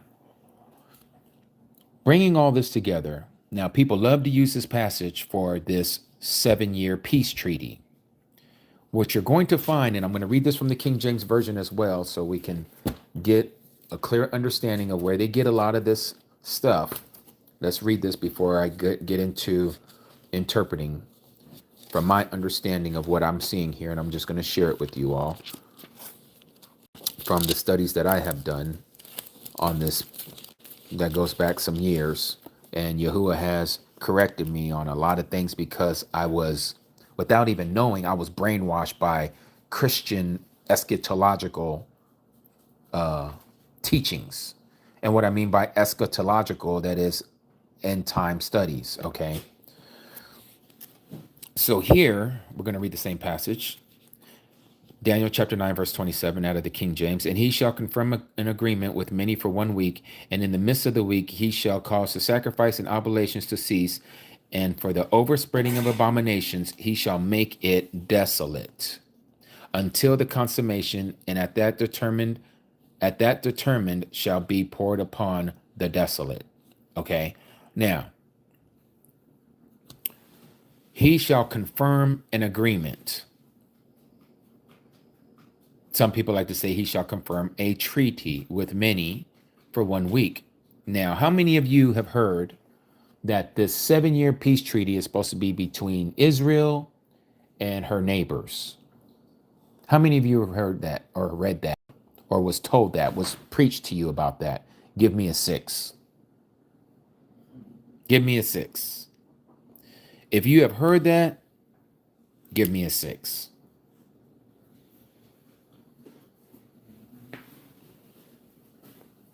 I see yous. I see yous. Are you the only 2 that have heard that? Okay, here we go. We've got some more 6s coming. Okay, got some more 6s coming. Okay. But you'll see here, nowhere does it say anything about a people called Israel. It says he shall confirm an agreement with many for 1 week.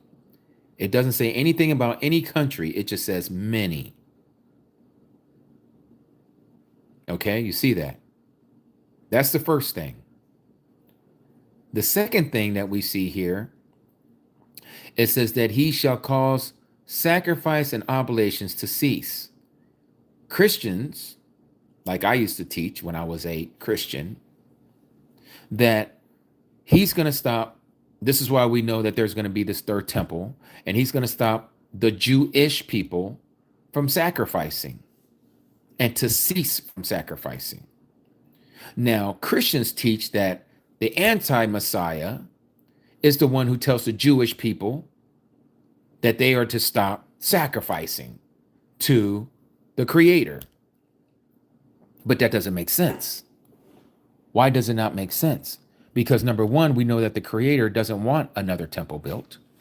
That's number one. He didn't commission them to build this so-called third temple.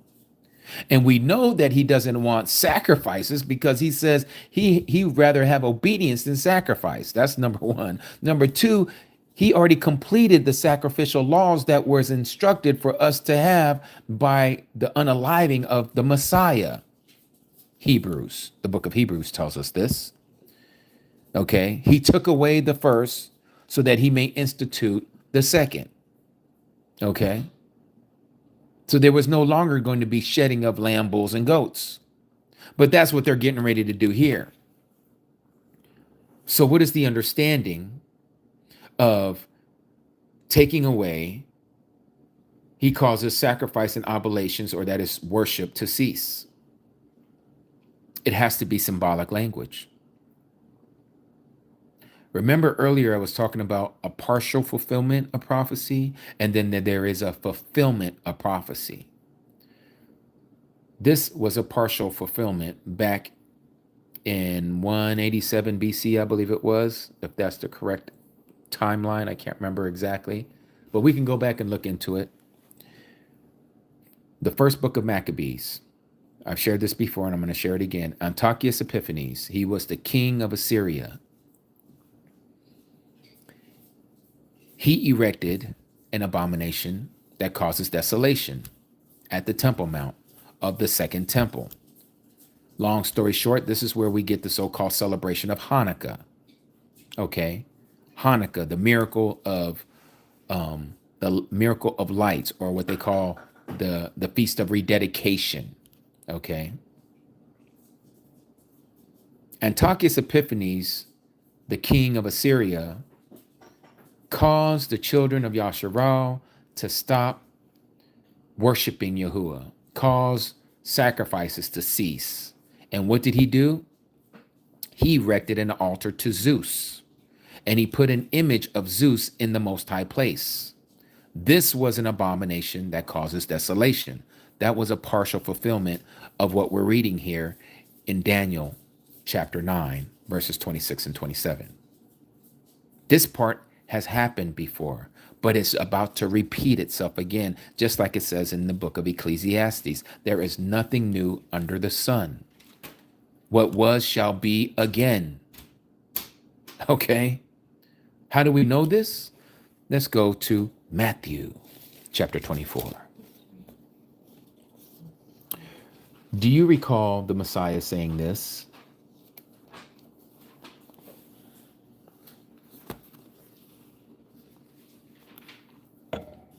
Verse 15, Matthew 24, verse 15. When you therefore shall see the abomination of desolation, spoken of by Daniel the prophet, that's what we were just reading, standing in the set apart place, whoso reads, let him understand. It says, then let them which are in Judea flee to the mountains. Now stop. The Messiah came after the event that I just shared with you, that we read about in First Maccabees, where we get the festival of lights known as Hanukkah, where they had to cleanse the second temple when the Maccabean revolt happened.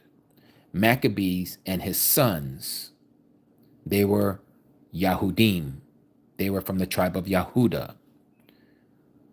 They cleansed the temple of what Antiochus Epiphanes did by erecting the statue of Zeus and by putting an altar and slaughtered pig on the altar of Yahuwah. They cleansed the whole Temple Mount. This happened before the Messiah came. This is why I said that was a partial fulfillment of what we read in Daniel chapter 9, verse 27. And now here it is, the Messiah, while he was here, he brings up the same passage.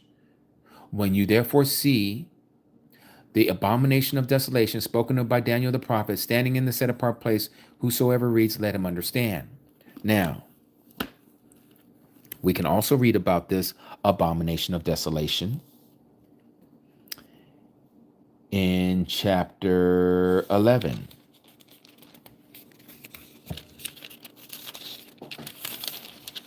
of Daniel.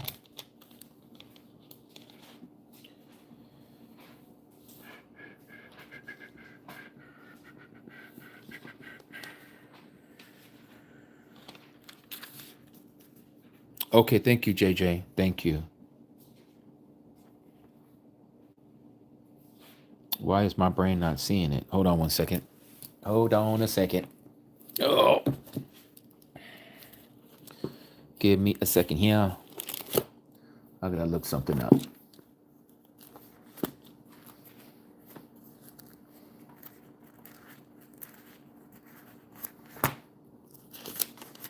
Is it chapter 7? Why am I thinking it's chapter 11?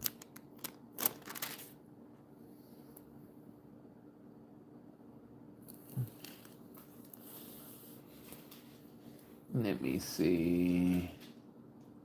Give me a second, y'all. It's been a minute since I went down this road. It is chapter 11? Oh, no, I'm about to find out.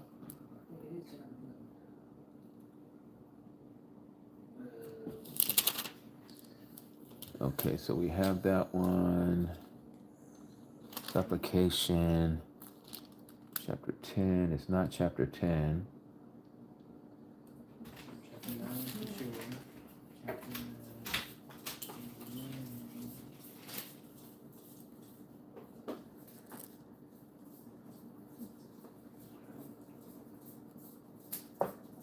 Wow, I cannot remember. Where is it? Oh, yeah, it is chapter 11. Okay. Chapter 11, verse 32. Let's read that. Chapter 11, verse 32. And it reads, oh, I got to go back one. That's why I didn't see it. Okay. Give me a second, you all, as I make some room here so I can move this big old book over. Because this scriptures is a huge book. This thing is as thick and as big as a strong concordance. No joke. Okay.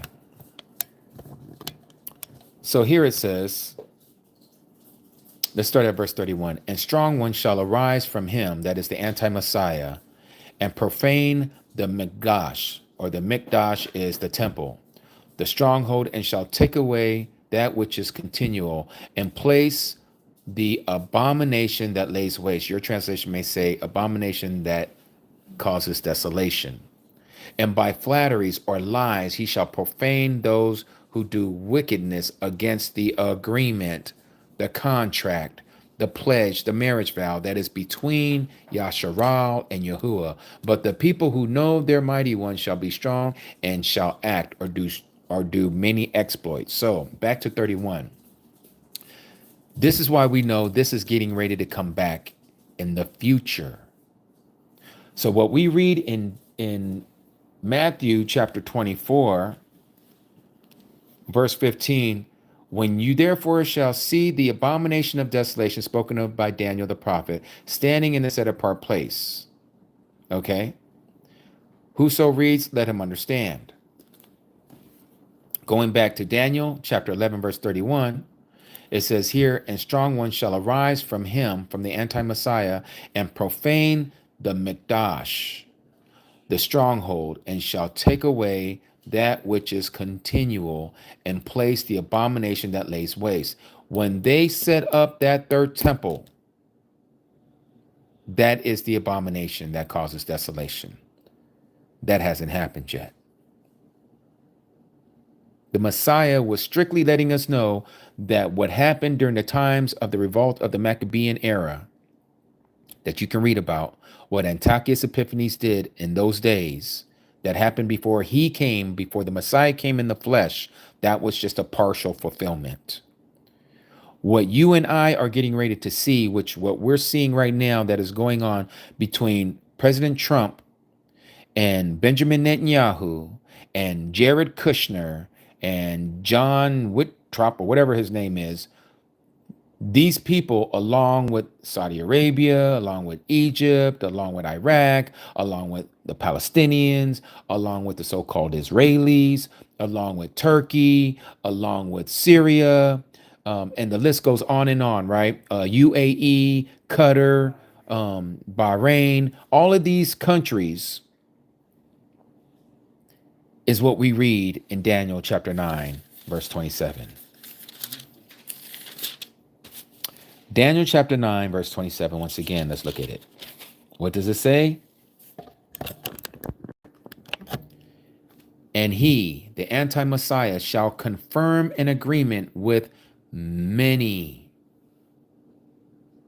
I believe that many right there, and this is just my opinion, I won't know until it actually occurs. I believe it's the Abrahamic Accords. The Abrahamic Accords is with many for 1 week, 1 7-year period. And in the middle of that week, he, the anti-Messiah, shall put an end to slaughtering and meal offering. And on the wing of an abomination he shall lay waste, even until the complete end, and that which is decreed is poured out on the one who lays waste. Now, what I'm assuming, again, this is just my opinion, what I'm assuming is that when they build this third temple and these Jewish people start doing their offerings, when the abomination of desolation, when that temple is erected and they start doing these acts of the book of Leviticus, okay, where they're giving sin offerings to Yahuwah. Yahuwah is not accepting those because he's already taken care of the sacrificial laws. What they're doing is an abomination to him. But the anti-Messiah, who is going to be indwelled with Satan, according to Revelation chapter 13, they worship the dragon and they worship the beast, the false Messiah, because the dragon gave authority and his power and his throne to the anti-Messiah. Because remember, this world belongs to Satan. He is the mighty one of this world. Our Messiah said that out of his own mouth. And so when the anti-Messiah is revealed, Satan will be in him at that time. We will know that this is the being. They're going to set up this temple. They're going to set up all the things of what they call Judaism, and they're going to start doing their offerings, and they're going to be doing their sacrifices on the altar. The anti-Messiah, whom has Satan indwelling in him, is going to cause those Jewish people to stop slaughtering. He's going to stop it. And what is he going to do? Revelation chapter 13, the false prophet. Let's go there. Revelation Hazun, chapter 13.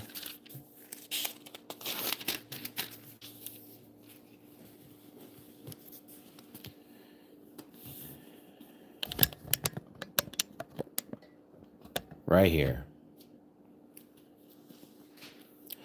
And there was given to him to give spirit, that is breath, the breath of life, to the image of the beast. And the image of the beast should both speak and cause us to be unalived, as many as would not worship the image of the beast.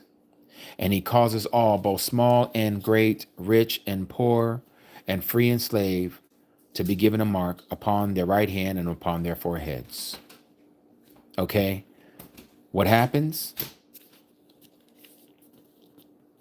He's going to tell all of us to worship the first beast, this false prophet. And he exercised all the authority of the first beast in his presence, and causes the earth and those who dwell in it to worship the first beast. This is when they're going to remove the slaughter offerings, all of that they're going to be doing at this third temple. And he is going to set up on the wing of this temple a throne. Exactly what it says in 2 Thessalonians that's going to happen. Let's go to 2 Thessalonians. I got to use this smaller book because the Yah scriptures make it a little long for me to switch from book to book. Hold on one second. Let me put this over here. Oh, man, that book is heavy. Okay, let's go to 2 Thessalonians. Let's put this all together. Remember, we're talking about the peace treaty. 2 Thessalonians chapter 2. 2 Thessalonians chapter 2, we read this.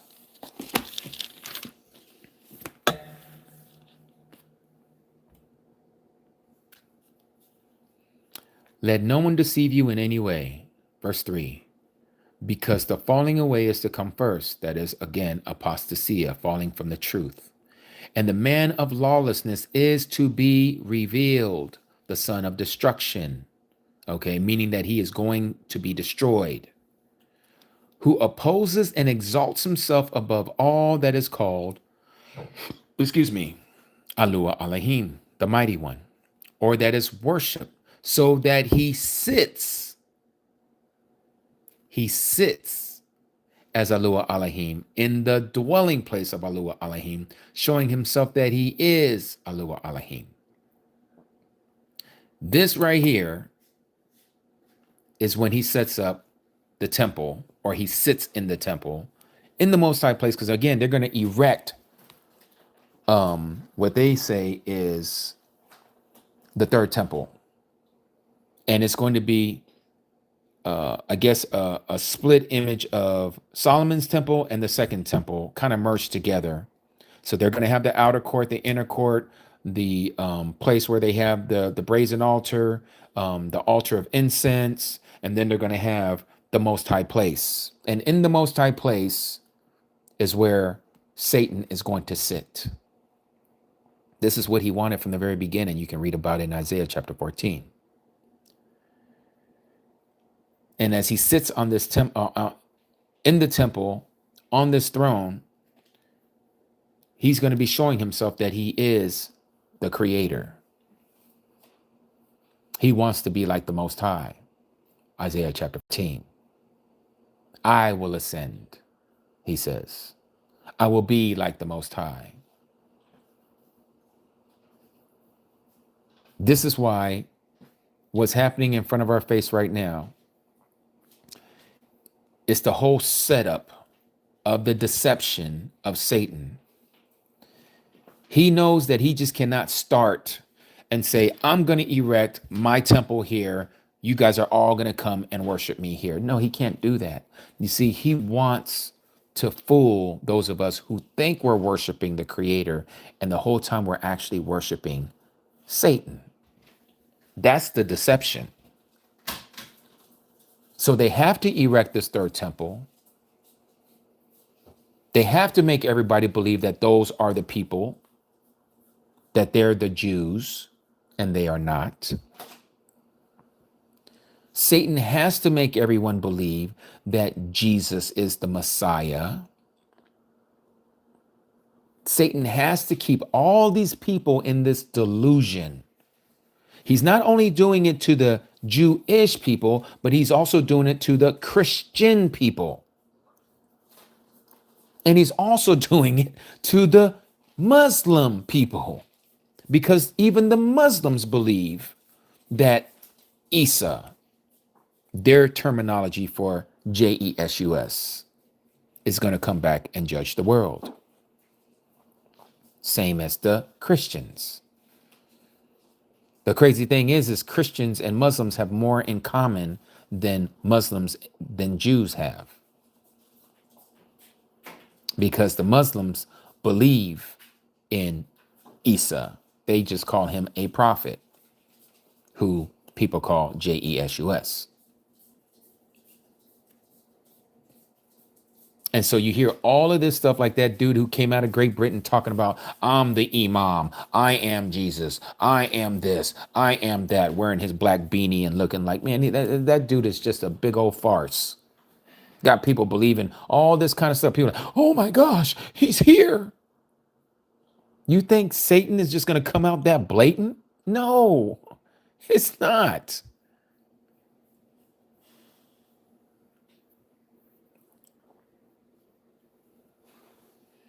This is how he is going to bring the whole world down to their knees. When the world, which we're getting ready to experience, this world war, okay, here they are, peace, peace, when there is no peace. Sudden destruction is going to come upon us like a woman who's in labor, and none shall escape this event that's getting ready to happen. we shall all be thrusted into the great tribulation. The only ones who will not be thrusted in, hold on one second, I gotta reply to my wife. Let me not forget. She's off already.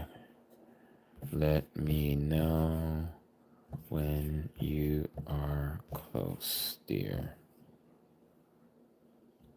Okay, so again, I was talking about the anti-Messiah and what he's getting ready to do.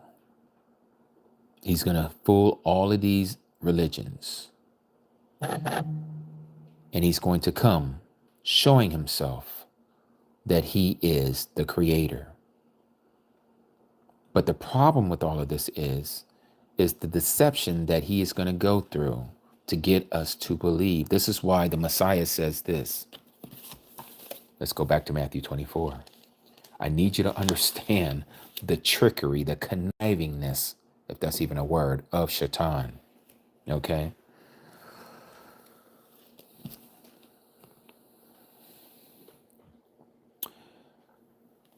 Verse 24, chapter 24, verse 24 of Matthew, Matityahu. For false messiahs and false prophets shall arise, and they shall show great signs and wonders, so as to lead astray, if possible,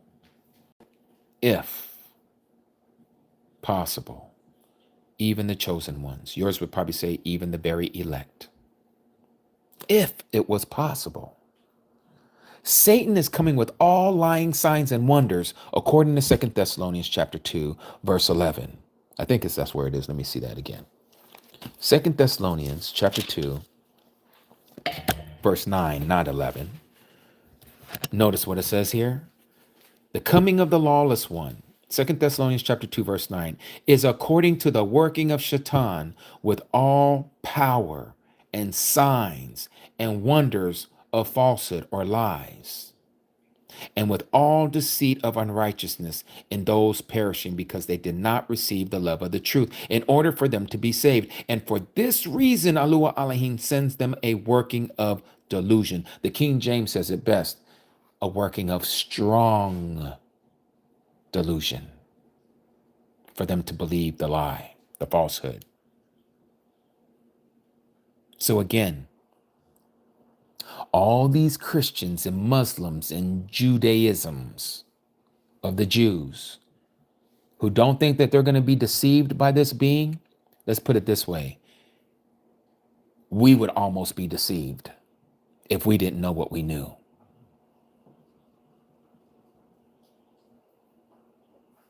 All I know is that when this beast comes, when this man of lawlessness shows up, Christianity is going to be in lockstep with what this person is teaching and is going to be believing. It's going to be the same. The same thing for the Muslims and the same things for those who are following Judaism.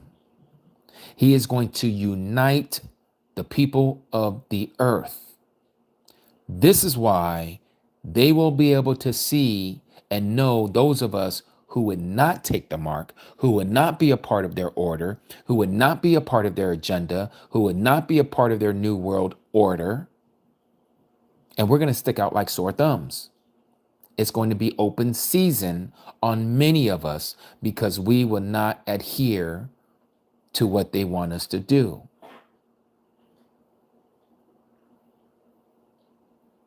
This is why I pray all the time that he prepares us for what is to come.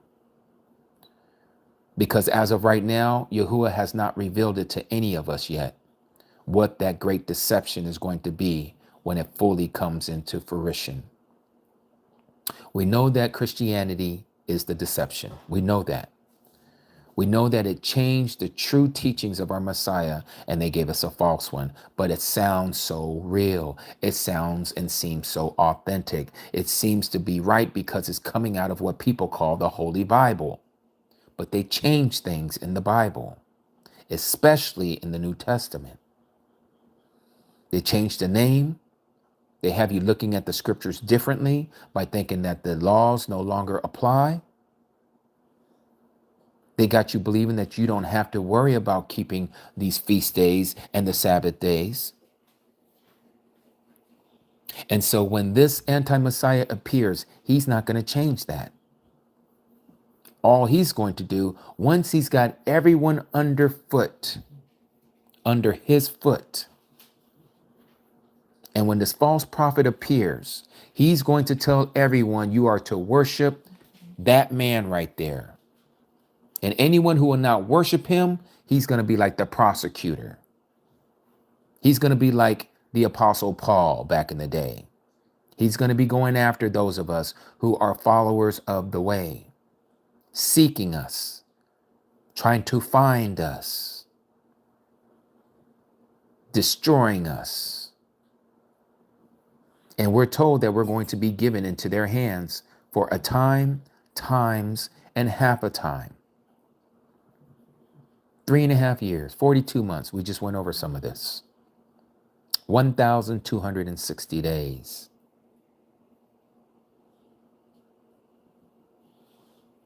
So if we go back to Daniel, chapter 12. Onyx, stop it. That's why you're hacking. And it says this in Daniel chapter 12, verse 11. And from the time which is continual is taken away, and the abomination that lays waste, again, there's your abomination of desolation, is set up, there shall be 1,290 days. But it says, Baruch is he or she who is waiting earnestly and comes to the 1,335 days. Let's do the math on that.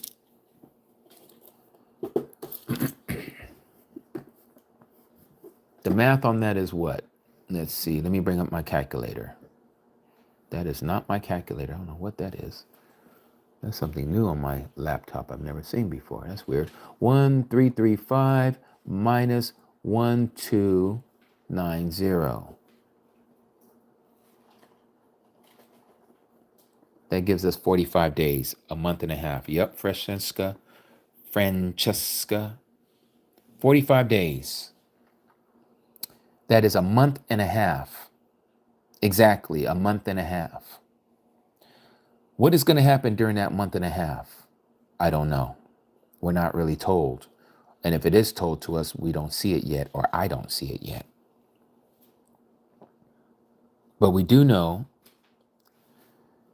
that from the abomination that causes desolation, there's going to be 1,290 days. And it's very clear. From the time which continual is taken away and the abomination that lays waste is set up, there's going to be 1,290 days. So now we have to ask ourselves the question, what is that which is taken away and then the abomination is set up? What is that is going to be continual? Which is continual?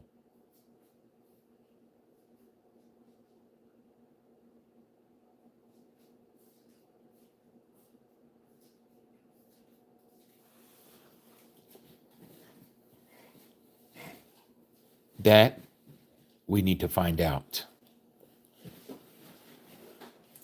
Could it be the Sabbath? It could. It really could. It really could. We know that the Sabbath hasn't been taken away yet. The true Sabbath, that is.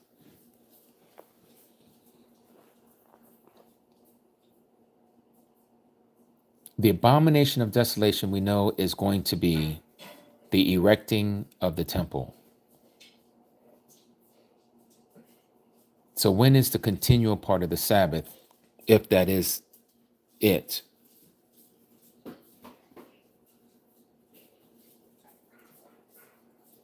When would that be taken away?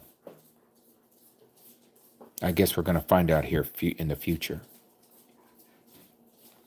This is why when we read Daniel chapter 9, verse 27, it doesn't add up to what we've been taught in Christianity about this 7-year peace treaty. And he shall confirm an agreement with many for 1 week. And in the middle of the week, he shall put an end to the slaughtering and meal offering. He shall put an end to slaughtering and meal offering. And on the wing of an abomination he shall lay waste, even unto the complete end, and that which is decreed is poured out on the one who lays waste.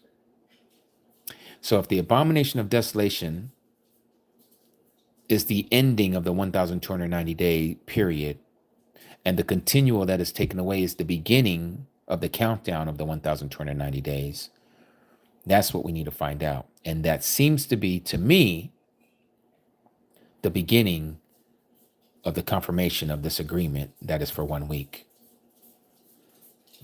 So the 1,290 days is a little more than half in the middle of that time. It says again here, and in the middle of the week, he shall put an end of slaughtering and meal offering. So the slaughtering and meal offering, symbolically speaking, could be those of us who have the opportunity to have the freedom of religion. The freedom, what are we looking at, Aki? Say it one more time. Oh yeah, 23 to 27. We're kind of there right now.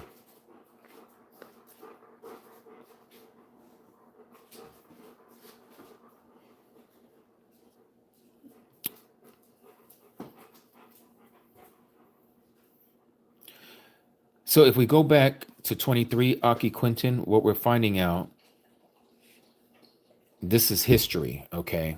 So at the beginning of your supplications, verse 23, a word went out. The beginning of yours, meaning Daniel's supplication, his praying, a word went out, and I have come to make it known to you, for you are greatly appreciated. So consider the word and understand the vision. 70 weeks are decreed for your people. So now we know your people is DNA Yasharal, Israelites. And for your set apart city, we know the set apart city is Jerusalem, to put an end to transgression and to seal up sins, that is transgression, and to cover up crookedness and to bring in the everlasting righteousness and to seal up vision and prophet and to anoint the most set apart. This part here, starting from to put an end to transgression and to seal up sins and to cover up crookedness and to bring in everlasting righteousness. This has to do with Yahusha coming, his second coming, and setting up his kingdom. That's when to seal up vision and prophet and to anoint the most set apart. And so it goes on and says, know then and understand that from the going forth of the command to restore and build Jerusalem until the Messiah, the Prince, is 72. So it says 7 weeks and 62. So altogether that's 69 weeks. 69 weeks. And it shall be built again with streets and trench, but in times of affliction, during times of war. But it goes back, it digresses, and it says, and after 62 weeks, because remember, 62 plus 7 weeks is 69 weeks. That's why it says here, until the Messiah, the Prince, 7 weeks and 62 weeks. Okay, so again, 7 plus 62 gives you 69 weeks. But it goes back, it digresses here in verse 26, and it says, after 62 weeks, the Messiah shall be cut off. This is when he was unalive. Hold on one second. I got to get ready to go over here and let my Asha in. If you want to take over for a little bit, Aki, I got to move the vehicles around so I can let my Asha get in. I'll be right back, you all, and we'll continue on this discussion. Okay. Where we at? Stay. Let me fix that before you try to come out. Stay.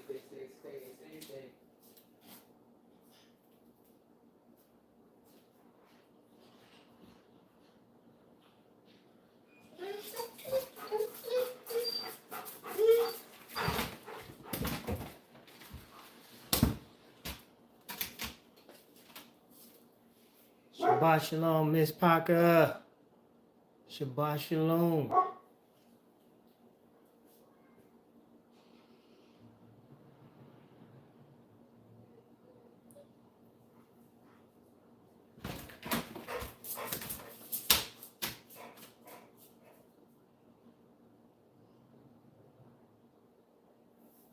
Yes, I'm heading over there. I'm heading over there right now. Yes. I'm heading right there right now. Ooh. Aki Jim got this seat warm. All right. Shabbat Shalom. Cuddy Michelle. Cuddy Diane. Cuddy Nazareth, Miss Parker. Miss Parker. Aggie L. What? Yeah, nah. Shabbat Shalom, JSO. Cuddy JSO. Shabbat Shalom. Aki Luis. I see you, my brother. I see you. Cuddy Jackie C. Shabbat Shalom. Cuddy Yervernia. JJ. Shabbat Shalom, Cuddy. Shabbat Shalom. Cuddy Alexis. Is that, did I say that right? Cuddy Alexis? Cuddy, right? Not Aki. Yes, I've been doing fairly well. No hiccups, no issues, no trouble, no trial tribulation.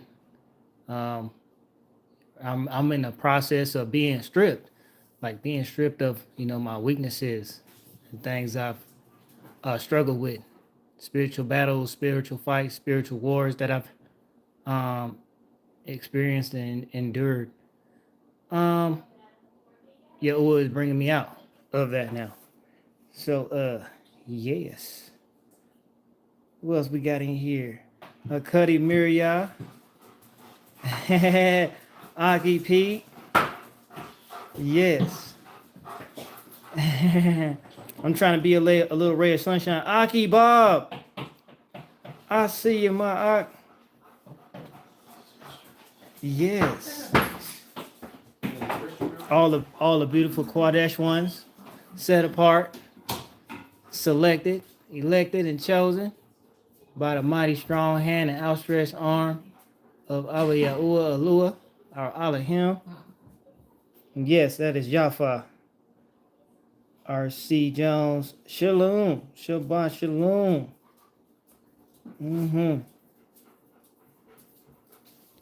Yes. So we're in the preparation phase, preparation stage, beloveds, spiritually, mentally, emotionally, socially, physically. We got to get our minds and hearts, bodies, vessels, temples right. You know what I'm saying? In these last hours, in these last days, in these end times, signals and all that are all around us. We are not to be ignorant to Satan's devices, because it's all the prophecies are coming out now that we're bearing witness to. So we should not be shocked or amazed or surprised or stunned or none of that. Keep our full armor on and stay sharp. Keep the oil in our lamp. Keep reading, keep studying, keep researching. Keep halalling, keep shubing, zooming. Fasting, petition, supplication, thanksgiving. By way of Yahushua, through Yahushua HaMashiach. Where we at? I ain't even been looking in the chat. I'm just over here yapping. Let me see. Shalom, shalom, shalom. What else we got here? Yes, as I was saying, we are to continue to seek, ask, seek, and knock. We are to continue to swing that sword. Keep swinging that sword. Keep salting the earth. And don't let your light be dimmed because of all the darkness and wickedness and evil that's fluctuating all around us. We are to keep our, ourselves with our full armor on. Right. Keep our cups full. Oh, we have to lean on each other too. You know, we gotta lean on each other, bear one another's burdens. You know, confess our faults to one another. That way we Yes. stay enlightened and awakened and strengthened in the body of Mashiach. Yes. Yes. Yep, keep being disciplined, obedient. Keep doing our due diligence and give all the due and all the credit up high, up above to Yahuwah. Yes. Constance, Cuddy Constance. Yes. We know. We are aware. We are alert that you need an immersion. And we're gonna do our bestest to get out there to you.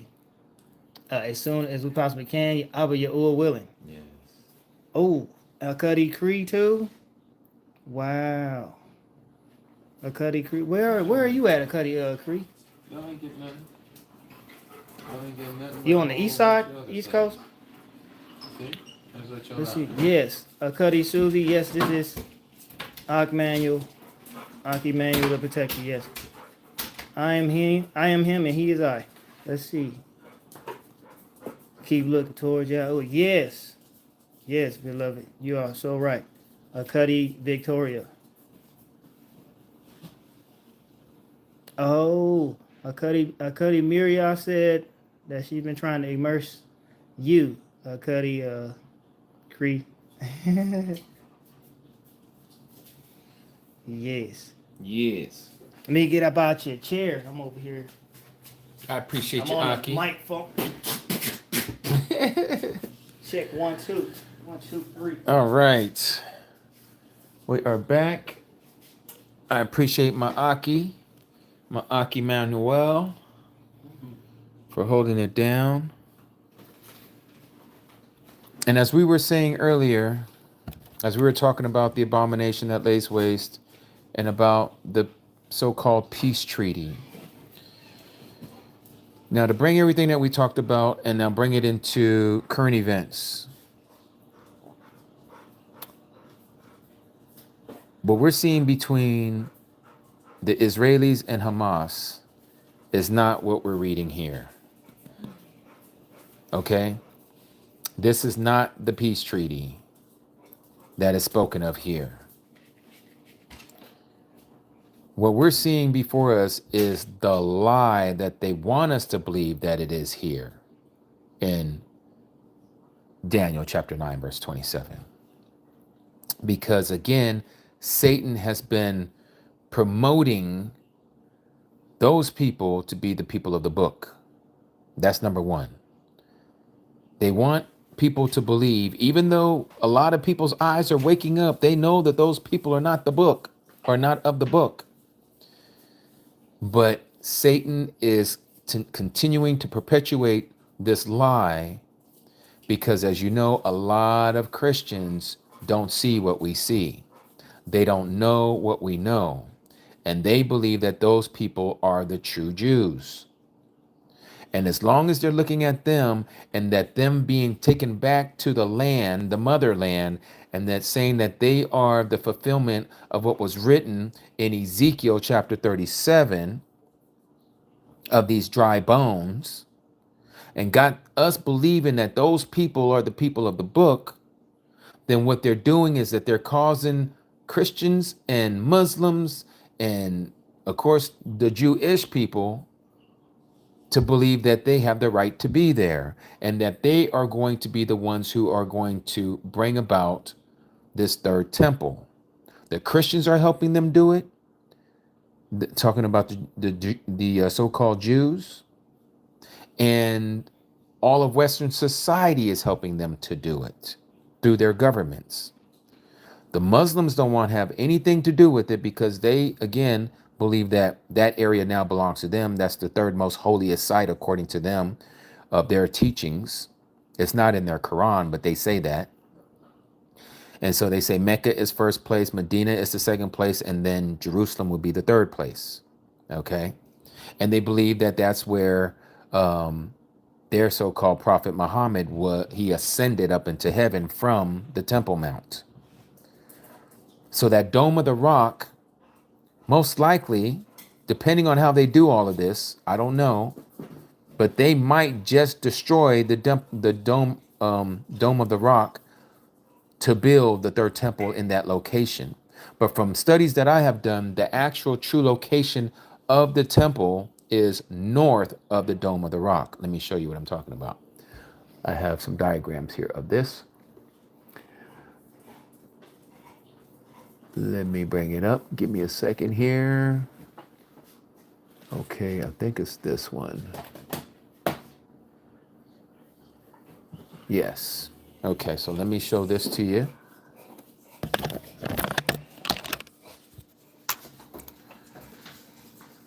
Okay, so this is the Dome of the Rock today, right here.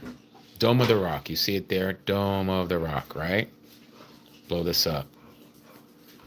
Dome of the Rock. Okay. Now, the location of this Dome of the Rock, there's this rock here, this platform. They're saying that that is where the Most High place sit. They're saying that the Ark of the Agreement was sitting on that piece of stone.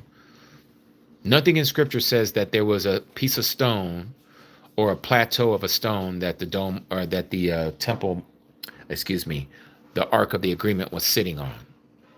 Now, from what I'm seeing, let's back this out a little bit. This is the whole so-called temple complex, okay? The Temple Mount. This is the Western Wall. This is where you see the people, the Jewish people today. They're over here doing all this bowing while they're, towards the Western Wall. This is the Western Wall, okay?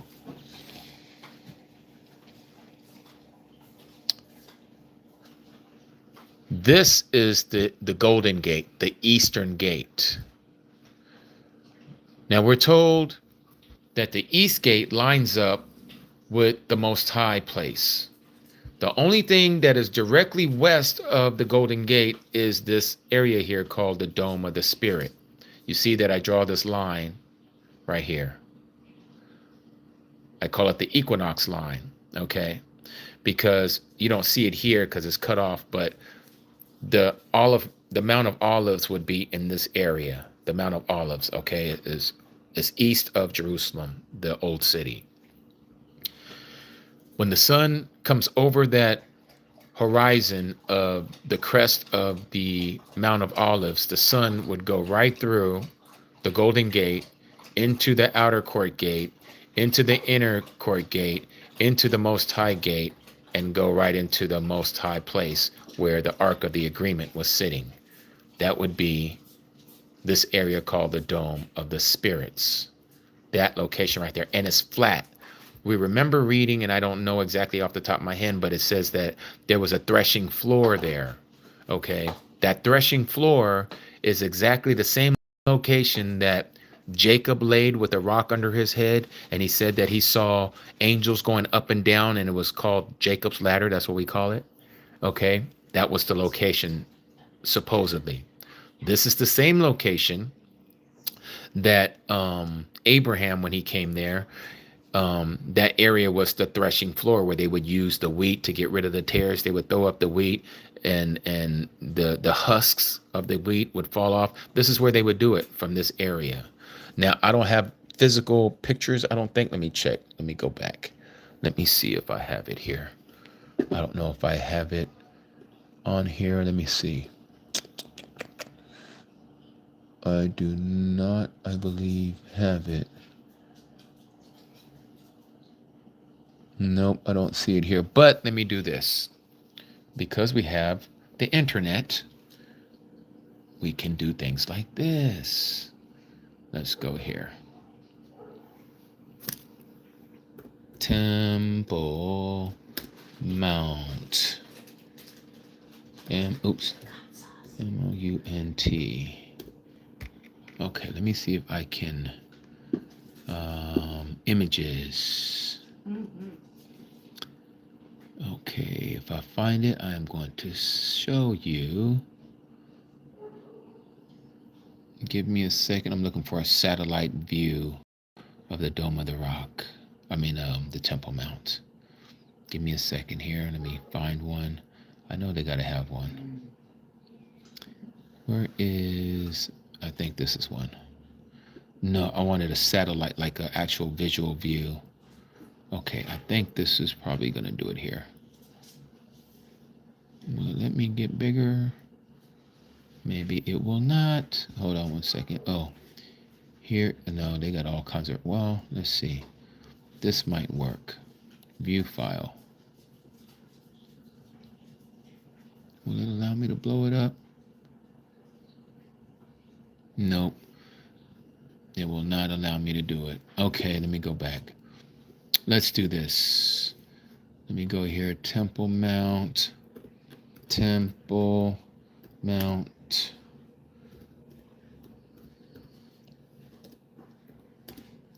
Dome of the spirits.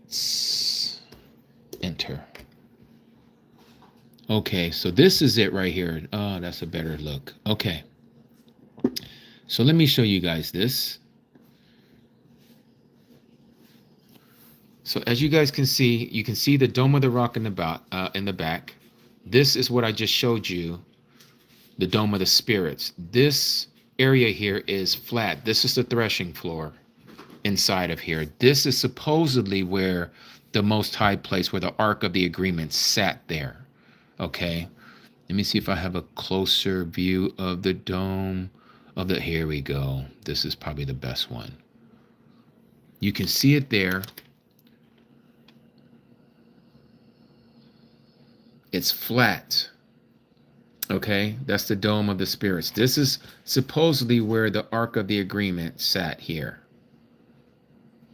And so the whole temple was literally raised down from this location. And so when the Muslims came later by the Caliph, Omar the Caliph, they built this gargantuan of a thing called the Dome of the Rock, south of it. Okay, but again, this is the way it actually looks. You can see, look how it's all marbleized. It's got all these cracks in it, but it's flat as flat can be.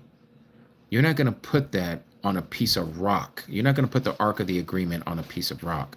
It was on this flat surface here, not in the dome where they have this rock that's protruding up out of the ground. Okay? But the reason why I show that to you is because, again, there seems to be a possibility that they do not need that Dome of the Rock to be destroyed. So what I just showed you was that location right there. This was the Dome of the Rock in the background. This lines up with the Golden Gate, the East Gate, the gate that is sealed. And they said the only one who's going to walk through there is going to be the Messiah, so they say. So I don't know if they're going to destroy it, and the next person who walks through there, whoever that person is going to be, they're going to say that that's the Messiah. Okay? But again, anybody who has the sense to read, they're going to see that this does not line up with the Golden Gate. It's too far south. So there's a possibility that this agreement that's going to be made is going to allow both to coexist. The Dome of the Rock will be here, and the temple that they're going to build is going to be here. Okay? So if that happens, we know that's what's going ready to go down. Now, I don't think I have one where it shows. Now, this was one that I did just to show you this wouldn't make sense. Okay.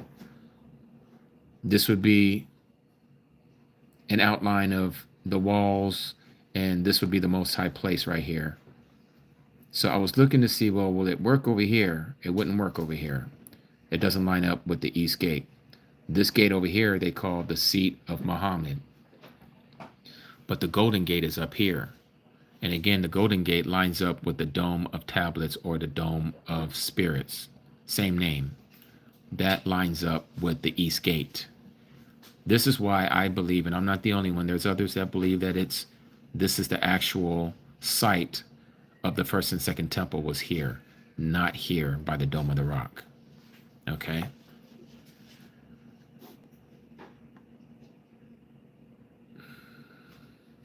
Here you can see the East Gate. That's the East Gate right there. This would go straight towards there. That is the Dome of the Spirits, that thing right there.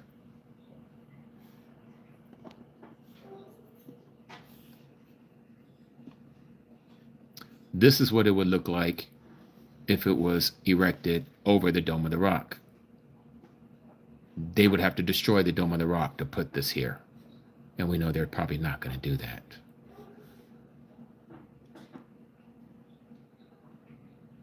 And this is another rendition. Someone else did this one with it being over the Dome of the Rock. So this would be east. This whole facing east. This would be west. This would be north. And this side would be south.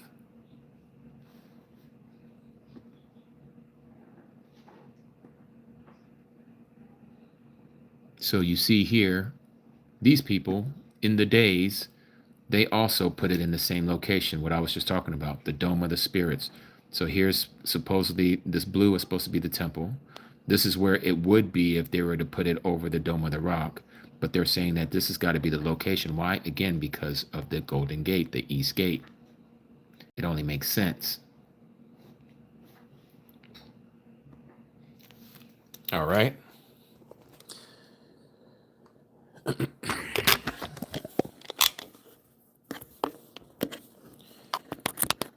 Okay, so hopefully that makes some sense to some of you guys. Again, I appreciate that, Aki Swank for bringing that up about the so-called peace treaty that has been made between Israel and Hamas, and them with all the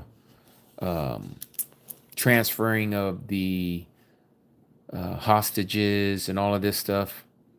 All of this has been set up to get people to believe that the Jewish people are the people of the book. And if you go against their narrative, you are considered anti-Semitic.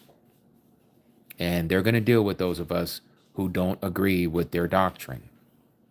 This is where the Noahide laws come into play. I think the Noahide laws is what's going to take away that is, which is continual. And what I think that is continual is those of us who are able to freely have free religion, to speak and to palal to Yahuwah. They're going to take away our right of free speech. That is already in the works right now. I think that's what is when the continual is taken away. When they take away our freedom of speech, which is also going to take away our freedom of expression, our freedom of worship, I think it's 1,290 days from that point that the abomination of desolation is going to be erected.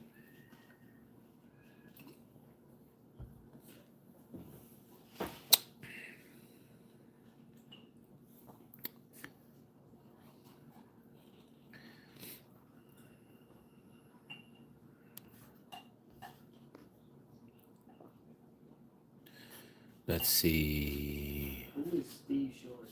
I don't know, but he's about to get timed out. Who is that? Whoever he is, he's out of here. I don't see him. He's the one that says the BIBLE is just a bunch of rubbish. He must be from Great Britain. Welcome, Nehemiah from Columbus.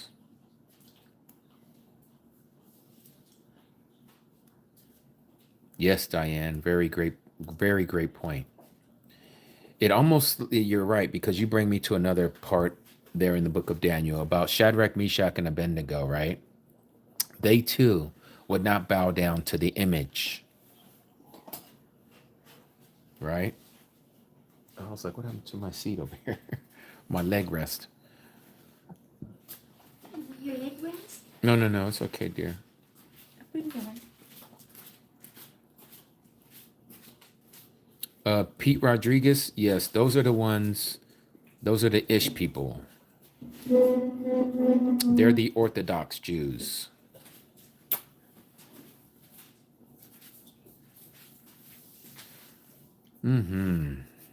They're the Orthodox Jews, and the reason why they have them boxes on their foreheads and they got the leather strap on their right hand is because of what they read in Deuteronomy chapter 6. Let me show you what we're talking about. Deuteronomy chapter 6, it says this. Is that verse 7 or 8? 8.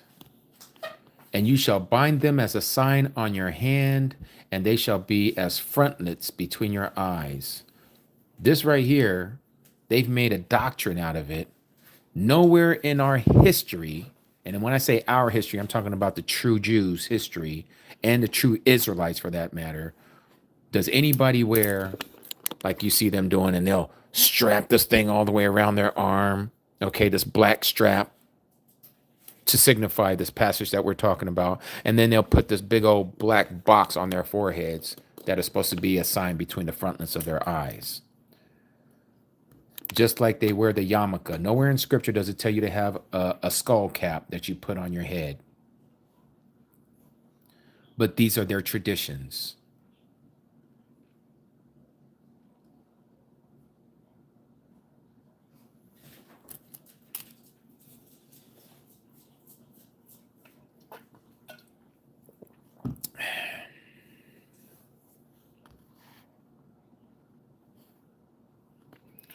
Let's see. Diane, it makes sense.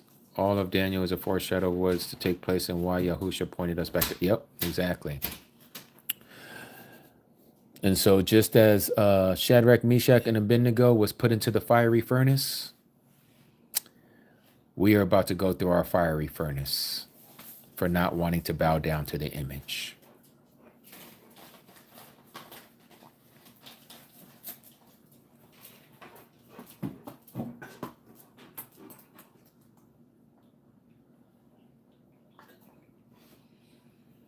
Well, that's the one thing that you'll find those three religions have in common. Christians, Muslims, and Judaism all have a skull cap. The kufi, the yarmulke, and the cardinals that wear the skull cap, they are all under the dominion of Satan.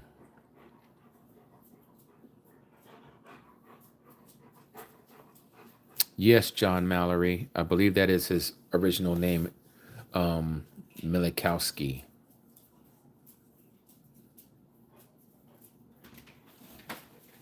Yep, and he's a Polish citizen that, of course, because they run everything over there, he changed his name. And he decided to put the name of our Abba Yahuwah at the end of his name, Netanyahu.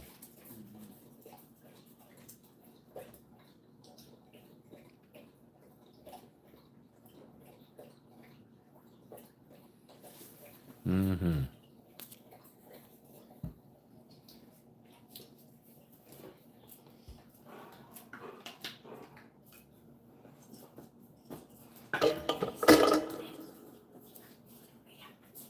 Yeah, Sheba.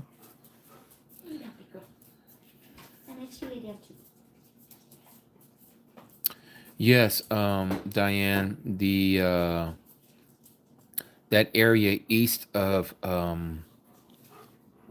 the Golden Gate is because, you know, in the Torah, you know how it talks about how the Levites, the priesthood, is not supposed to be around dead bodies, that they can't touch carcasses, they can't be around carcasses, they would be considered unclean.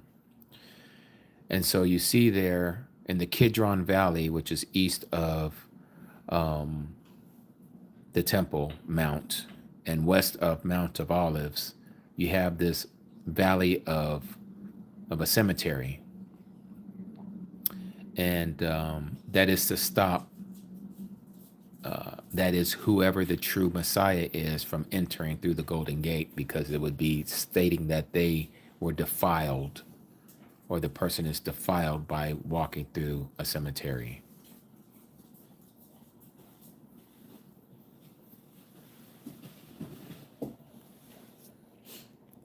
But we know Yahuwah isn't going to touch ground over there. He's just going to float right over it.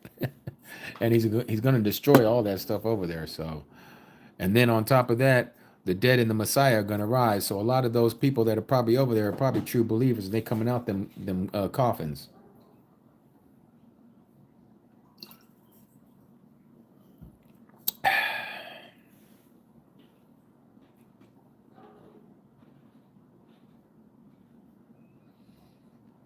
Oh, you was a day late, Ak Dawood?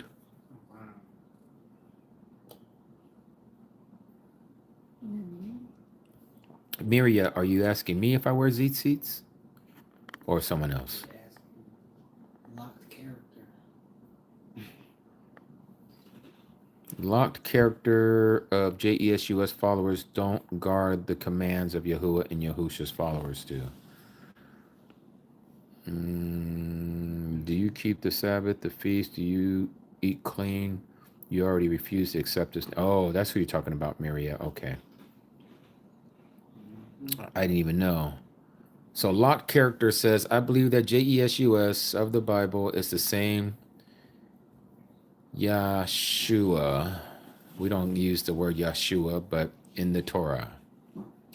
His works are the same in both. If my belief is in his word, I believe he is who saves. I will not be condemned, but saved. So locked character, let me ask you this question. Do you believe that we're to keep the law or not?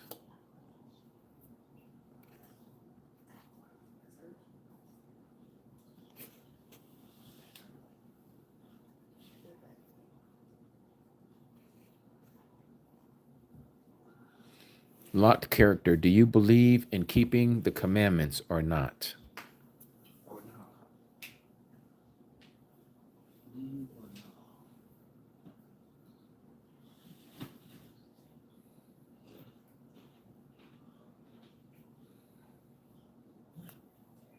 I believe we cannot keep the law, but we are to try. Okay, so you're not saying that we're not to keep it. You're saying that we're not able to keep it. That's your understanding, right?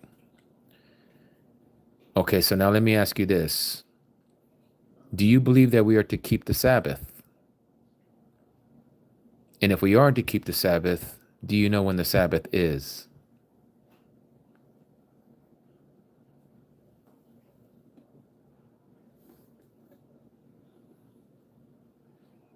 Yes, we are to keep the Sabbath. Okay, beautiful.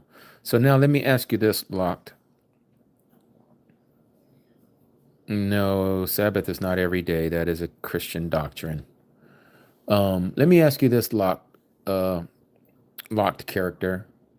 And again, it's not that I'm trying to slip you up, but I see that you're professing the name JESUS. Do you know what JESUS means? What is the meaning of JESUS? And behold, the promise forever stands.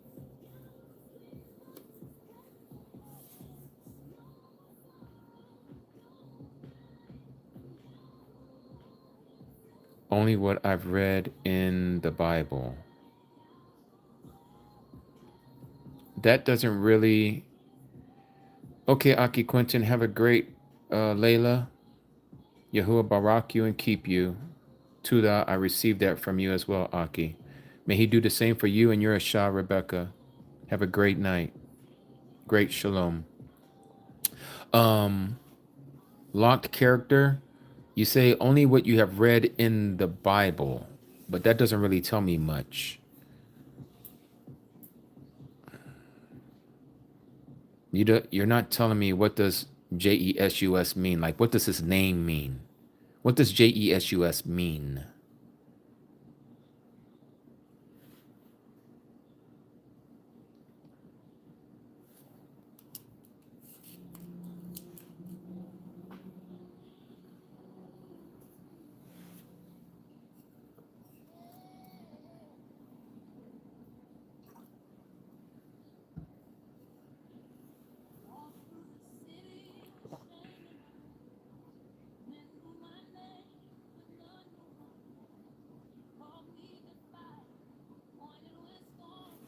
I don't have any knowledge of the meaning of his name translated. Okay, so this is the thing that I'm getting at, locked character.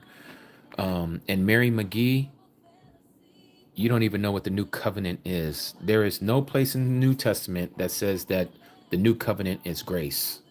Nowhere. Okay. Nowhere in the New Testament are you called under the covenant of grace. So to go back to locked character, do you understand that there is power in his name? Like his name has meaning. Let me show you this, because I know you Christians have been taught this. Okay, so let me show you this right here. Let me find it here.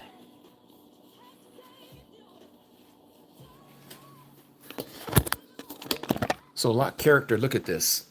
What's in the name, right? You know how this Adam means man, Seth means appointed, Enosh means miserable or frail, Canaan means sorrow, Mahalalel means the blessed mighty one. Jared means shall come down. Enoch means to instruct. Methuselah, his death shall bring. Lamech, the despairing. Noah is to comfort or rest. You've seen this before, correct? And these are all Hebrew names, and each one of their names have a meaning. You understand this, right?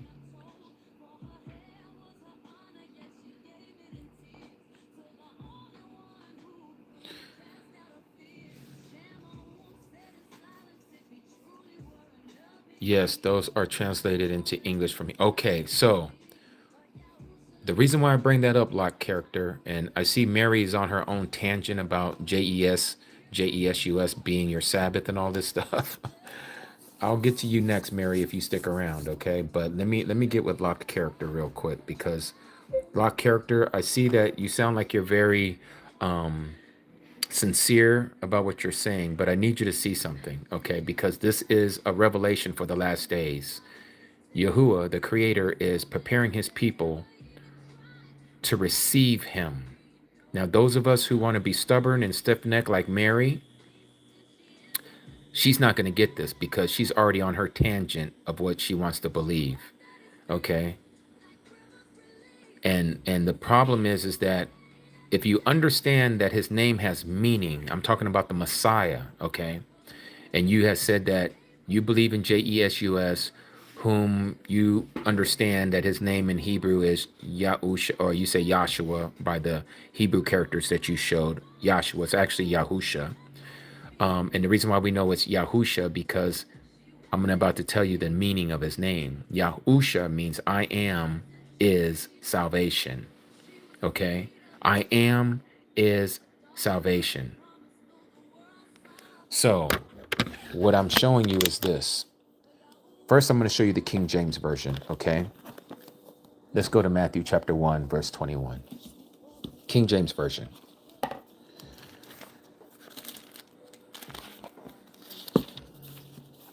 Notice what it says here. And she, meaning Mary, not the Mary in here that's talking craziness, but and she, meaning Mary, shall bring forth a son, and you shall call his name, and then it has J, capital E, capital S, capital U, capital S, right? For he shall save his people from their sins. The archangel Gabriel told this to Joseph. He says, you are to call him by a certain name. Why? Because his name has meaning, and his name has to do with he shall save his people from their sins. Now, this is why I asked you the question, what does JESUS mean? Because see, JESUS also has a meaning, but it has nothing to do with salvation. It has nothing to do with being your savior. In fact, the Greek word for savior, which the New Testament was translated from the Greek, and they removed the Hebraic understanding and the Hebraic culture from the New Testament. This is why they Hellenized it, which is to make it Greek text. Okay. And the Greek text, this is why they gave us Hey Zeus. And if you know anything about the Greek deities of their pantheon, you know their highest deity's name is Zeus. This is why our Spanish brothers and sisters use the name and they pronounce it properly as Jesus, because you know, I'm sure, you don't sound like you're an ignorant person, that the letter J is the newest letter in the English alphabet. It didn't come about until right around 1530 AD. No one during first century Palestine was going around calling the Messiah Jesus, or even without the sound of the J. No one was going around calling him Jesus or Jesus. Okay? The word for savior or salvation in Greek is sotier. You can look it up. Sotier means salvation or savior. Nowhere do you see or hear in the name of Jesus sotier or savior as sotier. But in the Hebrew, because it was originally this book here called Matthew, they have not the original, but they actually have a transcript over in Paris in the Hebrew language of the Gospel of Matthew. And right there it says, Mary shall have a son, and you shall call his name Yahusha. Yahusha in the Hebrew means, just like I just showed you earlier, what's in the name, and we went through Adam all the way to Noah, and you also agreed that that was English from the Hebrew. So the same thing, English from the Hebrew, Yahusha means I am is salvation. That's why the Archangel Gabriel says, for he shall save his people from their sins. That's why you're to call his name Yahusha, not this Greco-Romanized name, Jesus. Okay, I'm sure you've heard of the horse called Pegasus before. Pegasus ends in sus, suffix, as we spell it in English. Ephesus ends in the suffix sus. Dionysus ends in the suffix sus. What do all these have in common with Jesus? It all speaks of Zeus. Zeus. Pegasus is the flying horse of Zeus. Dionysus is the wine of Zeus. Okay? These are things that you can look up. And so the reason why I bring that up to you is because the power is in the name. If Acts chapter 4, verse 12, which many of us believe to be powerful, let me read it to you. Okay? Acts 4:12. Notice what it says here. And there is no deliverance or salvation in anyone else, for there is no other name.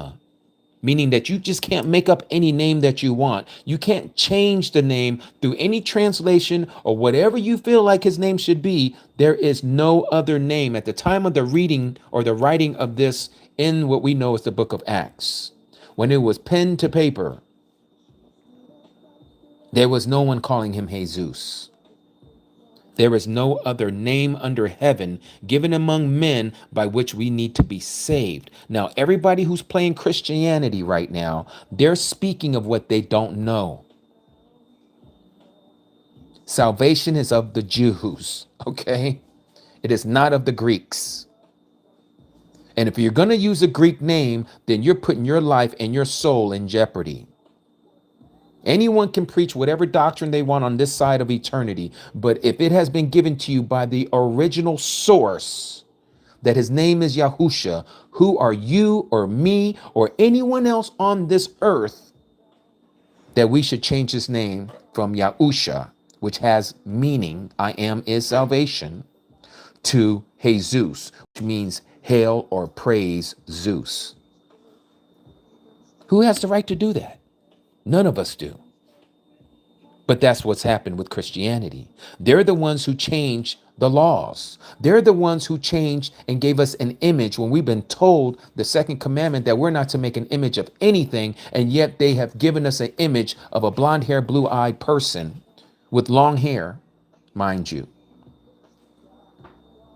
and say that this is your Messiah.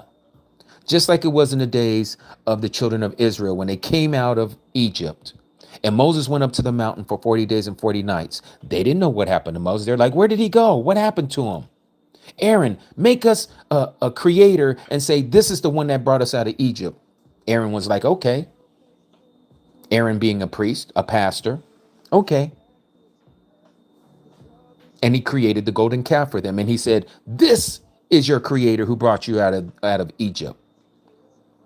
That made the creator very jealous and angry. He told Moses, get down there because the children of Israel have overstepped their boundaries and they have transgressed my law already. And I just brought you guys out here. Christianity has done the same thing. They have instilled a new Messiah, gave us a new name of the Messiah, and they told you can eat anything you want, including pig, when that has never been considered food. We go totally against the scriptures and we say all of this has been nailed to the cross, but it doesn't say that in Colossians chapter 2. It never says that the law was nailed to the cross. It said that he was nailed to the cross, and what he took on for us was the death penalty. That's what was nailed to the cross. He became the death penalty for us. And that's what they're not teaching in Christianity.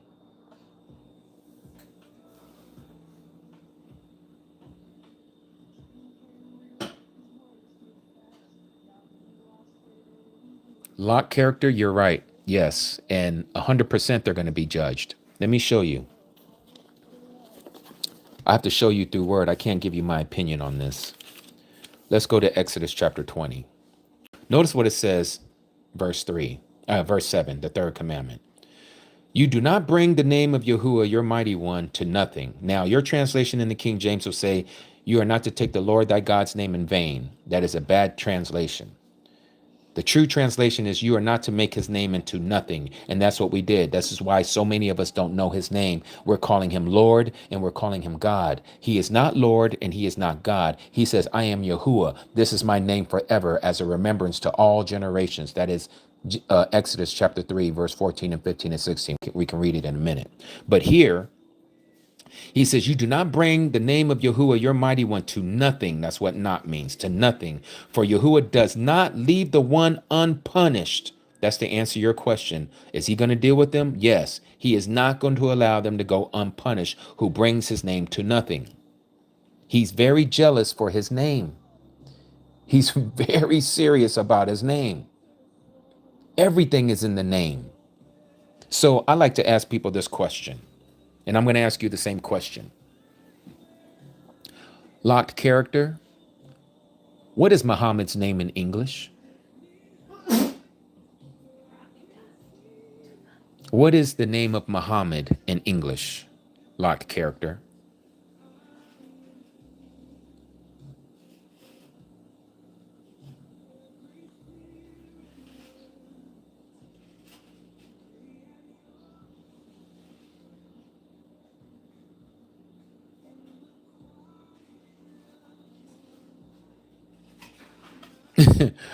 That's a great answer. I don't know. Let me ask you another one, locked character. What is the name of Buddha in English?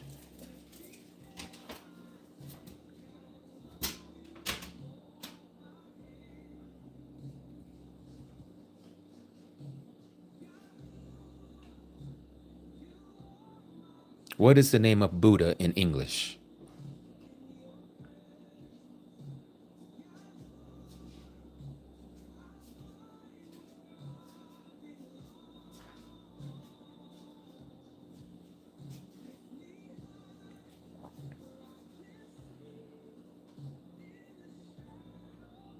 I don't think there's a translation, is there? No, there isn't.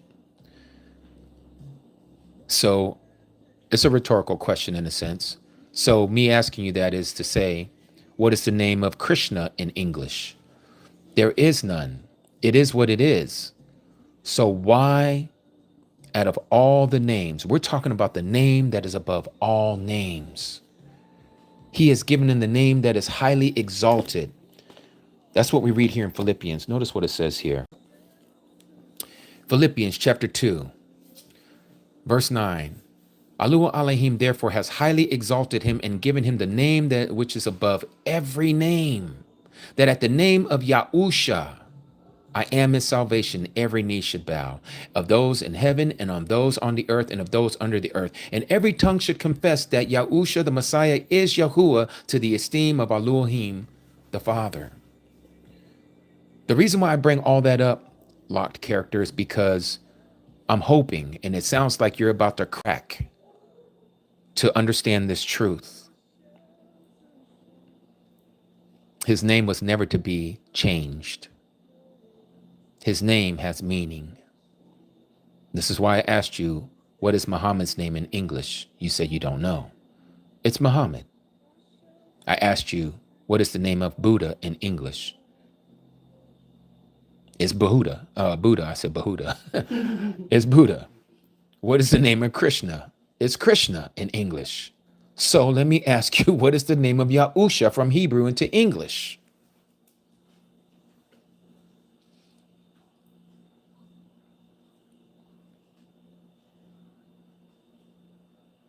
Local celebs, this is Philippians chapter 2, verses 9 and 10 and 11.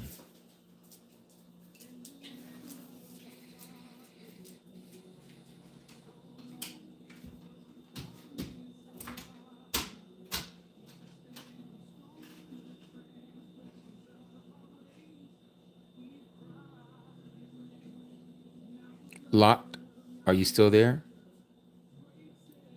What's Yahusha's name in English?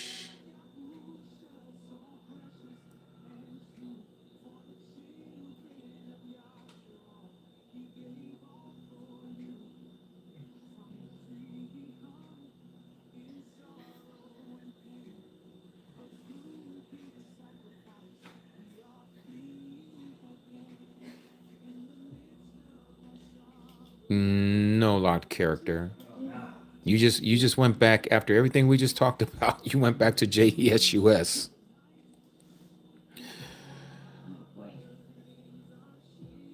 Jesus is Greek. Yes, it should be Yahusha. Exactly, Lot character. Exactly. There is no reason to change and give him a name that was not given to him. And it doesn't mean I am in salvation. If they gave us an equivalent from the Greek, I am in salvation, it would not be JESUS.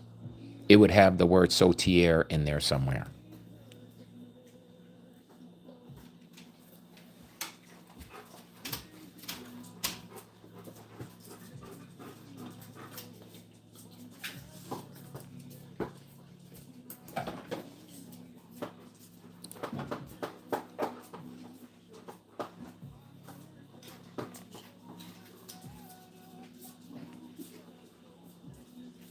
So I hope you understand that the name of your Messiah, our Messiah, the Savior of the world, for those who will believe in him and accept his offering on their behalf, his name is not JESUS.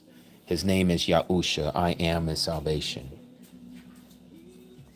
As for this other person who just came up in here, I see what Terupto, I don't know exactly, I'm just going to call you IC.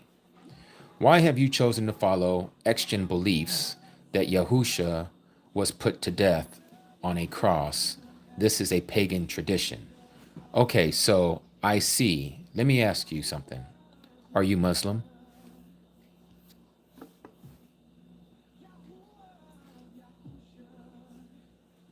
I see. Are you Muslim? No? Okay. So let me ask you, what is it that you believe so I know how to answer your question?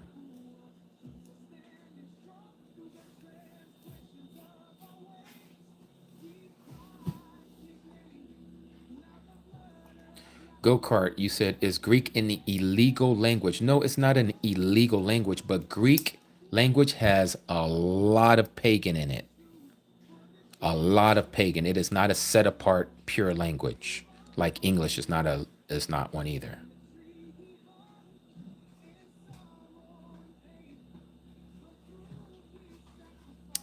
Shalom, Aki Owen. Great to see you.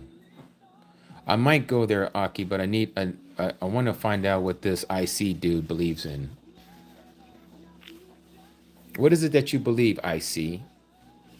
Are you only Torah observant only?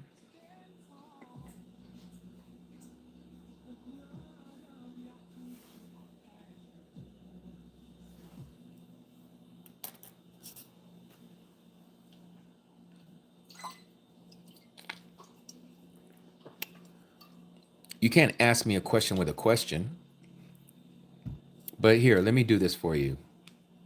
because I think you might feel like I'm stepping on your toes, and I'm not trying to step on your toes. So when you come here to someone else's room, I would like to understand where you're coming from. So let me say this to you, what the scriptures teach us, okay? And also what the writings, what people call the New Testament, tells us. Now, you said, why do you say Yahusha? Why do I believe that he died on the cross, which you say is pagan? So first of all, let's kind of clarify something. He didn't die on a cross. He died on a tree or a stake or a pole. Okay, that's number one. Number two, Christianity has taken and hijacked the truth and intermingled it with lies. So for you to say that why am I taking Christian beliefs with Yahusha, you're not connecting the two together, because the one, which is the truth, has been hijacked by the Roman Catholic Church, and they changed the imagery, they changed his name, they changed the commandments, they changed the calendar. Okay, this is the beast system. The beast system that we read about in Revelation chapter 13 is exactly what we're seeing right now and has been going on for almost 2,000 years. Satan tried to clean up, damage control what the Messiah did when he was here by resurrecting from the grave.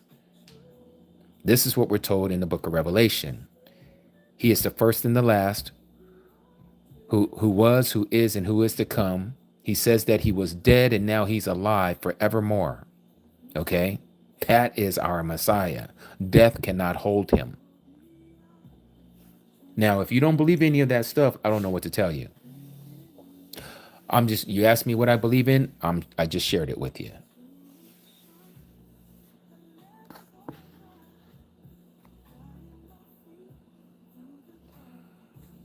Now, there was somebody else who came in here with some nonsense.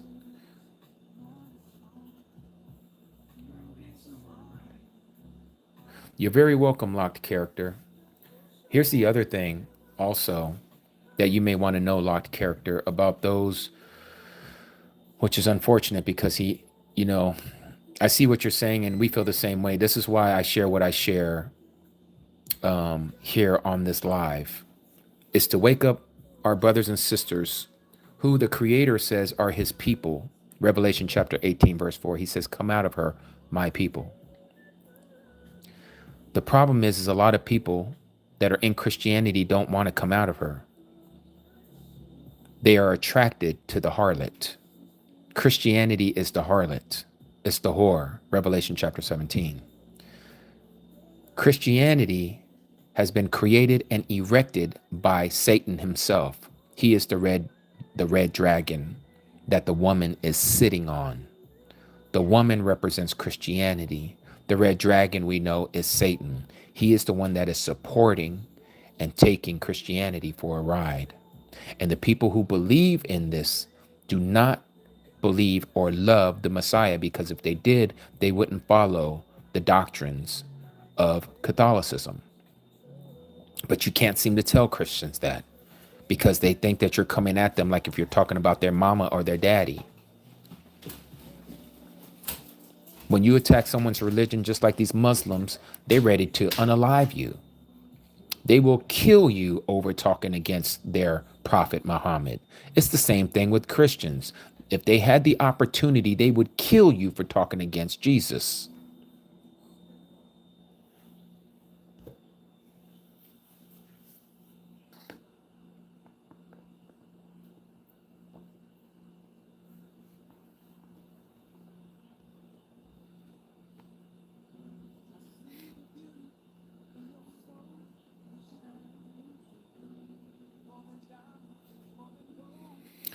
Puck the Christian, do you believe, well, we don't call him Jesus, and we don't use the term God.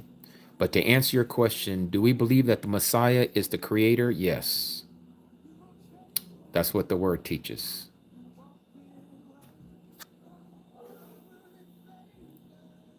I believe it was a stake also, or a tree. I try to follow the truth and believe that we should all keep Yahuwah's laws, statutes, and commandments to the best of our. Okay, so we're in lockstep. I see. We're the same. That's what we teach and preach here. We don't believe in the cross. We don't believe in that old pagan wooden cross. Oh, true Hebrew, you're right. They are doing that, yes. But I'm just saying, if they had the opportunity, they would do that right now with us. Why X on my name?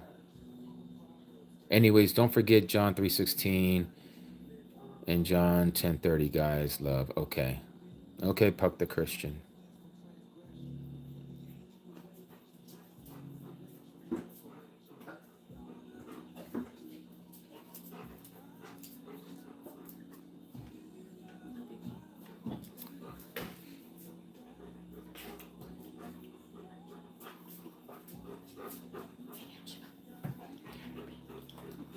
Puck the Christian, if you're here and you said, why X on my name? The X for Xgianity.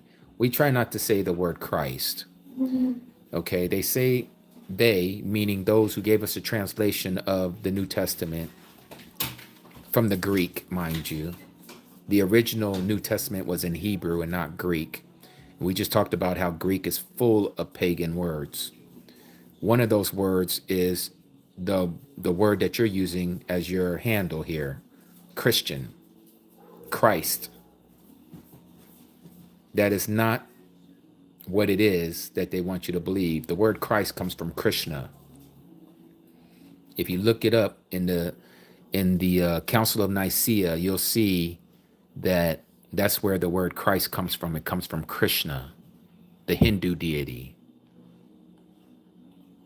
And so we don't use that word. Krishna in Hindu, they say it means the same as, they try to say, well, he is the Messiah, which is a translation to Christ.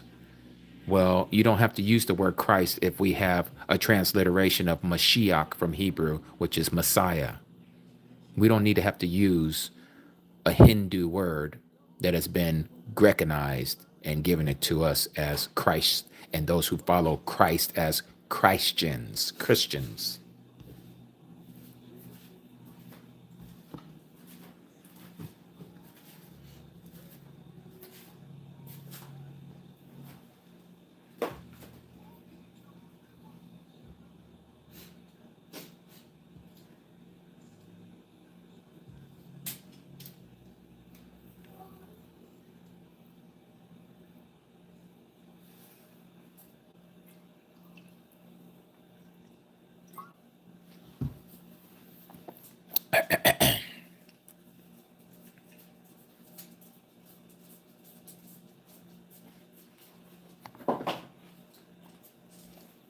What, Onyx? Bye, Grenade.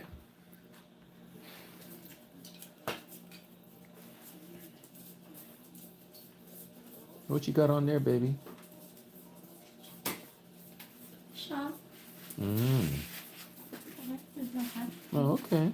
I see you, girl.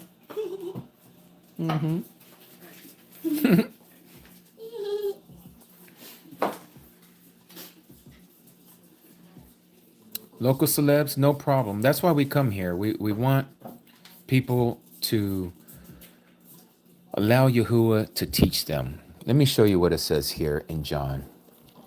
For those of you who have your eyes open, as I always like to say, and I take us to this passage all the time, this is part of the renewed agreement, okay?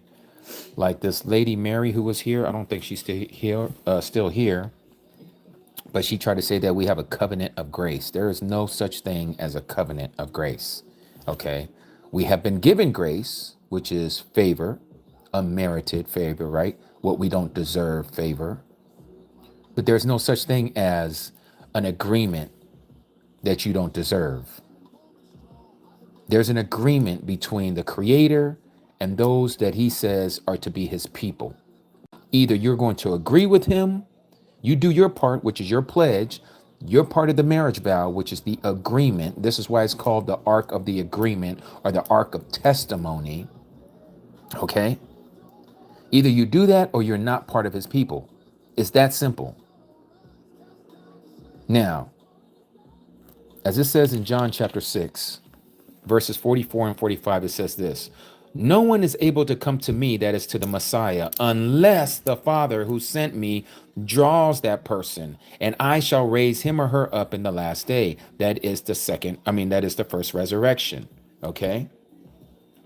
And then it goes on and says here, it has been written in the prophets, and they shall all be taught by Yahuwah. Everyone then who has heard from the Father and learned from the Father comes to me. So no one is teaching the next person when it comes to the truth. The only way you're going to know the truth is because Yahuwah, the Creator, has opened up your eyes to receive the truth. So when we come here on this platform, this room specifically, I can't talk for anybody else's platform, but this platform, we come together so that Yahuwah may talk to us through his scripture, so that our eyes may be open to his truth. And I'm going to tell you, many of us have come to his understanding over the last few months and over the last couple of years. And some even before the couple of years that have been walking this out, and they're finding others like themselves, and they find this room and they're like, oh man, this is beautiful. There's others that know what I know. Exactly. Why? Because it's the Father by his Spirit who is leading us and guiding us into all truth.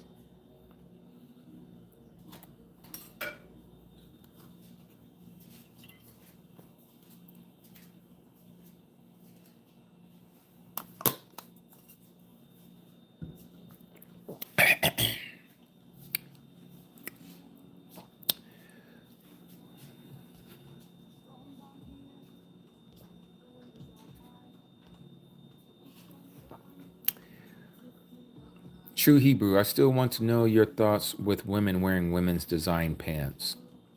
I just want to understand this according to the Most High Creator's word. Well, the thing that we're told about, as far as we're not to wear one another's gender's clothes, pants, in its definition. Hold on one second. I'm going to blow my nose here. I think I got to sneeze. Let's see if it goes away. I'm already ready to go. I'm just waiting for the sneeze. Okay. It seems like it's not wanting to come out. But so pants was the undergarment that men and women used to wear under their robes, their garbs. Okay. What it's actually talking about there in scripture about the wearing of other gender, like a man shouldn't wear women's clothes and a woman shouldn't wear man's clothes. Even in our modern society today, we know what is gender specific. Okay. A woman wearing pants is not wrong. What is wrong is when man or woman wears something that shows too much of their body form, especially women. Why? Because Yahuwah has created the woman, her body, to be an attractive form for men. Okay. Now we know there's people who are perverting it that are women that also look at women that way, but that's a perversion of their brain. But the way it was instituted by Yahuwah is that the woman is formed in a very feminine way, that when a man looks at a woman, it can cause him to lust after her. Now, when you wear some of these clothes that they call clothes today that are not clothes, that are literally just a second layer of skin that shows too much of the body form, that is wrong. Okay. There is clothes that you know that is masculine that a woman should not wear, and vice versa, like men wearing women dresses like they do in Hollywood. They try to what's the word I'm looking for? Initiate them into their belief system by making them wear some of this stuff. Okay. And you've seen it. I know some of you've seen it. So it's plain as simple as this. We are not to wear one another's clothes. There's things that are unisex. That's true. A t-shirt is a t-shirt. Okay. Some have a deeper cut than others. One may have a V cut. Another one may have a long, deep cut, for women to kind of hold their breastises, if I can put it that way. However, it's simple as this, that Yahuwah is saying that you are not to wear what you know is gender specific. That's simple. That's simple.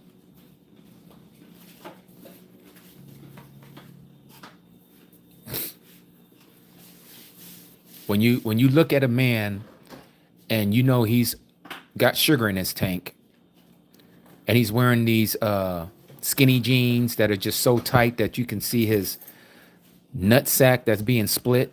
Okay, I don't know no other way to really put that. That's not right. That's not proper. He should not be wearing that. Same goes for a woman that can show her camel toe. She shouldn't be wearing that. Okay, those things are not right. You shouldn't be wearing that stuff. That is no different than somebody saying that pig is food.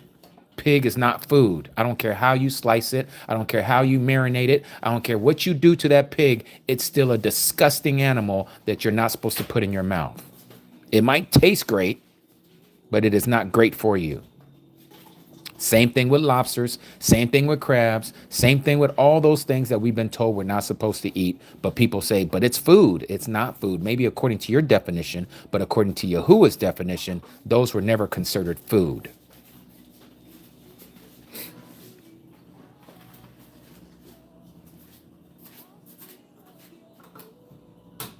And so the same thing with clothing. There are certain clothes that you just know. You don't need anyone to teach you that. You know what is gender specific. A little boy, unless he's been tainted by modern wokeism, would know that if he sees another boy going to school in kindergarten wearing a dress, those boys who haven't been woked, they're going to look at that boy and they're going to tease him. Tommy is a girl. Tommy is a Susie. Even children know what is right garb for one to wear. It's that simple.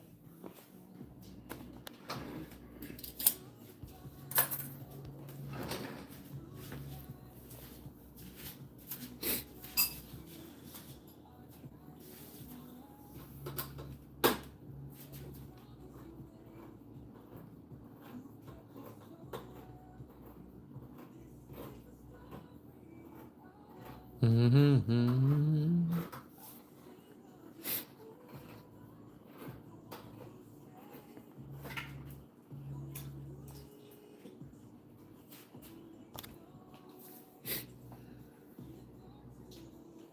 Let's see, what else other people have to say in here?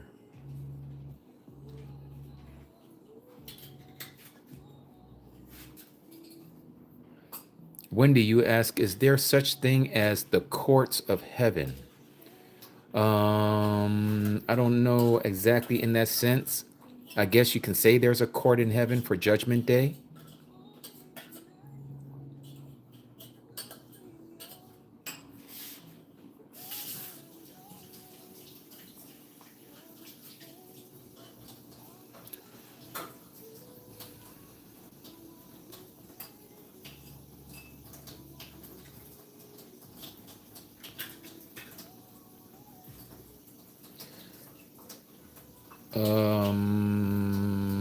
Local Celebs Magazine. Are you asking me? Am I coming to Michigan anytime soon? If you're asking me, no. But we do have believers in Michigan.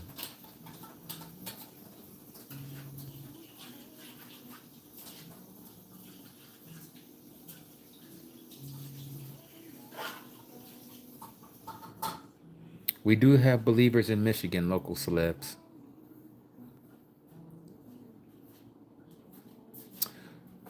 Daniel, yes. Usually I'm only on the weekends.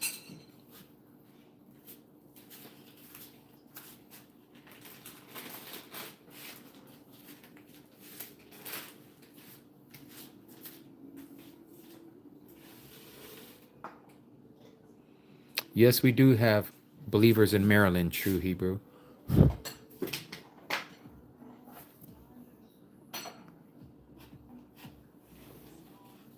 Specifically in Baltimore.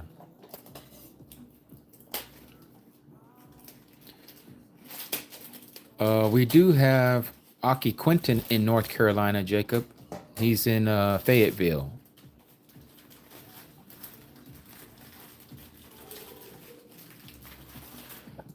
Daniel, we start, since you're on Pacific Standard Time, I'm also on Pacific Standard Time. I'm here in Vegas. 1 p.m. both days. 1 p.m. Yes, dear. I'll try it, yes. It just looks dry. Is that the chicken? No, that's tuna. Oh, it's tuna. I could put some mayo in it. Oh, yes, that would be so beautiful. Let me see what this tastes like first. Too fishy. Oh, You want more mayonnaise on that it? is. Why don't you cover that?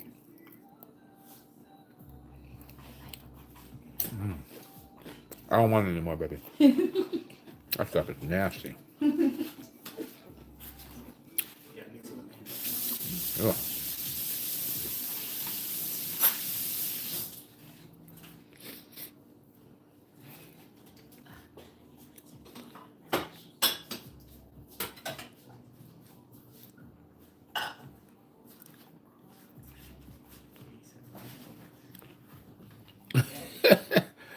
This person said because they were human once. Pigs were not humans. I'm sorry, Alton.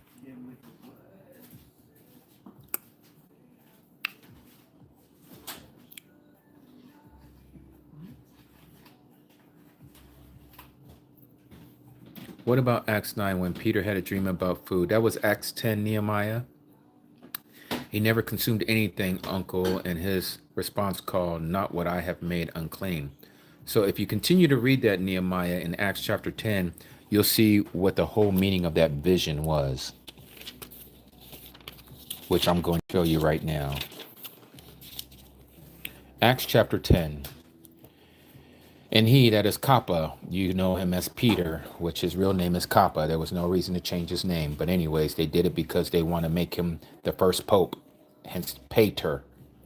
Anyways, he became hungry and wished to eat. But while they were preparing, he, that is Kappa, Peter, fell into a trance. And he saw heaven open, and a certain vessel, like a great sheet bound by four corners, descending to him, led down to the earth, in which were all kinds of four-footed beasts of the earth, and wild beasts, and creeping creatures, and the birds of the Shama of the heaven. And a voice came to him, Rise up, Kappa, slay and eat. But Kappa said, Not at all, master, because I have never eaten whatever is common or unclean. Again, what is common or unclean. And so it says, and a voice came to him again a second time, what Alua Elohim, the mighty of mighty ones, has cleansed, you do not consider common. It says, and this took place 3 times, and the vessel was taken back to heaven. Now notice he never rose up and ate it. He didn't slay any of that stuff that was on that sheet. It says that the sheet went back up into heaven. Okay. So while Kappa was doubting within himself about the vision and what it might mean, this is when Cornelius, who's a Gentile of the Roman regiment, sent his people to see Kappa, because this angel told Cornelius, you are to send men to ask for Kappa or Peter, and he is to come to your house and he is to preach to you. So now notice what it says here. And it came to be that when Kappa entered, Cornelius met him and fell down at his feet and bowed before him. Okay, so Cornelius bowed down before Peter when Peter came into his house. But Kappa raised him up, saying, Stand up, I myself am also a man. And talking with him, he went in and found many who had come together inside Cornelius's house. So it's more than Cornelius. It was like his whole family and friends were there.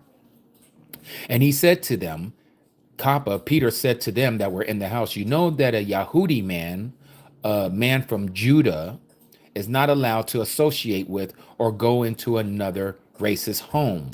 Okay, another person of a different ethnicity. But Alua Elohim had shown me that I should not call any man common or unclean. When did the Creator tell him that? He told him that by showing him this vision 3 times. This thing came down. What Alua Elohim has cleansed, you are not to consider it to be common. This is why this vision happened. He was never telling him to truly eat this food. He already knew that Peter was not going to rise up and eat. He was trying to teach him a lesson that men who are not of the tribes of Israel, you are not to call them nasty or unclean or that they're common. He understood this, and this is what he told Cornelius. Cornelius was a Gentile. He was a white tea person. He was a Roman, a Caucasian. This is why Peter Kappa says that you know that we do not associate with other people of another race. Okay? So he says by responding to him, Yahuwah has shown him that he is not to call any man common or unclean. That's what that vision was all about. Has nothing to do with you can eat whatever you want to eat. Because as I always like to say, and this might sound a little like a joke, but it's so true. If you think that you can eat a poisonous frog, you go right on ahead and eat a poisonous frog because you think it's food. But it shall be the last poisonous frog you ever eat, because you will die after you eat that poisonous frog.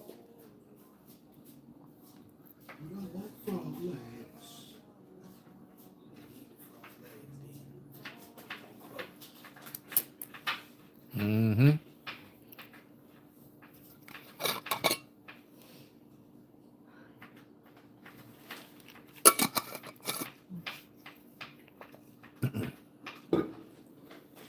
Thank you, Aki. Tuda Aki. All right, so we've been on for 6 hours and 30 minutes today. I think we're going to shut it down here in about 30 minutes. Take a few more questions. So not about food. Okay, thanks for the clear up. Yes, it was not about food. I see the name Elohim, not Elohim, but you say Elohim, was a Greek Latin conscription used by many of their deities. Even the name Superman was Kal-Al or El. I agree with you on one thing. It's all about what's in the name. That's right. This is why we don't use the word El. It's Al, A-L. The Hebrew letters is the letter Aleph and Lamed. Al, not E-L. There's no E in Hebrew.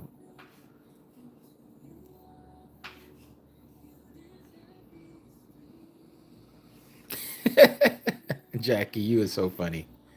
She said, can we start over?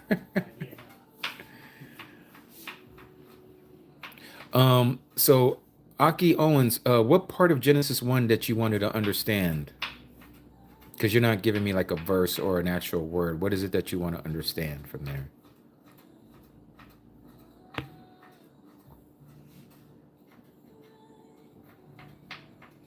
Paul Villegas, what do you mean? What did Yahuwah say about dreams? Like, I don't understand what you mean by that.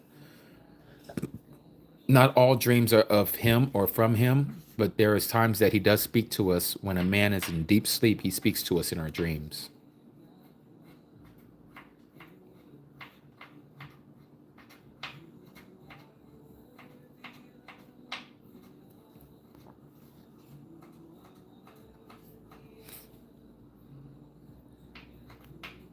Oh, is that what he wants to know, Nazareth? Let us? The actual word in Genesis 1:1 using e-sword. Oh, Genesis 1:1. Okay. Sure. Let's go there. Let me open up the e-sword. Let's go to Barashit, chapter 1, verse 1. Okay.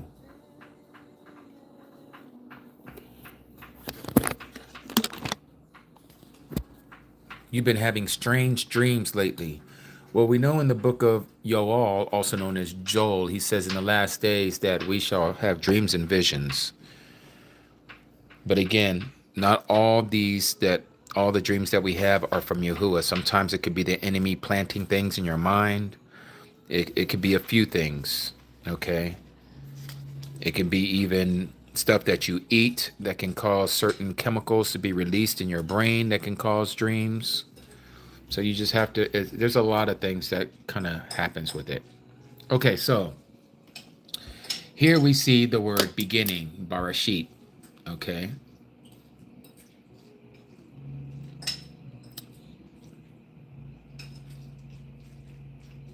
And then we have Alahim. Notice again, it's not a E, it's a A. That is a Alaf. Alap, Lamed, Ha, and that's a Yod, and then a Mem. Alahim. Okay? And then it says created. That's Bara. Let me get it to show up. There it is. Bara. Okay? You see there again? Bet, Resh, Alap. Okay? That's a letter A. They say it here. There, A is an A here. But for some reason, when it comes to this one, they take the A and they make it an E. You see that?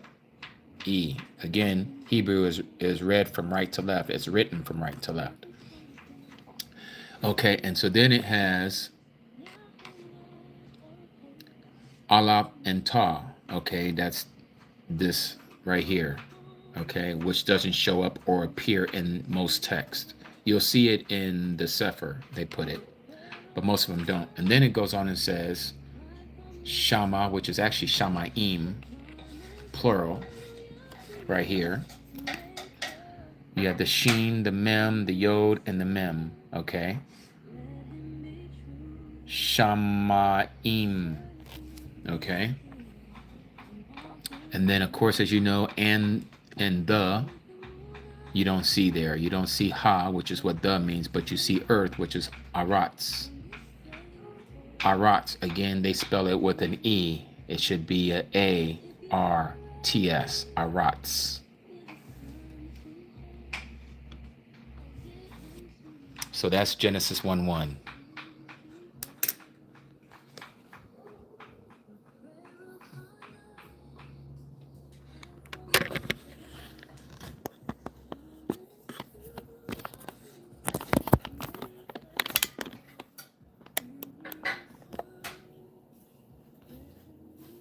I hope that, I don't know exactly what you wanted to see there, but yes, I just shared Genesis 1:1 with you there, Owens.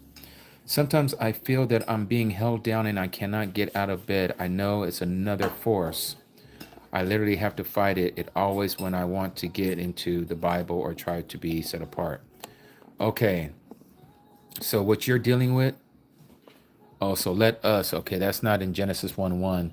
That would be Genesis chapter 1, verse 27. We'll go there here in a second. Sleep paralysis. That's right. That's what it is, Queen.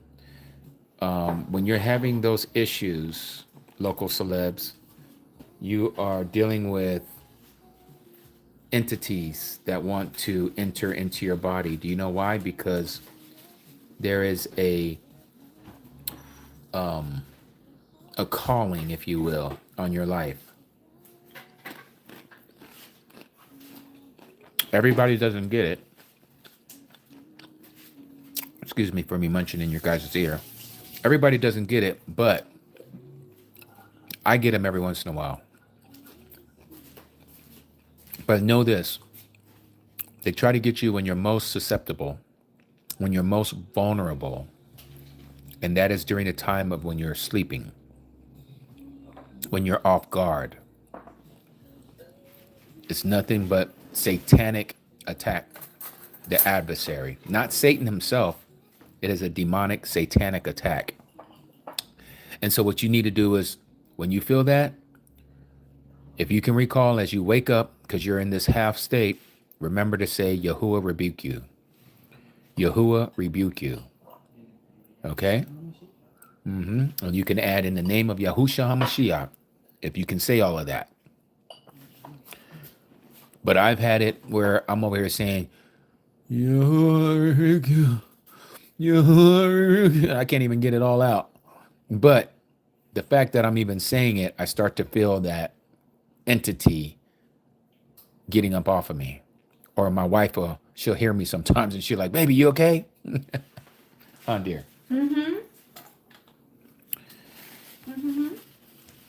Mm-hmm. Yes.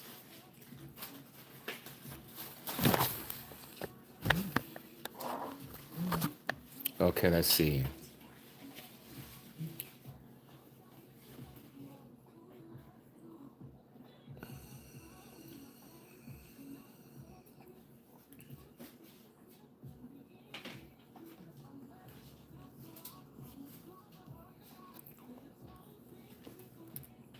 Okay, so let me take you to that passage, Aki Owen, that you're talking about. Genesis chapter 1, verse 26. Let me blow this up.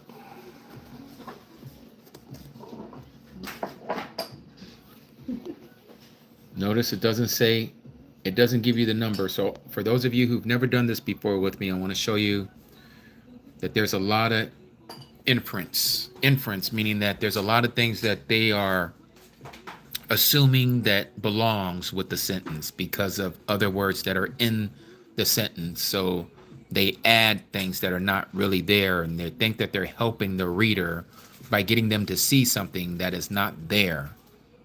Okay, and it'll cause confusion. One of those things is what we're about to read. You'll notice that after every word, there's a Hebrew number.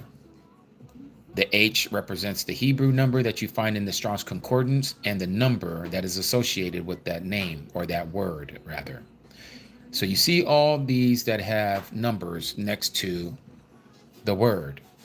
One of the things that you see here is, we looked at this earlier, H430 is Alahim. Alahim is a plural form of Aluah, okay? Alahim, plural of 40 or 433. So I'm going to click on that. And we're going to open up this dictionary here. And you see here it says plural of 433, GODS in the ordinary sense, but specifically used in the plural, thus, especially with the article of the supreme God, occasionally applied by way of difference to magistrates, and sometimes as subplurative plurals of angels, exceeding, God or GODS with the plural, or the DESS at the end of God or GODLY. Okay, so it has all these meanings. So here, H433, again, Aluah, not Eloah, but Aluah. You see again, it's the letter A, Alaf, okay, Lamed, and then you have the Ua, and then you have the Ha, or the Hey, as some people pronounce it. Aluah, Aluah, okay? Anyways, that is the singular form of Alahim. Now, going back here, it says, Elohim said, okay, said. Right here is Amar, Amar. Again, Aleph, Mem, Resh, AMR, Amar. Okay, the actual letters. But you don't see let, you don't see us. There's no definition for either one of these in this passage, meaning that it wasn't in the original. And then it just goes to make, asa, okay, asa, okay, ayin, sheen, ha, or hey, as some people like to call it. So that's a ASH, H, asa, okay. Now, then we have Adam, ADM, Adam. So, the Mighty One said, make Adam. Okay, it doesn't say let us make Adam. That is the reason why they put us, is because of the plural Elohim. Elohim again is plural. So if they're using this and translating it into the English and saying that it means GODS's, then that's the reason why it says GODS says make Adam. But they put us here because, again, this being plural. So this is why they infer the word us, but that's not in the original text. Okay, this is where we get people that say, see, there's the Trinity right there. There is no Trinity. Stop it with the Trinity. It's because you don't understand what the Creator is saying to you, that he is one being, and he tells you he's one being. There is no one else but him, but he manifests himself in many ways.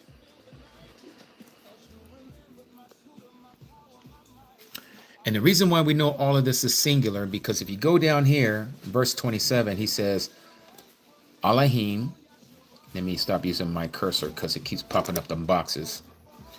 The mighty one created Adam. Image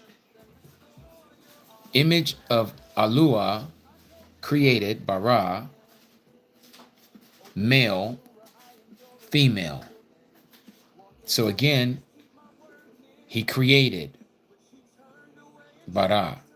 Okay, it doesn't say he, them. That's all for this Shakespearean nonsense that they do with the King James version. So anyhow, the Creator created Adam in his image and his likeness. Okay, singular. All this is singular. This right here, us, was added because of Elohim being plural.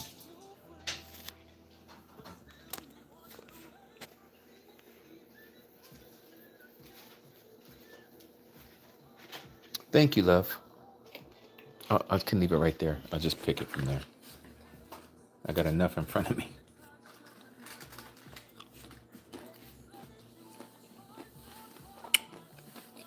True Hebrew? Neither. There's no I in Hebrew. That should be a Y. Like what Queen just put there. That's the correct pronunciation, letter for letter. Elohim.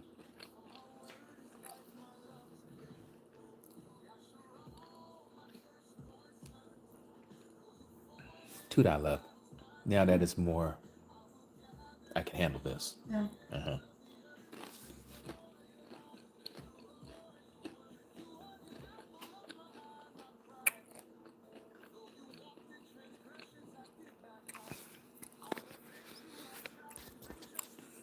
Quran 1:12.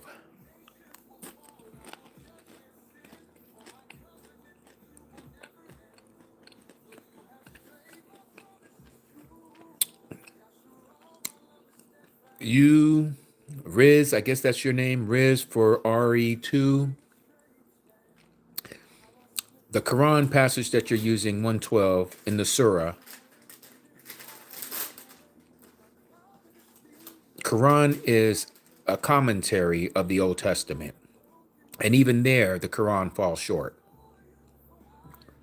Because what you don't seem to realize, which most of you Muslims don't realize, is that the Creator said that he was going to send a seed. And that seed is himself.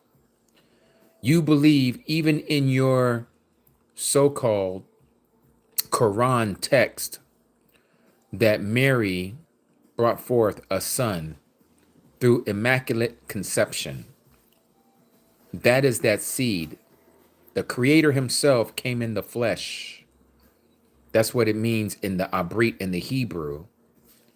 Emmanuel, the mighty one with us.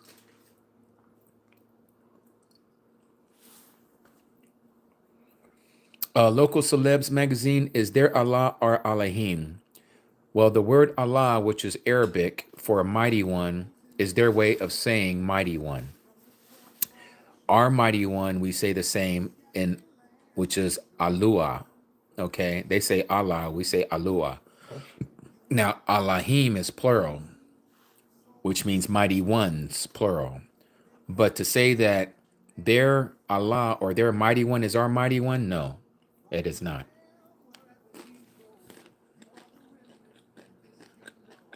But both words have the same meaning.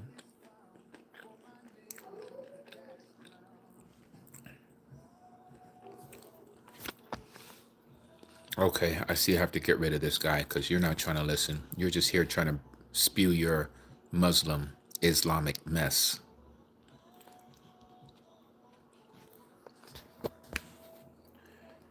For those of you who are Muslims that are in here or listening, I hope Yahuwah will open up your eyes, but you, just like a lot of Christians, are hard to talk to. You cannot pour new wine into old wineskin. The hardest people to talk to are the religious folks because they don't want to hear true doctrine. They want to stick to what they know without questioning what they know. And that's the problem with both Islam and Christianity. They both have that issue. They're hard-headed and stubborn.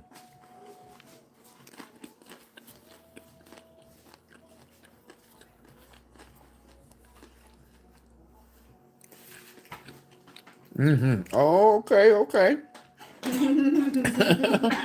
Yeah, you're going to be doing just that when you start putting that on there. I already was. Oh, did you? I was trying to be quiet. I'm over here choking. That was me. You want some more left? Thank you, dear.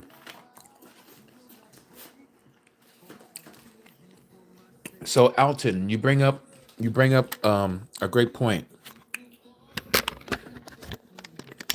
You're very welcome, Cody Nasseret, and I appreciate your time for being a moderator and all the other things that you do with the link tree. Alton, it is true. You did that this. In Genesis, let's go there. Let's go to Barashit. Up in the wrong spot here. Chapter 11, about the Tower of Babel.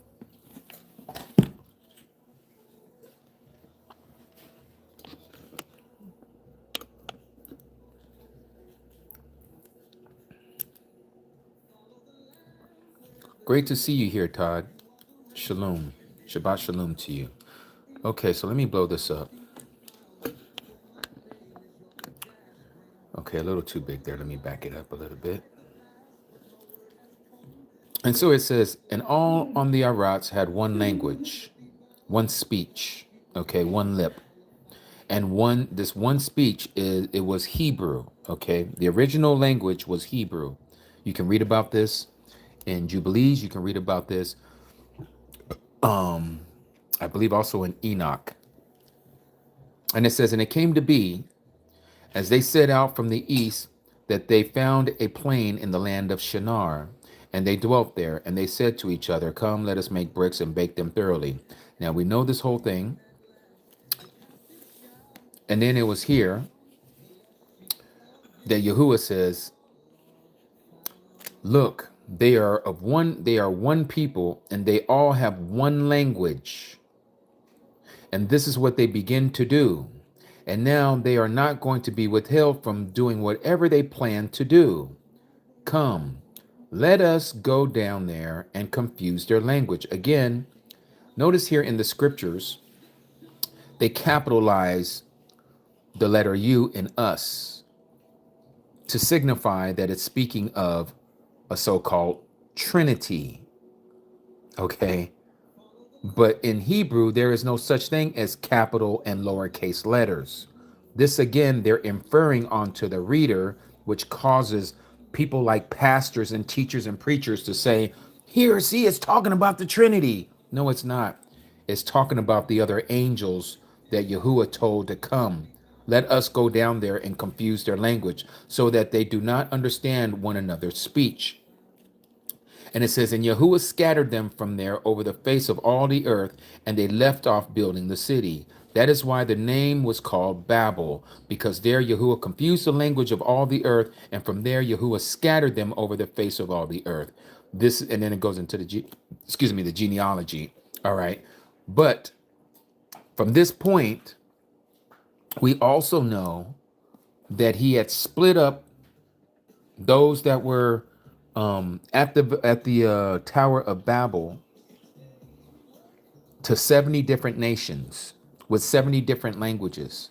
From those 70 different languages, you can actually look this up even on Google. I know some of it they're scratching and they're washing out of some of the what do you call it? The search engines. But you can trace back practically every different dialect of languages on this earth back to 70 original languages. Okay? This is why a lot of languages have a lot of same meanings. So, for instance, English, Anglo English goes back to the Germanic language. Okay? Latin, which is the origin of Spanish, Portuguese, French, comes from the Latin. Italian comes from the Latin. All right. The Hebrew language, you have Aramaic, you have the Phoenician language, you have the Arabic language. These are all sister languages to the original Hebrew. And you can do this all over the world. You'll find that certain ones are almost similar, like Korean and Chinese they have many words that are very similar. All right. Like my wife, she's from Laos. Laos and Thai have some words that are similar. Are they not, baby? Yes. Exactly.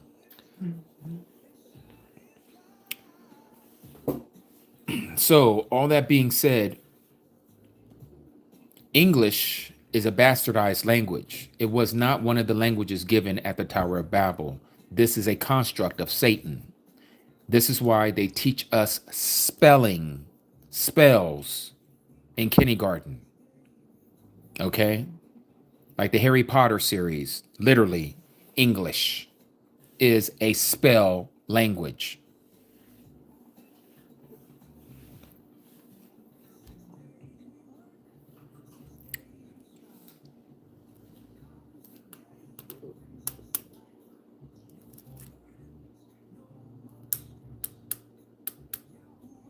All right, we are almost done for today, Miss Baka. We've been going at it for 7 hours almost.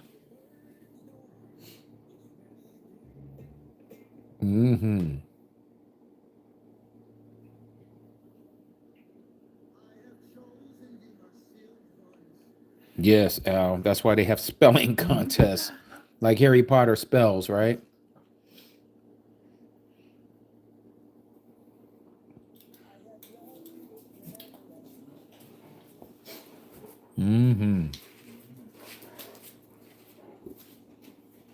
Yummy.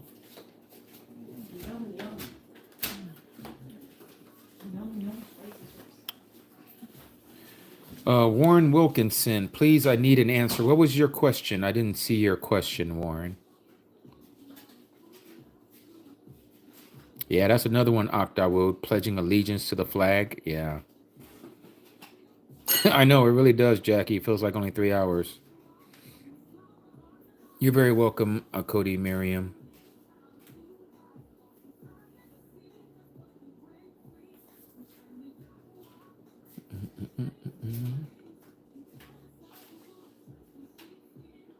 Thank you for doing what you do. Why aren't you on TikTok anymore? Local celebs, because it has been bought out by the ish people. Not to say that YouTube isn't, but the problem is, unlike unlike YouTube, TikTok has control by the U.S. government, which has now become their marketplace, their public square, if you will, and they can bring certain charges against you for speaking in their public square because they have jurisdiction over TikTok now.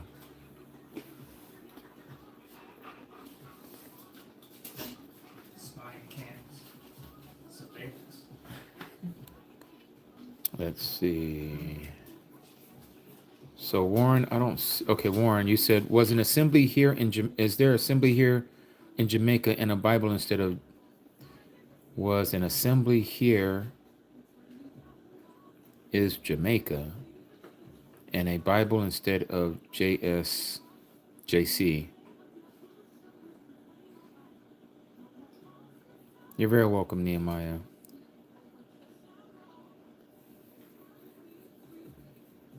Yep, I know Alton. It's all them. Yep, all of them. All of it. Like I say, the only difference is TT actually is part of the U.S. government public square.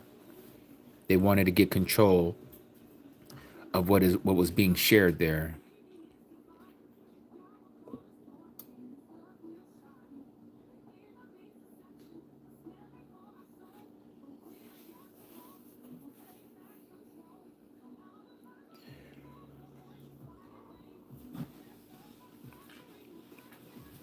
Mm-hmm.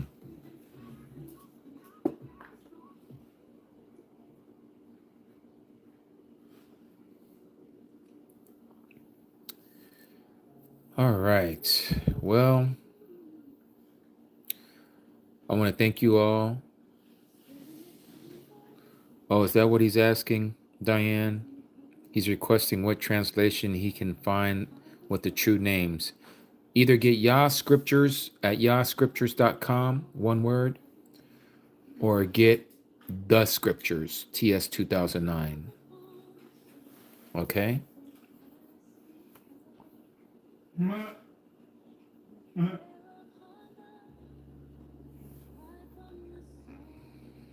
Warren, you are currently attending a Seventh-day church. Yeah, it's still Christian.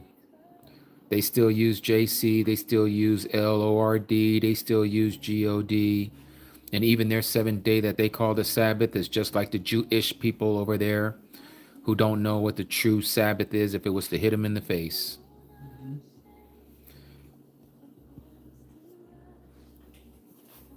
And the Seventh-day Adventists follow a whole lot of Ellen G. White teachings, and they believe her to be a prophetess. You are not to be led by a woman in any assembly setting, and they do. You guys read from her book called The Great Controversy constantly, as if it's another testament of the scriptures, just like the Mormons with their Book of Moroni.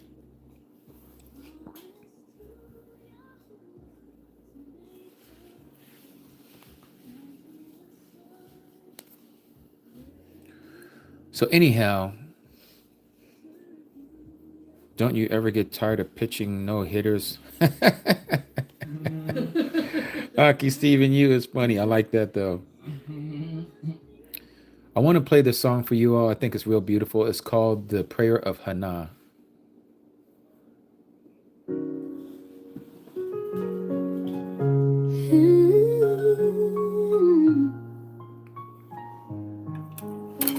She stood in the temple. No, I played hers earlier. Her heart was broken, reaching for the skies. Yahuwah of hosts, hear my Shut up, baby boy. Look Come here, baby upon boy. your servant, don't pass me Let's have Shebush. Go see Daddy.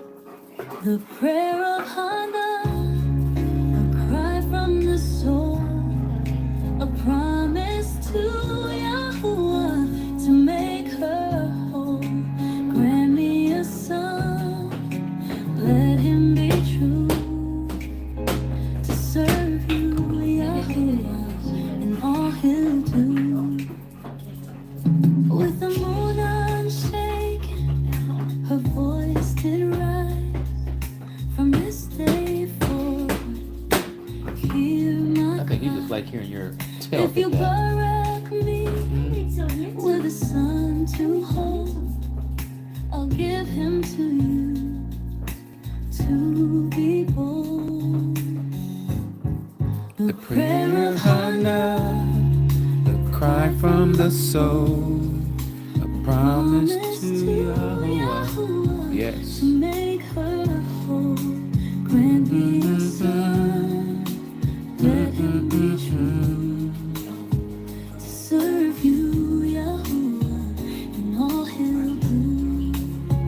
Yahuwah heard her plea, his ear was near, he brought forth joy and took away fear. A son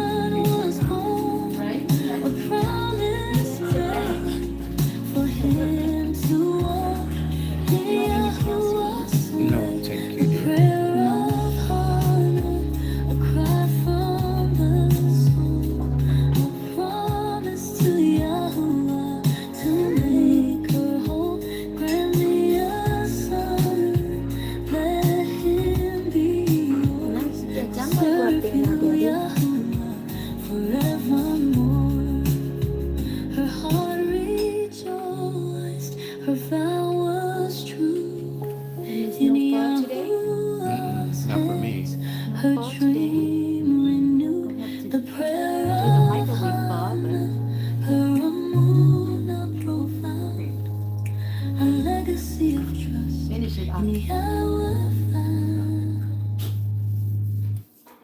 Her heart rejoiced, her vow was true.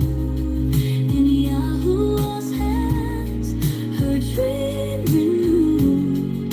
The prayer of Hannah, her moon of profound, a legacy of trust in Yahweh found.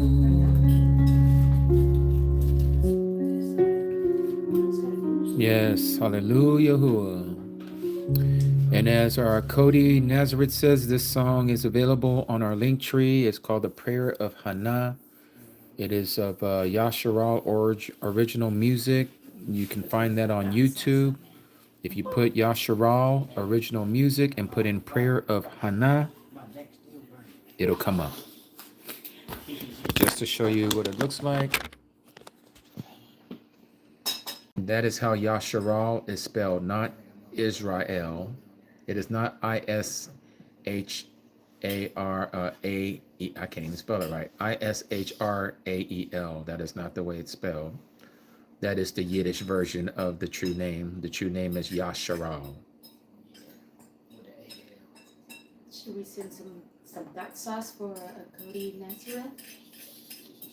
She wants some duck sauce. She might. She said she down to get some spice. Might have to. Yes. Yes, if you want me to play that one more time, I sure can. Sea Angel. What you need that? Yes, there is so much deception out here in this world, all from Satan. We do not wrestle against flesh and blood. We're wrestling against these principalities in the high heavenly places, these wicked, wicked beings.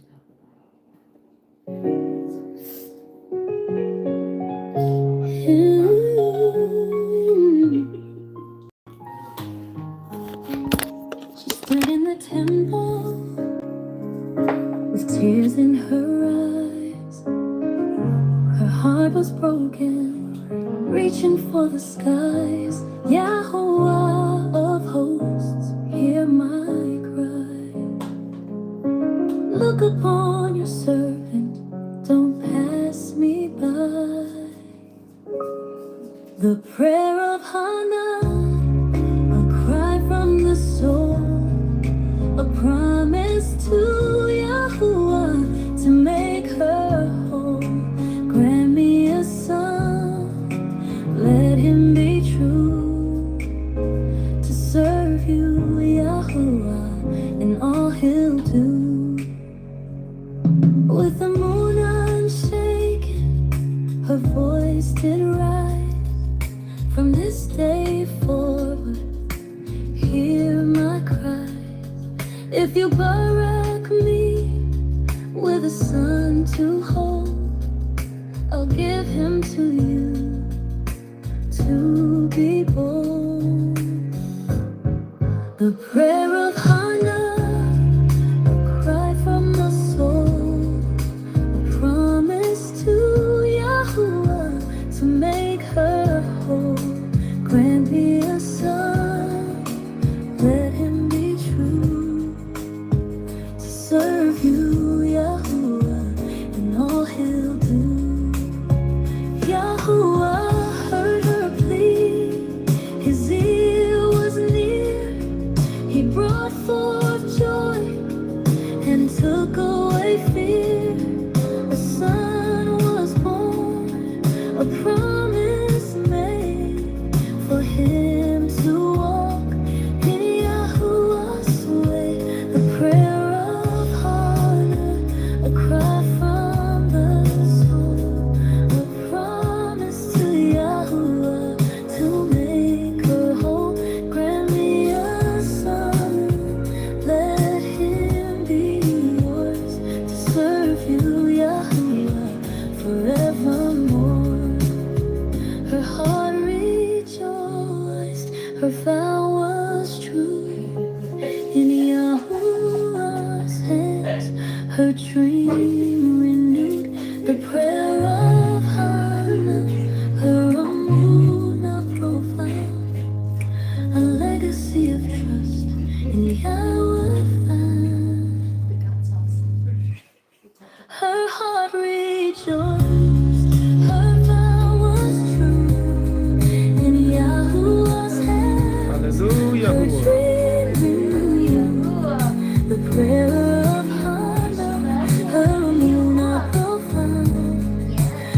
the sea of trust.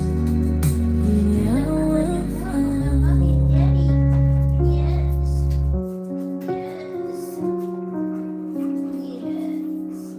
All right, Mishpachah. Isn't that so beautiful?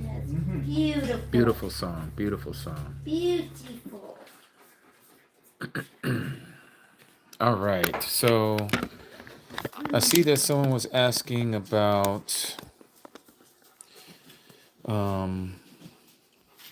the song last night. Nehemiah, you said, can I put up the information about the music last night? Was also great music again. The food was great. What song did I play last night? Do you guys recall? I can't remember. That wasn't Nehemiah, unless you help me, I can't remember what song it was. You can't go back on the live and watch? No, Camry, I played that one today. Yes, yes. Oh, it must have been the closing, the priestly blessing. Yeah, I think so. Because I didn't play Camry until today. I didn't play it yesterday. So that's not the one he's talking about. All right. We always end with the Aaronic priestly barakah. Yes, I love that. So let us do that now. We have just crossed the threshold of 7 hours and 10 minutes. I played another song yesterday, Chanel, besides the Aaronic priestly blessing. Yes. Daniel is a longer song. I don't remember playing the prayer of Daniel yesterday.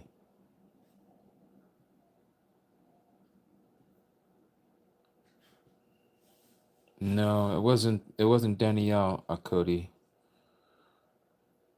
Thank you for that beautiful song. You're very welcome. Peace be still.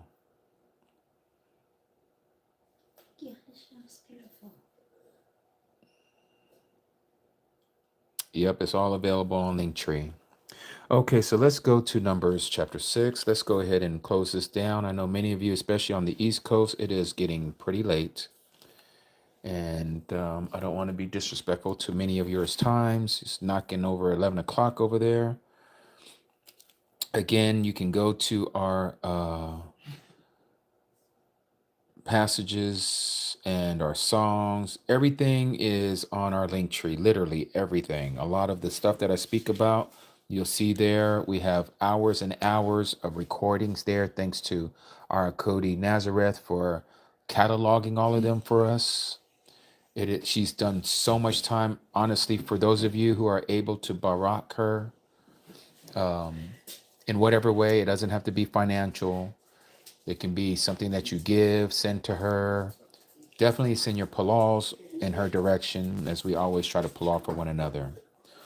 But yes, let's go ahead and read this and close out. Numbers chapter 6, verse 22. In fact, before I do that, I gotta cue up my song. Give me a second, all of you. Get the get sauce before they get the hot sauce. Hot sauce. Okay. And voila. All right. And so it reads, Numbers chapter 6, verse 22. And Yahuwah spoke to Moshe, saying, speak to Aaron and his sons, saying, this is how you barak the children of Yasharal. Say to them, Yahuwah barak you and guard you. Yahuwah make his face shine upon you and show favor to you. Yahuwah lift up his face upon you and give you shalom. Thus they shall put my name on the children of Yasharal, and I myself shall barak them. Hallelujah.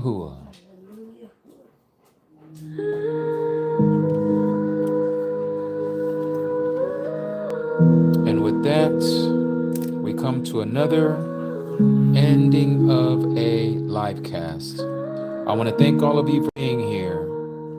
Have a great night, Mishpachah. Have a great Layla. May he make his face shine upon you and be gracious to you. May he lift up his countenance upon you and give you shalom. Yahweh. So shall you hide My name upon the children of Yashra'ah. and I will bless them.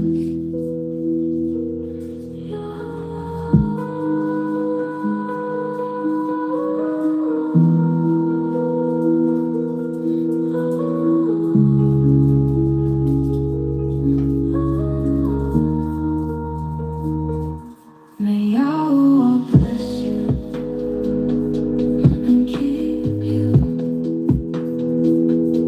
May he make his face shine upon you and be gracious to you.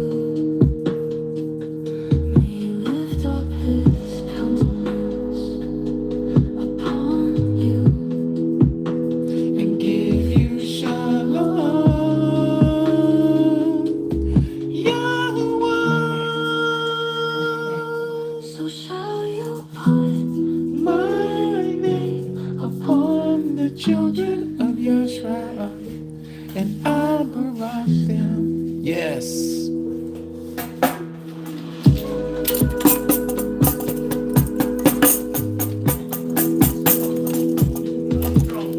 Yes. Yeah, get it, Doc. Get it.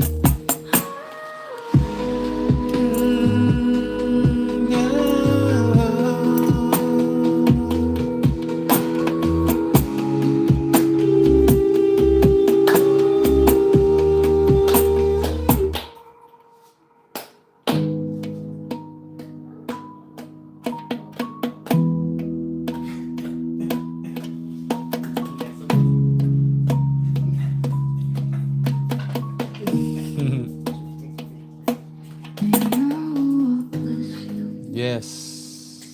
And keep you. May he make his face shine upon you and be gracious to you. May he lift up his countenance upon you and give you shalom. Yahweh. So shall you Put my name upon the children of Yashra'ah, and I'll barak them.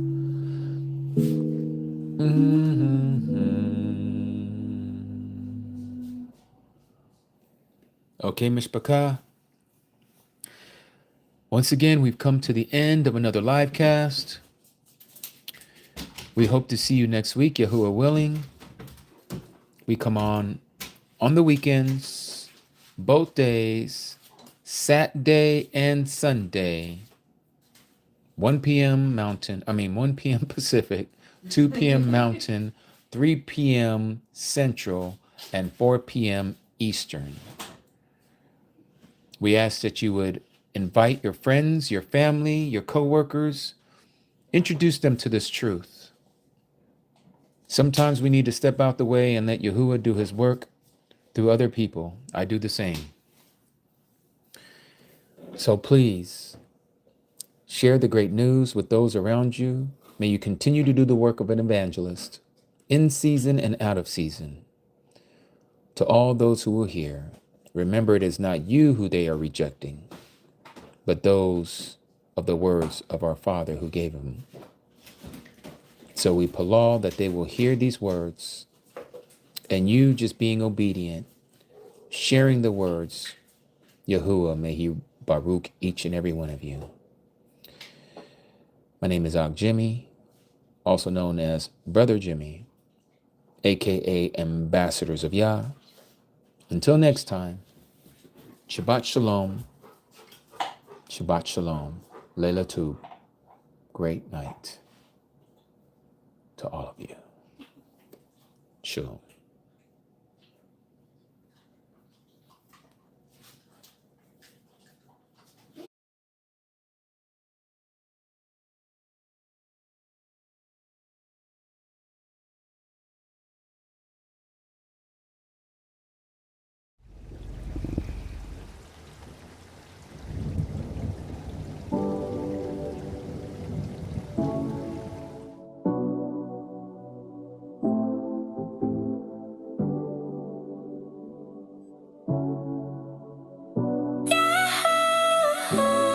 Guide me on this journey the whole way, even when the world tell me no way, and social media so fake. My mind been turning like all day, all day.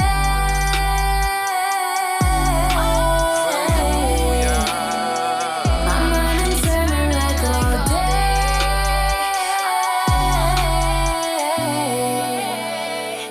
My mind been turning like Y'all got me on this mission, filling the blanks with things I'm missing. Giving you thanks even when I'm stressing. For you give me strength even through depression. Finding my way, navigate your lessons. You got the answers to all my questions. Know what I'm asking before I'm asking. Don't let the wicked one catch me lacking. Sending your word for my protection, the Ruach for my correction, much pocket for my connection. Armor of Yahweh wear it like a vested. Humble myself, let me be a vessel. Amongst the branches I am a cecil. And all them times that I seem to wrestle, your love and hold me up like a trestle. Guide me Yeah. on this journey the whole way, even when the world tell me no way, and social media so fake. My mind been turning like all day, all day.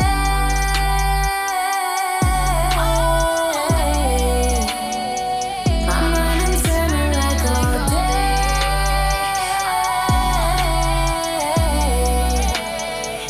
My mind been turning. To all the ones who held me down, praying that y'all protect my crown.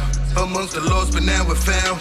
There's no one who can stop us now. Submit my will and all my heart, though.